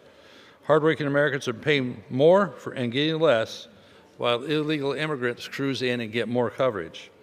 That's really, really backwards. At the federal level, we must draw a line. Medicaid should be for citizens and legal residents only. If we don't act, California's disaster could become a pattern and a national disaster for the rest of us. I yield back. The House will be in order. The members will take their conversations off the floor. For what purpose does the gentlewoman from Oregon seek recognition? The chair recognizes the gentleman from California, Mr. LaMalfa, for 5 minutes. Thank you, Mr. Speaker. Much regulations are being done so often in California due to CARB, California Air Resources Board, or even federally with previous iterations of the EPA. One of those features is the start-stop feature on newer automobiles, which when you stop your car, the engine shuts off. This is designed in theory to save gasoline or diesel or whatever your vehicle is powered by. But most drivers, the vast majority of drivers you talk to, you survey, they're really annoyed by this feature because they pull up to a stoplight, a stop sign, or just merely wish to stop somewhere for a moment, and their engine shuts off. Now, you can point to this button bypass that many of the cars have. Some don't, that you can bypass and shut off the feature that shuts off your car. But a lot of people will forget to turn that off. They get into their car, they pull up to the stoplight, darn thing shuts off. And they're really annoyed that their government treats them that way, that they can't decide on their own how to operate their vehicle. And so what you see is that the vehicles also have to build in extra technology and extra heavy-duty equipment in order to accommodate this. For example, when you stop and start your car all the time, you're going to wear out your battery more. So they have to have a battery with extra heavy duty, an extra heavy duty build to it, as well as the starter itself, in order to accommodate many, many more frequent starts with using these systems. And then one of the things the mechanics will talk to you about is that when you shut an engine off, your oil pressure goes back down to zero, and each time you start your engine without the oil pressure, you gain a little extra wear on your bearings, on your crank bearings, your connecting rod bearings, and even in the cylinders, because the oil has settled back down between starts. So there's a lot of extra involved with the engine wear, engine component wear, and then reading up on how the factory has to accommodate this so that it lasts 100,000 miles and doesn't become a warranty problem.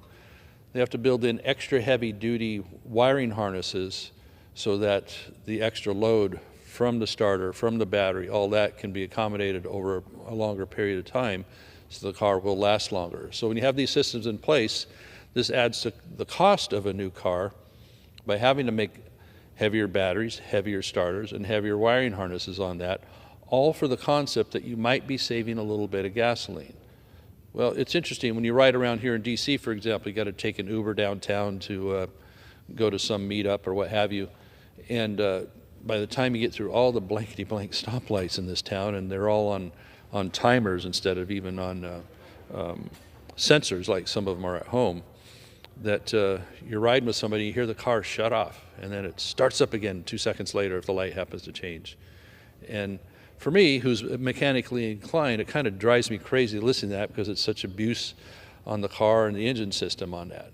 All because somebody dreamed up the idea, hey, if we shut off the engine at stoplights all the time, it might save a little bit of gas. Well, on some engines, it actually takes a little bit of gas extra to restart it versus just letting it run a few extra seconds. And so what is seen is that statistically it's shown that maybe over the lifetime of the car, you saved a few gallons of fuel, but in that process, you've had to buy more batteries, replace starters more often, and build a lot heavier components, which are more costly, require more resources as well. So I'm really pleased that at the EPA, Administrator Lee Zeldin has called for changes to this feature. Since it may be perceived as a mandate, I know the auto dealers are afraid to shut it off. If you take it in and say, hey, would you just disable this thing for me? They say, well, you know, it's a emissions thing. Or if you don't like the gong going off on your seatbelt all the time, they can't shut that off because, oh, it's a safety thing. So you don't really have the choice of how you're going to operate your vehicle. And for those of us that, drive around in a rural area or on our own, if you're a farmer on your fields and such, you have to either listen to the gonging of the seatbelt all the time or have this shut off every time you need to stop and irrigate in your field, for example. So, or you remember to shut off with the silly button. But I understand there's bypass systems that you can get for that if you want to, bootleg it a little bit. I understand that if you open the hood on certain vehicles, it disables that. So they have like a little hood bypass mechanism you can get to bypass that. Or maybe you just don't need to put this stuff on to begin with and let people decide for themselves. Do I want to shut my car off at the stoplight every time? So what do you get?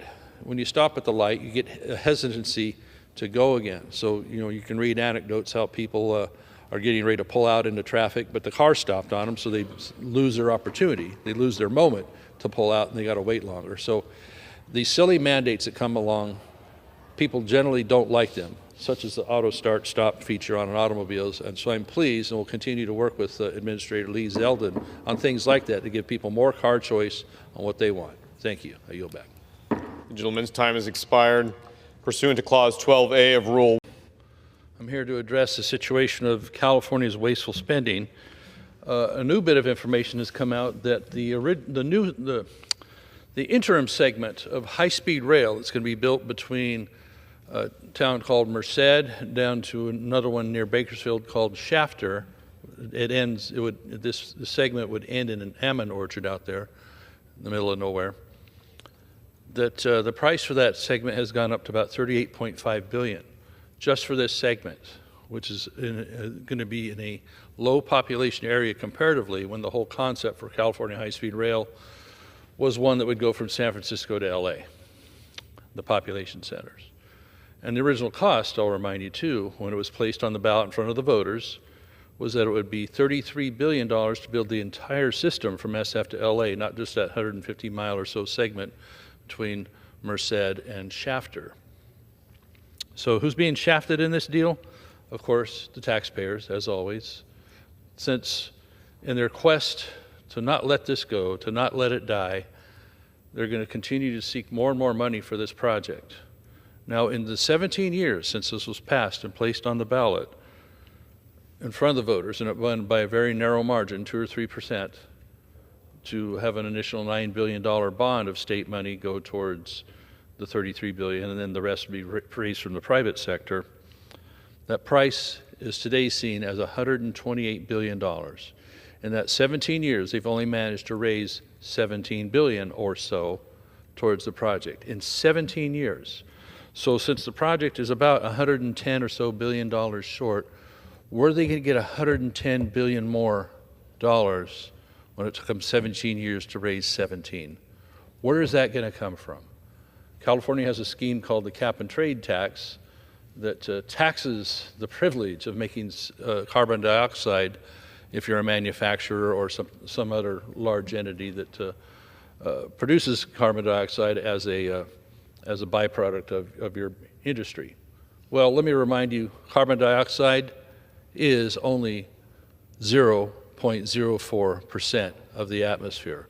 All these things being done to cut carbon, including this whole rail project itself, supposed to be a big carbon saver. They're chasing a goal that's incredibly small, incredibly out of touch. So here we are. They're going to come to Washington asking for more and more money. So far, 2 Democrat presidents have given the project about $3.5 billion on one occasion each. So they're going to fall far short of raising $110 billion more, since cap and trade, as I mentioned in California, only brings in about $1 billion per year of taxation on CO2, and they managed to get a couple of $3.5 billion segments from the U.S. government. So it's a long ways from getting done. We should be solving other issues in California instead of building this dream rail system running through the middle of communities, having to take so much land by eminent domain, messing up farmland, messing up the middle of the cities that it's going through, having to take out a high school in one case, a rendering plant in another case. All these things that are making it actually worse for people so they can have the idea of, oh, we got to be like China and have a high-speed rail system. It isn't working out in California. It won't work out. The price is horrendous. And the tickets themselves for people to be able to ride the train are going to be a lot more expensive than what they're trying to tell us they will be, especially when you have low-cost airline tickets like Southwest and others going back and forth pretty often. Why don't we solve other problems like California's water issues, water supply? For that kind of money, you could build 26 new dams that would hold who knows how many acre feet, many, many millions of acre feet. Let's just try and build 2 or 3 dams that will hold 3, 4, 5, 6 million acre feet and solve California's water problems, solve California's continued transfer of agricultural water to fish supplies. We could actually get something useful done. And also, people that use the roads and the highways and the freeways would probably like to see some of the potholes, for example, that always gets worn into the right lane of a freeway. Maybe we get some of those fixed. Maybe we could add lanes here and there where there's more dense traffic with a fraction of that money, because no one's going to ride this thing for the cost and for the time it takes to still get back and forth between SF and LA, and they don't have a car at the other end. You might as well take the airplane and save money and get there even faster. Mr. Speaker, of all the things we could be investing in, whether it's water supply or managing our forests better so we don't have to burn them down every year and suffer with air quality that we have. Each year there's a 1 million acre fire, including the Dixie Fire in my district about 4 years ago that hit this town. The smoke plume hit this town because we don't manage the forest. There's so much other things we could be doing besides high-speed rail. I yield back. The chair recognizes the gentleman from Arizona, Mr. Siscomani, for 5 minutes. Mr. Speaker, recently 2 Chinese nationals were arrested in Michigan for having smuggled in a pathogen that would be greatly harmful to our agricultural crops and related the livestock or even the human use for these crops.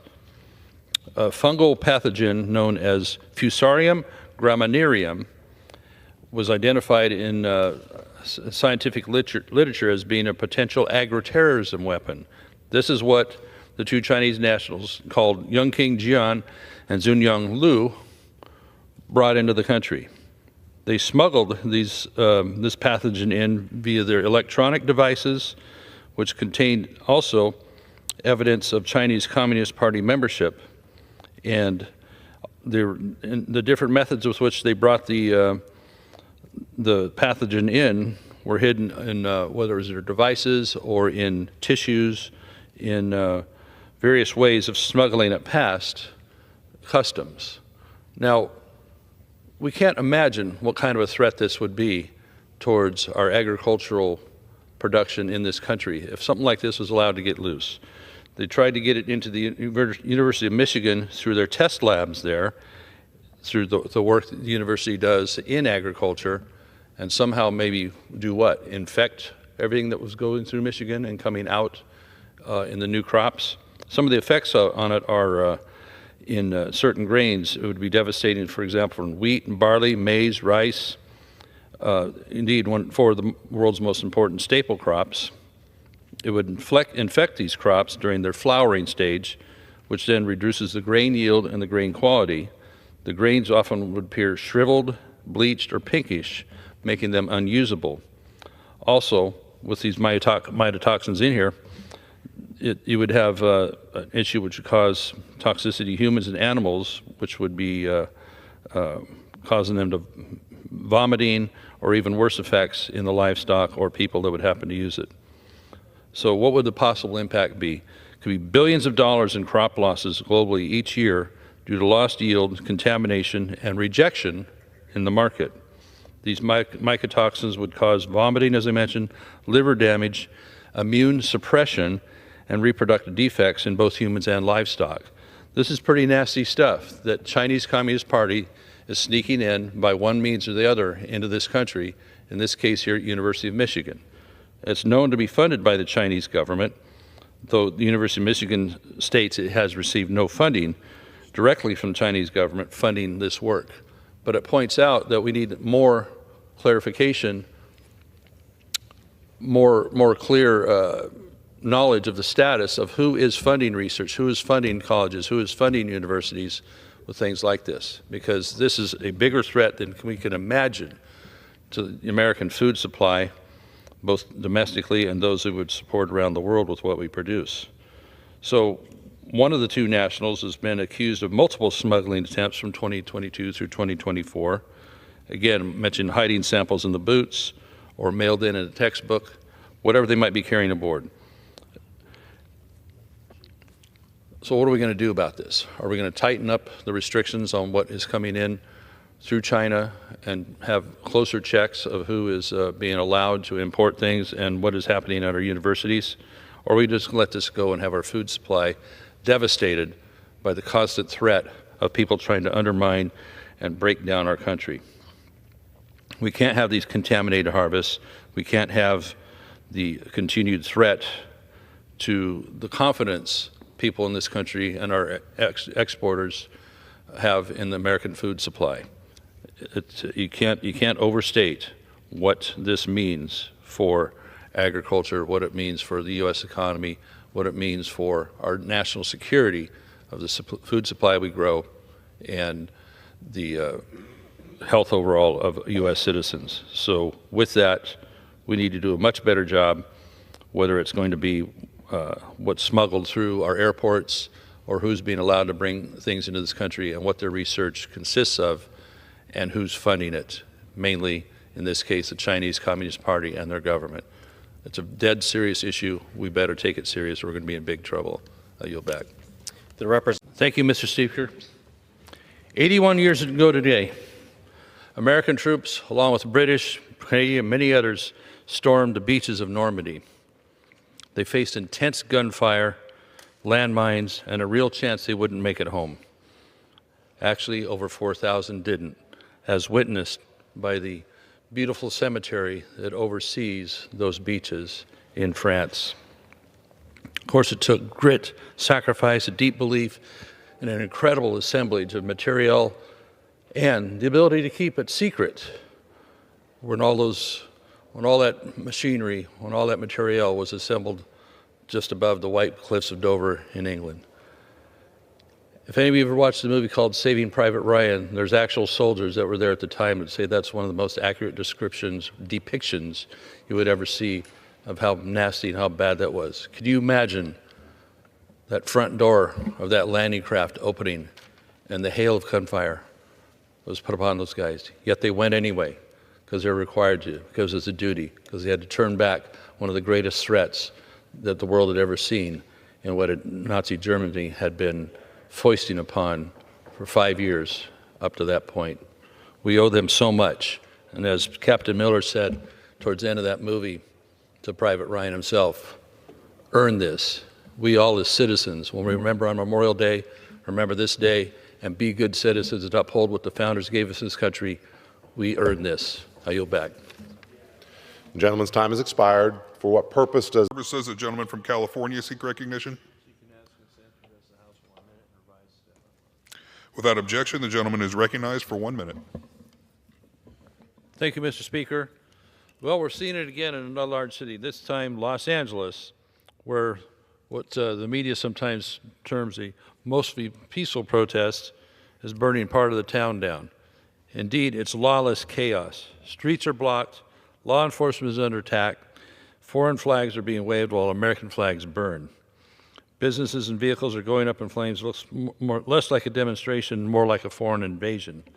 California officials, though, have stood by and done virtually nothing. The Los Angeles police chief says that his department actually is overwhelmed. Now, other officials in California are outraged that the National Guard was deployed to clean up the mess that they've refused to address. Governor Gavin Newsom told people to resist ICE, then act surprised when things got worse. You can see this little gem right here written on the side of the car. We had to clean it up a bit for public viewing. These riots should be stopped immediately. Those doing it should be arrested, and those that are aiding and abetting it, elected officials, need to be dealt with very sternly in this process. I fully support our National Guard, Department of Homeland Security, and law enforcement on the ground. They're doing the job that Governor Newsom and Los Angeles city officials simply won't do. Law and order does matter. I yield back. The gentleman yields back. For what purpose does the gentleman from Indiana seek recognition? Mr. Speaker, I ask unanimous. There's something you get excited about in the month of June. Ice cream, National Dairy Month. This is a good time to recognize the work of our nation's dairy farmers. My home state of California leads the nation in dairy production with thousands of family-run farms that have been at it for generations. These farmers aren't just producing milk, they're driving a big part of our local economy, providing jobs in rural agricultural areas. Dairies are also making strides in using modernized processes to keep the land and water healthy.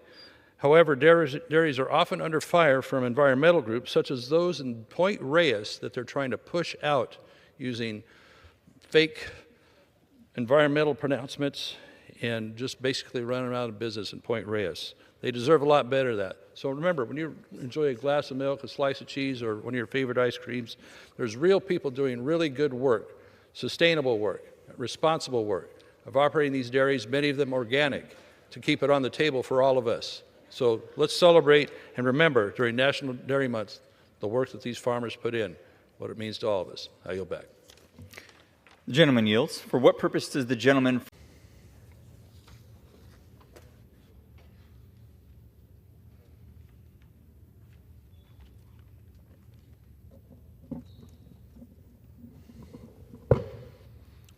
Thank you, Mr. Speaker. So lately there's been one heck of a lot of misinformation, would be the kind term, flat out lies about the land that is held in control by the federal government and proposals to perhaps sell a part of it. So what are we looking at here? It's really a lot of people on the left talking about an idea, a concept that hasn't even been completely fleshed out over on the Senate side as part of the big beautiful bill. So if you've listened to our talking points, you'd think we're selling off Yosemite and bulldozing national parks, which is of course nonsense. No one is proposing that, and they know it, but they keep saying it anyway. Groups are putting out deliberately misleading maps showing entire national forests and mountain ranges being at risk even though the bill explicitly protects any land with a designation such as national parks, monuments, recreation areas, wilderness, and more. It also includes land with valid, excludes lands with valid existing rights, which means grazing leases, mining claims, which they stay in place, and backcountry roads and trails that will be protected. So I'm disappointed with some of the people that I tend to hang with generally on falling into that category as well. What's actually being considered are isolated orphan parcels near existing development, parcels the federal government doesn't maintain and it usually has no use for. A lot of times the federal land is held in checkerboard patterns. Now, let me refer to the map here a little bit. You see this bright orange in the western states, west of the Rockies, that is dominated as federal controlled land. The East, much less so. That's probably why folks on the eastern part of the country don't think this is a big deal, that, oh, we'll just let the federal government control more and more of these lands. Look at Nevada here, almost solid orange. Utah, my district in Northern California, dominated by federal land. Is that good or is that bad? Well, when we continue to have million-acre fires, hundreds of thousands of acres of fires, whichever year it's occurring, it's a pretty bad deal. As well, when we used to have a good, strong timber industry in my part of the state, as well as the West, that's been replaced by us having to come hat in hand every year to ask for what's called Secure Rural Schools funding, a replacement for what used to go to counties and local schools from timber harvest receipts. That's been knocked out years ago due to the spotted owl and environmental stuff that's gone along with that for so many years. So what we get then, federal lands that are held and hardly even managed or touched. So I gave you all the exclusions a moment ago on areas that wouldn't even be part of a proposal, which is still a proposal over on the Senate side, on what federal lands might be for sale. The federal government controls 640 million acres. What's even being talked about over there is a tiny fraction of that. The last number I heard was somewhere around 3 million. I don't know if that'll hold up in the bill or not. New proposals are coming on that, but at least we can talk about it. When you're talking about a sale of maybe 0.5% of all this land that's dominated and not managed by Forest Service, not managed well by BLM, not managed well by others, national parks even. Parks is years and years and billions of dollars behind on their maintenance. And sometimes they want to even buy up more land. So we talk about once in a while like rejiggering that a little bit, reset of maybe there's some lands that could be appropriate to be sold off. Oh my gosh, it's the end of the world. No, it isn't. So Northern California, my area, we're tired of it. We're tired of the lands not being managed, going up in smoke, burning out the wildlife, burning out the watersheds, which means all that ash, and then later on erosion ends up in our waterways, in our water supply. It's not a win, okay? So whenever we're going to have this discussion, I'm not sure what's going to come out over the Senate in a final bill that we're going to vote on to affirm or not, but we should at least have an honest discussion about what's going on with the federal land that the government controls, 640 million acres, and we're talking about maybe 0.5%. So our counties, our local tax bases are eroded with so much. I mentioned the Secure Rural Schools. There's also another one called PILT. It's called Payment in Lieu of Taxes. That means when there's so much land owned by the federal government that the counties don't gain property tax base from that. So we have to come hat in hand, once again, the federal government, would you please send us our PILT money? And they take a long time to get it out. We have to fight to get it into a bill. The people on the eastern states or in the urban areas wonder, why are we sending you this money? Why do we care about SRS for Secure Rural Schools? Why do we care about PILT? Because you took that stuff away from us a long time ago. The founders had no concept that this much land would be federal controlled, yet here we are. And we are getting bad results from it on the way it's mismanaged, non-managed, all the above. So with that much being owned or controlled by the federal government, it's at least okay to have a conversation once in a while about, is this appropriate? So I think in the sense we're talking about, yes, we want to protect the right lands. We want to take care of those lands, but there's lands that are appropriate to talk about any possible situation like this. Thank you. I yield back. The gentleman yields. Pursuant to Clause 12A of Rule 1. Thank you, Mr. Speaker.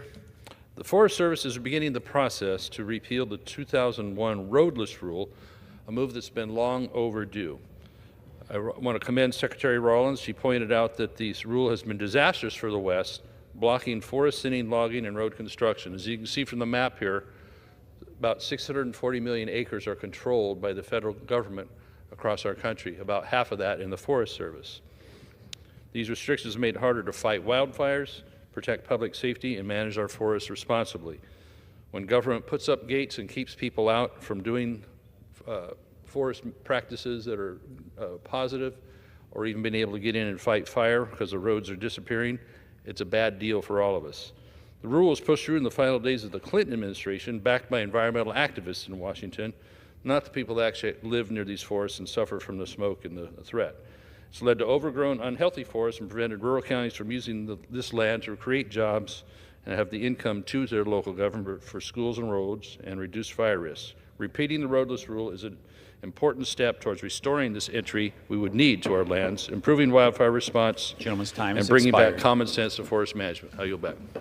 Gentleman yields. For what purpose does the gentleman from North Carolina seek recognition?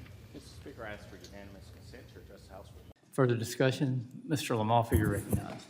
And so it gets lumped in as wildlife managers, generally environmental groups and government entities. Hunters still, if they had the choice, would be using lead ammunition much more often than is allowed these days. This all, for me, harkens back all the way to 2004 as a California legislator when the first big attempt, at least in my time frame, was the Condor legislation, which would set aside 1/4 of the geography of California under, you remember the Pedro bill, right? Yep. So he sat right behind me in the state legislature. I said, so, hey, Pedro, man, how long does this become to statewide full ban? Oh, no, we're just doing this Condor region here. Well, it didn't take that many years until it's a statewide ban on lead. And here we are. And so I appreciate Mr. Whitman's approach to at least try to have a little more of a debate, a little more light shed on what is really happening with lead use and where it's appropriate and where maybe it isn't appropriate. But hunters in general have been dissatisfied with it. Steel shot is more expensive by and large, and it has a higher wear factor on gun barrels, and it does act different in shooting sport. And so its predictability is a whole lot different than what lead is. And so, you know, we're just have more and more choices taken away. And we know the Democrats are much more interested in lead just being banned in 100%. And the term voluntary gets used on this. It isn't voluntary. People have to respond to when the government makes yet another law and another mandate that you can no longer have a certain product or use a certain product. And in general, we see that if you can't completely ban the guns, then you make it harder to buy the ammunition, where you have to do a background check in California to buy ammo, and you have to be licensed to do that and give thumbprints and the whole works. So it's really mission creep a little bit at a time, and we experience it in my home state much more so. So that's why frequently I'm talking about to the general public nationally, don't do what we do in California if you like your freedoms. So it's one thing after another. I appreciate Mr. Whitman trying to carry this debate and with this legislation so that we continue to exercise choices, not forced volunteerism, as we know the left really wants a complete ban, first on lead, then hunting activity in general, due to the strength that the animal rights groups have with them. So if Mr. Whitman has any more comments, I would yield time to him. Thank you, Mr. Chairman, and thanks for joining us, Secretary. Great to have you out here. I appreciate your efforts to hit the ground running as Secretary with so many key issues in our country. Quick thank you on a project up in far northern California, the Tule Lake Airport. The FAA had mandated at least 13 years ago a safety fence to be built around that airport, and it's been really nothing but fooling around since, waiting for various reports. So that's finally moving along. It's much appreciated. Thank you for your people doing that. Now, California High-Speed Rail.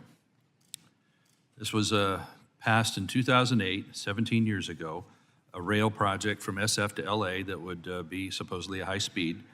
and at a price at that time of $33 billion. We know now that the price is going to be somewhere around $128 to $130 billion. You've conducted a review on that. In that 17 years, they've only been able to put together $17 billion at best via state bonds, 2 different grants at the federal level, and a little bit of carbon tax money. So 17 years, $17 billion, they're $110 billion short. And their first segment, which is going to be from Merced to Bakersfield, they're calling it get this, the early operating segment of something that should have been done in 2020. They hope to have it done by 2033, early operating. These people are funny. That plus, oh, Mr. Fong's here. I was going to make a Bakersfield joke, but anyway. They're way behind on this, and you've conducted a review on should federal money, is it even upholding the promise? Is it even upholding the commitment? How has that review gone as you started that review earlier this year on further federal money going to that? I appreciate the question, and I'd ask you to stay tuned on that. I appreciate your attendance as we went to California. You're right. I mean, I'm not opposed to high-speed rail. You have it in Europe and Japan and China, but if we're going to spend billions of dollars, I think the American people and the taxpayer expect that you're going to build high-speed rail. And to your point, Congressman, I don't see it. It's hard to see a pathway forward where they're already, 16 years in and $15 billion spent, and not one high-speed track has been laid. And it used to be from LA to San Francisco, now Merced to Bakersfield, not the two mass population centers of California. And so I want to look for good projects that are actually going to be built and let the American people see what high-speed rail feels like and how fast it moves people. By the way, and I appreciate you taking a tomato for the team. Right on. We grow lots of them out there. Protesters threw a tomato at him. The Biden administration had basically an EV mandate that looks like a backdoor method towards CAFE standards to have high mile-per-gallon vehicles being forced upon the American public. What's your view, what's happening on that department's efforts to repeal the Biden EV mandate? Well, so we're redoing the standard. Hopefully next summer we'll have that done. But again, 51 miles a gallon was not feasible or reasonable. They included EVs. I don't think the Congress anticipated that EVs be included in a fuel economy standard. And so we're gonna rework that rule the way that Congress intended and deploy more common sense. And the amount of money that is added to the cost of a car, we estimate $1,500 to $2,000 a car for the taxes or the carbon credits that have to be purchased for a fleet that can't meet the unattainable standard. Again, we're punishing the American taxpayer. That doesn't mean we don't want efficiency, we don't want to have options, but this is something different than that, is trying to drive an outcome by the consumer. And I think the consumer should always have the right to choose. It steals options from people. Thank you, Mr. Secretary. Thanks to you, Mr. Chairman. Now recognize the gentleman from California, Mr. LaMalfa, for 5 minutes. Thank you, Mr. Chairman. And that's interesting that we now have to fix reconciliation, which the root problems were the taxes increases that were going to happen on middle and low-income families, especially, had that not happened, as well as a secure border and the costs of an unsecure border to our country, as well as getting at trying to tame a $2 trillion annual national deficit, all right? So when do we ever start doing that? When do we ever start rectifying that kind of overspending and what that does to our national debt and our ability to service that debt if interest rates were to ever go up dramatically? So when we talk about people having trouble making ends meet, and I can, as a farmer on the farming operation, witness firsthand, just was it 3 seasons ago, when the price of fuel doubled and the price of fertilizer tripled, the price of our pesticide materials increased dramatically. Where's that going to come from? Is it going to come from the farmer taking less profit, or the trucker who hauls that, or the fertilizers? None of those people, the miller, nobody's going to take less. That's all going to have to come finally at the end of it, at the bottom line, at the supermarket, where people buy the products we grow. Otherwise, if any of those people in that chain are in the red, the trucker, the fertilizer salesman, the farmer himself, then it's not going to be around very long. So what is the root problem in costs for families of buying food, of keeping food on the table? Inflation, energy, the the prices of everything in that chain, energy, to taking that, the tilling of the ground in the spring, the truck that brings the seed to the field, and the truck that hauls the grown product away. That's the big problem here, and it's not going to be fixed by government trying to throw more money at programs. So it needs to be looked at right here with the cost of doing business, driven by government, by regulation, by taking away materials. And with the pesticides themselves, every generation is one that's working even better to be environmentally clean, environmentally sound, one that has a hold period, that the dissipation of it is completely gone by that. They're doing amazing things with every new generation of pesticides, yet it's made to sound like we're poisoning everybody if you're using any of these materials, which really it boils down to they do have a purpose. Anything ending in the word "icide" is to kill a weed or an insect that you don't want in there, right? So it comes down to the proper handling and application by following the label that the EPA has approved. So let me drill down on the EPA. Mr. Abbott, delays occurring at the EPA in the regulatory review process. My notes say that we have at least $500 million in post-patent and formulation improvement products that are sitting there waiting in review. Can you talk a little bit about the timely work in these innovations is as important as the chemistry themselves? So the timely, let me just understand the question. So you're looking at the innovation as far as what we do as a company, and it goes back to my testimony and within Adjuvants Unlimited here, right? We try to improve upon the formulations that are out there. Some of these are becoming more novel as well, even though we take some of the older chemistry and you improve on the formulation, and it's gonna actually do a better job killing the weeds, right? Because dead weeds don't breed resistance. It's half dead weeds that all of a sudden they can reproduce, and then you got a problem. So yeah, dead men don't talk, dead weeds don't come back, right? That is correct. Okay. Mr. Cameron, as a fellow Californian, certainly you've experienced a lot of the laughs and fun that I have as a grower as well. We're in rice business. We may not have as tough as some of the row crops and such, but in your testimony, you'd mentioned that consumers demand blemish-free products, and that's kind of a sidebar thought for me. If the product has to be that perfect, what is that doing to the level of effort that farmers have to put in to make sure that product is perfect instead of maybe slightly blemish-free like you might get at a farmer's market or off your own tree, for example? Right. It puts additional stress and an additional financial weight on having a product that looks good in the market, no question. Consumers have preferences. I know when I go to the store, being a farmer, I can usually pick out probably the sweetest and the best looking fruit, but most consumers look for certain qualities of unblemished, high quality fruit. And to do that, it takes additional cost. A much higher level of effort to have that perfect fruit instead of pretty darn good fruit, right?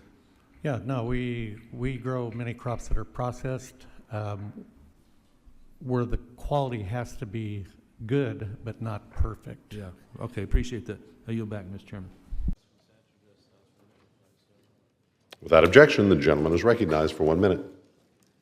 Mr. Speaker, today we celebrate Constitution Day, September 17th each year. This originally was passed as a law in 2004 for citizens to remember the founding of our Constitution and the hard work they did in Independence Hall back in 1787 to give us the pieces that are really important to our American citizenship.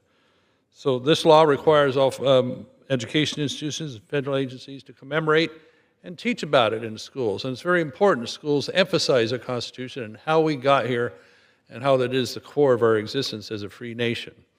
So what we have to know about the Constitution is it protects our rights, but it can only do so if we protect the Constitution.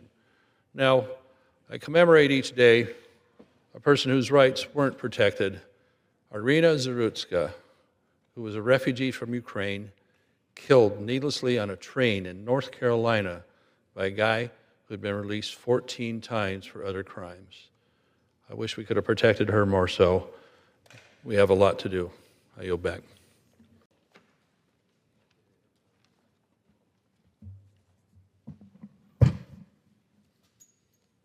Thank you, Mr. Speaker.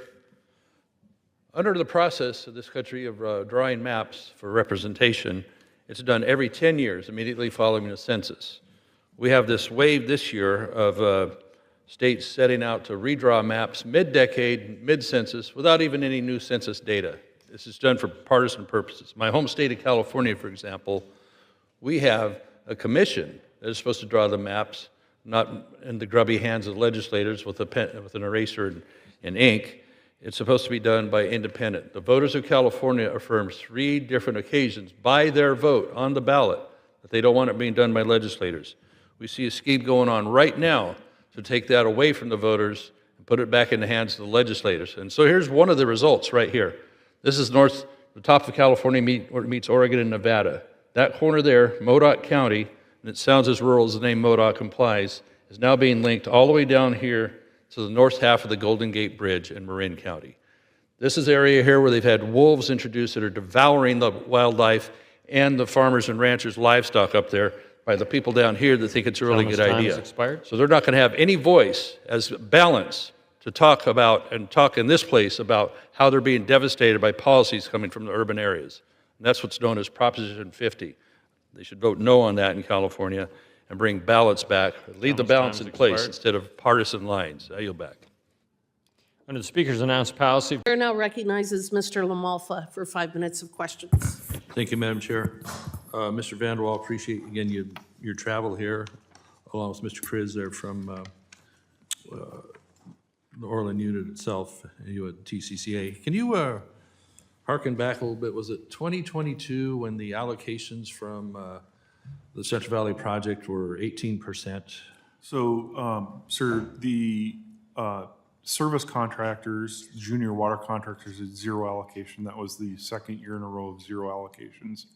And the settlement contractors who have senior rates volunteered to reduce their allocation to 18% from the... Volunteered? How's that volunteer? Yeah. When the contract calls for something different, didn't it?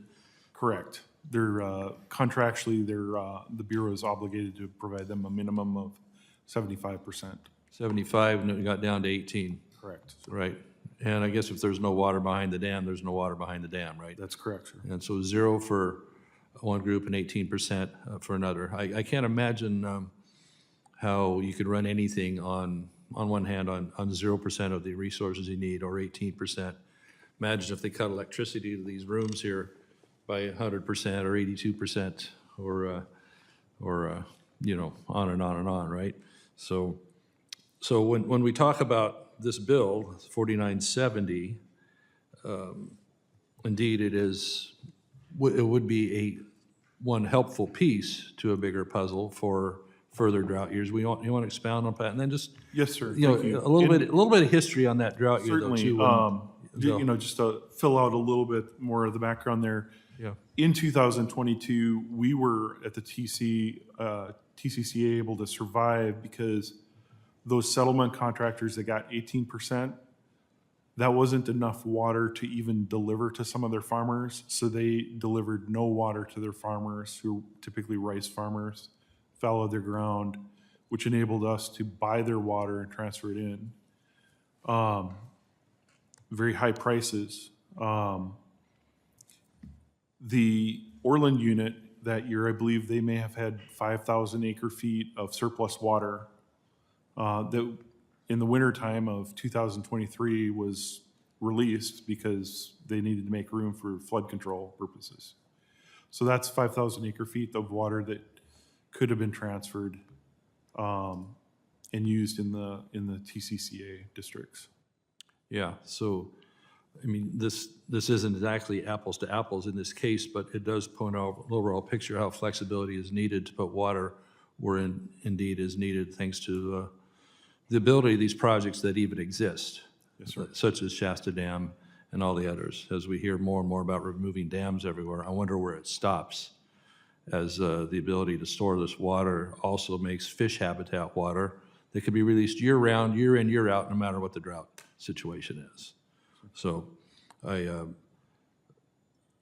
see that with 4970, again, adding a little more flexibility with that amount of water is a plus. It's something. So is there anything else you would want to add to Yes, either sir, I that think- 2022 situation? I mean, you know, let's just remind people how bad that was. There's like, just take the rice crop, for example. That's correct, There's sir. 500,000 acres grown in California. Half of that was gone. 250,000 acres was gone, basically. Go ahead. Yep, that's correct, sir. Approximately 250,000 acres were fallowed. That affected the groundwater-dependent ecosystems as well. When groundwater levels drop below a certain point, there's certain ecosystems that dry up. The trees and the vegetation are dependent on it, and it's very impactful. So we're talking domestic wells around the town of Orland and other areas of That's Glenn correct, County? sir. And prior to the Tehama-Colusa Canal, I was the manager for Dunnigan Water District, one of the member districts. And there were wells in that town that dried up because of the turn to groundwater pumping, because there wasn't surface water available. Yeah. Well, indeed, we must hang on to the ability to move waters as we need, and this flexibility is one small part of a bigger trend that we need. Mr. Patterson, I can't help but at least touch base on this wolf situation as we were being devastated in Northeast California by the introduction of Canadian gray wolves, a giant wolf that is destroying wildlife in the area, and of course livestock too. I think the wolves drive around in pickups with a bumper sticker that says beef, it's what's for dinner. That seems to be their only plan up there. Can you expound on that a little bit, on what number does it take to actually satisfy the ESA on the gray wolf that really shouldn't be in my area, as well as the Mexican wolf in your area? You have a disaster, Congressman. Thank you for your question. Man-made disaster, yeah. Yes, sir. You have the ESA is not designed to require or authorize the implementation of management practices that are necessary to deal with an apex predator. We're not talking about a lizard. We're talking about an apex predator that will go after our people, our pets, our livestock, and our wildlife. What is the number? We think, you know, in our situation, they started with 100 wolves in 2015, and then that got to be 320 wolves. The number keeps going up, and that's one reason why this needs to be delisted now. I'm not familiar with what exactly the number should be in Northern California. I just know you have a disaster. They don't know the number. I got to yield back, but we understand they have plans in California. We believe there's anywhere between 77 and maybe 200 wolves in the northeast corner. They have plans for 900 in the state, and they're also talking 1,000 grizzly bears. I don't know what the wildlife and the livestock people are even supposed to do. Madam Chairman, appreciate your indulgence. I yield back.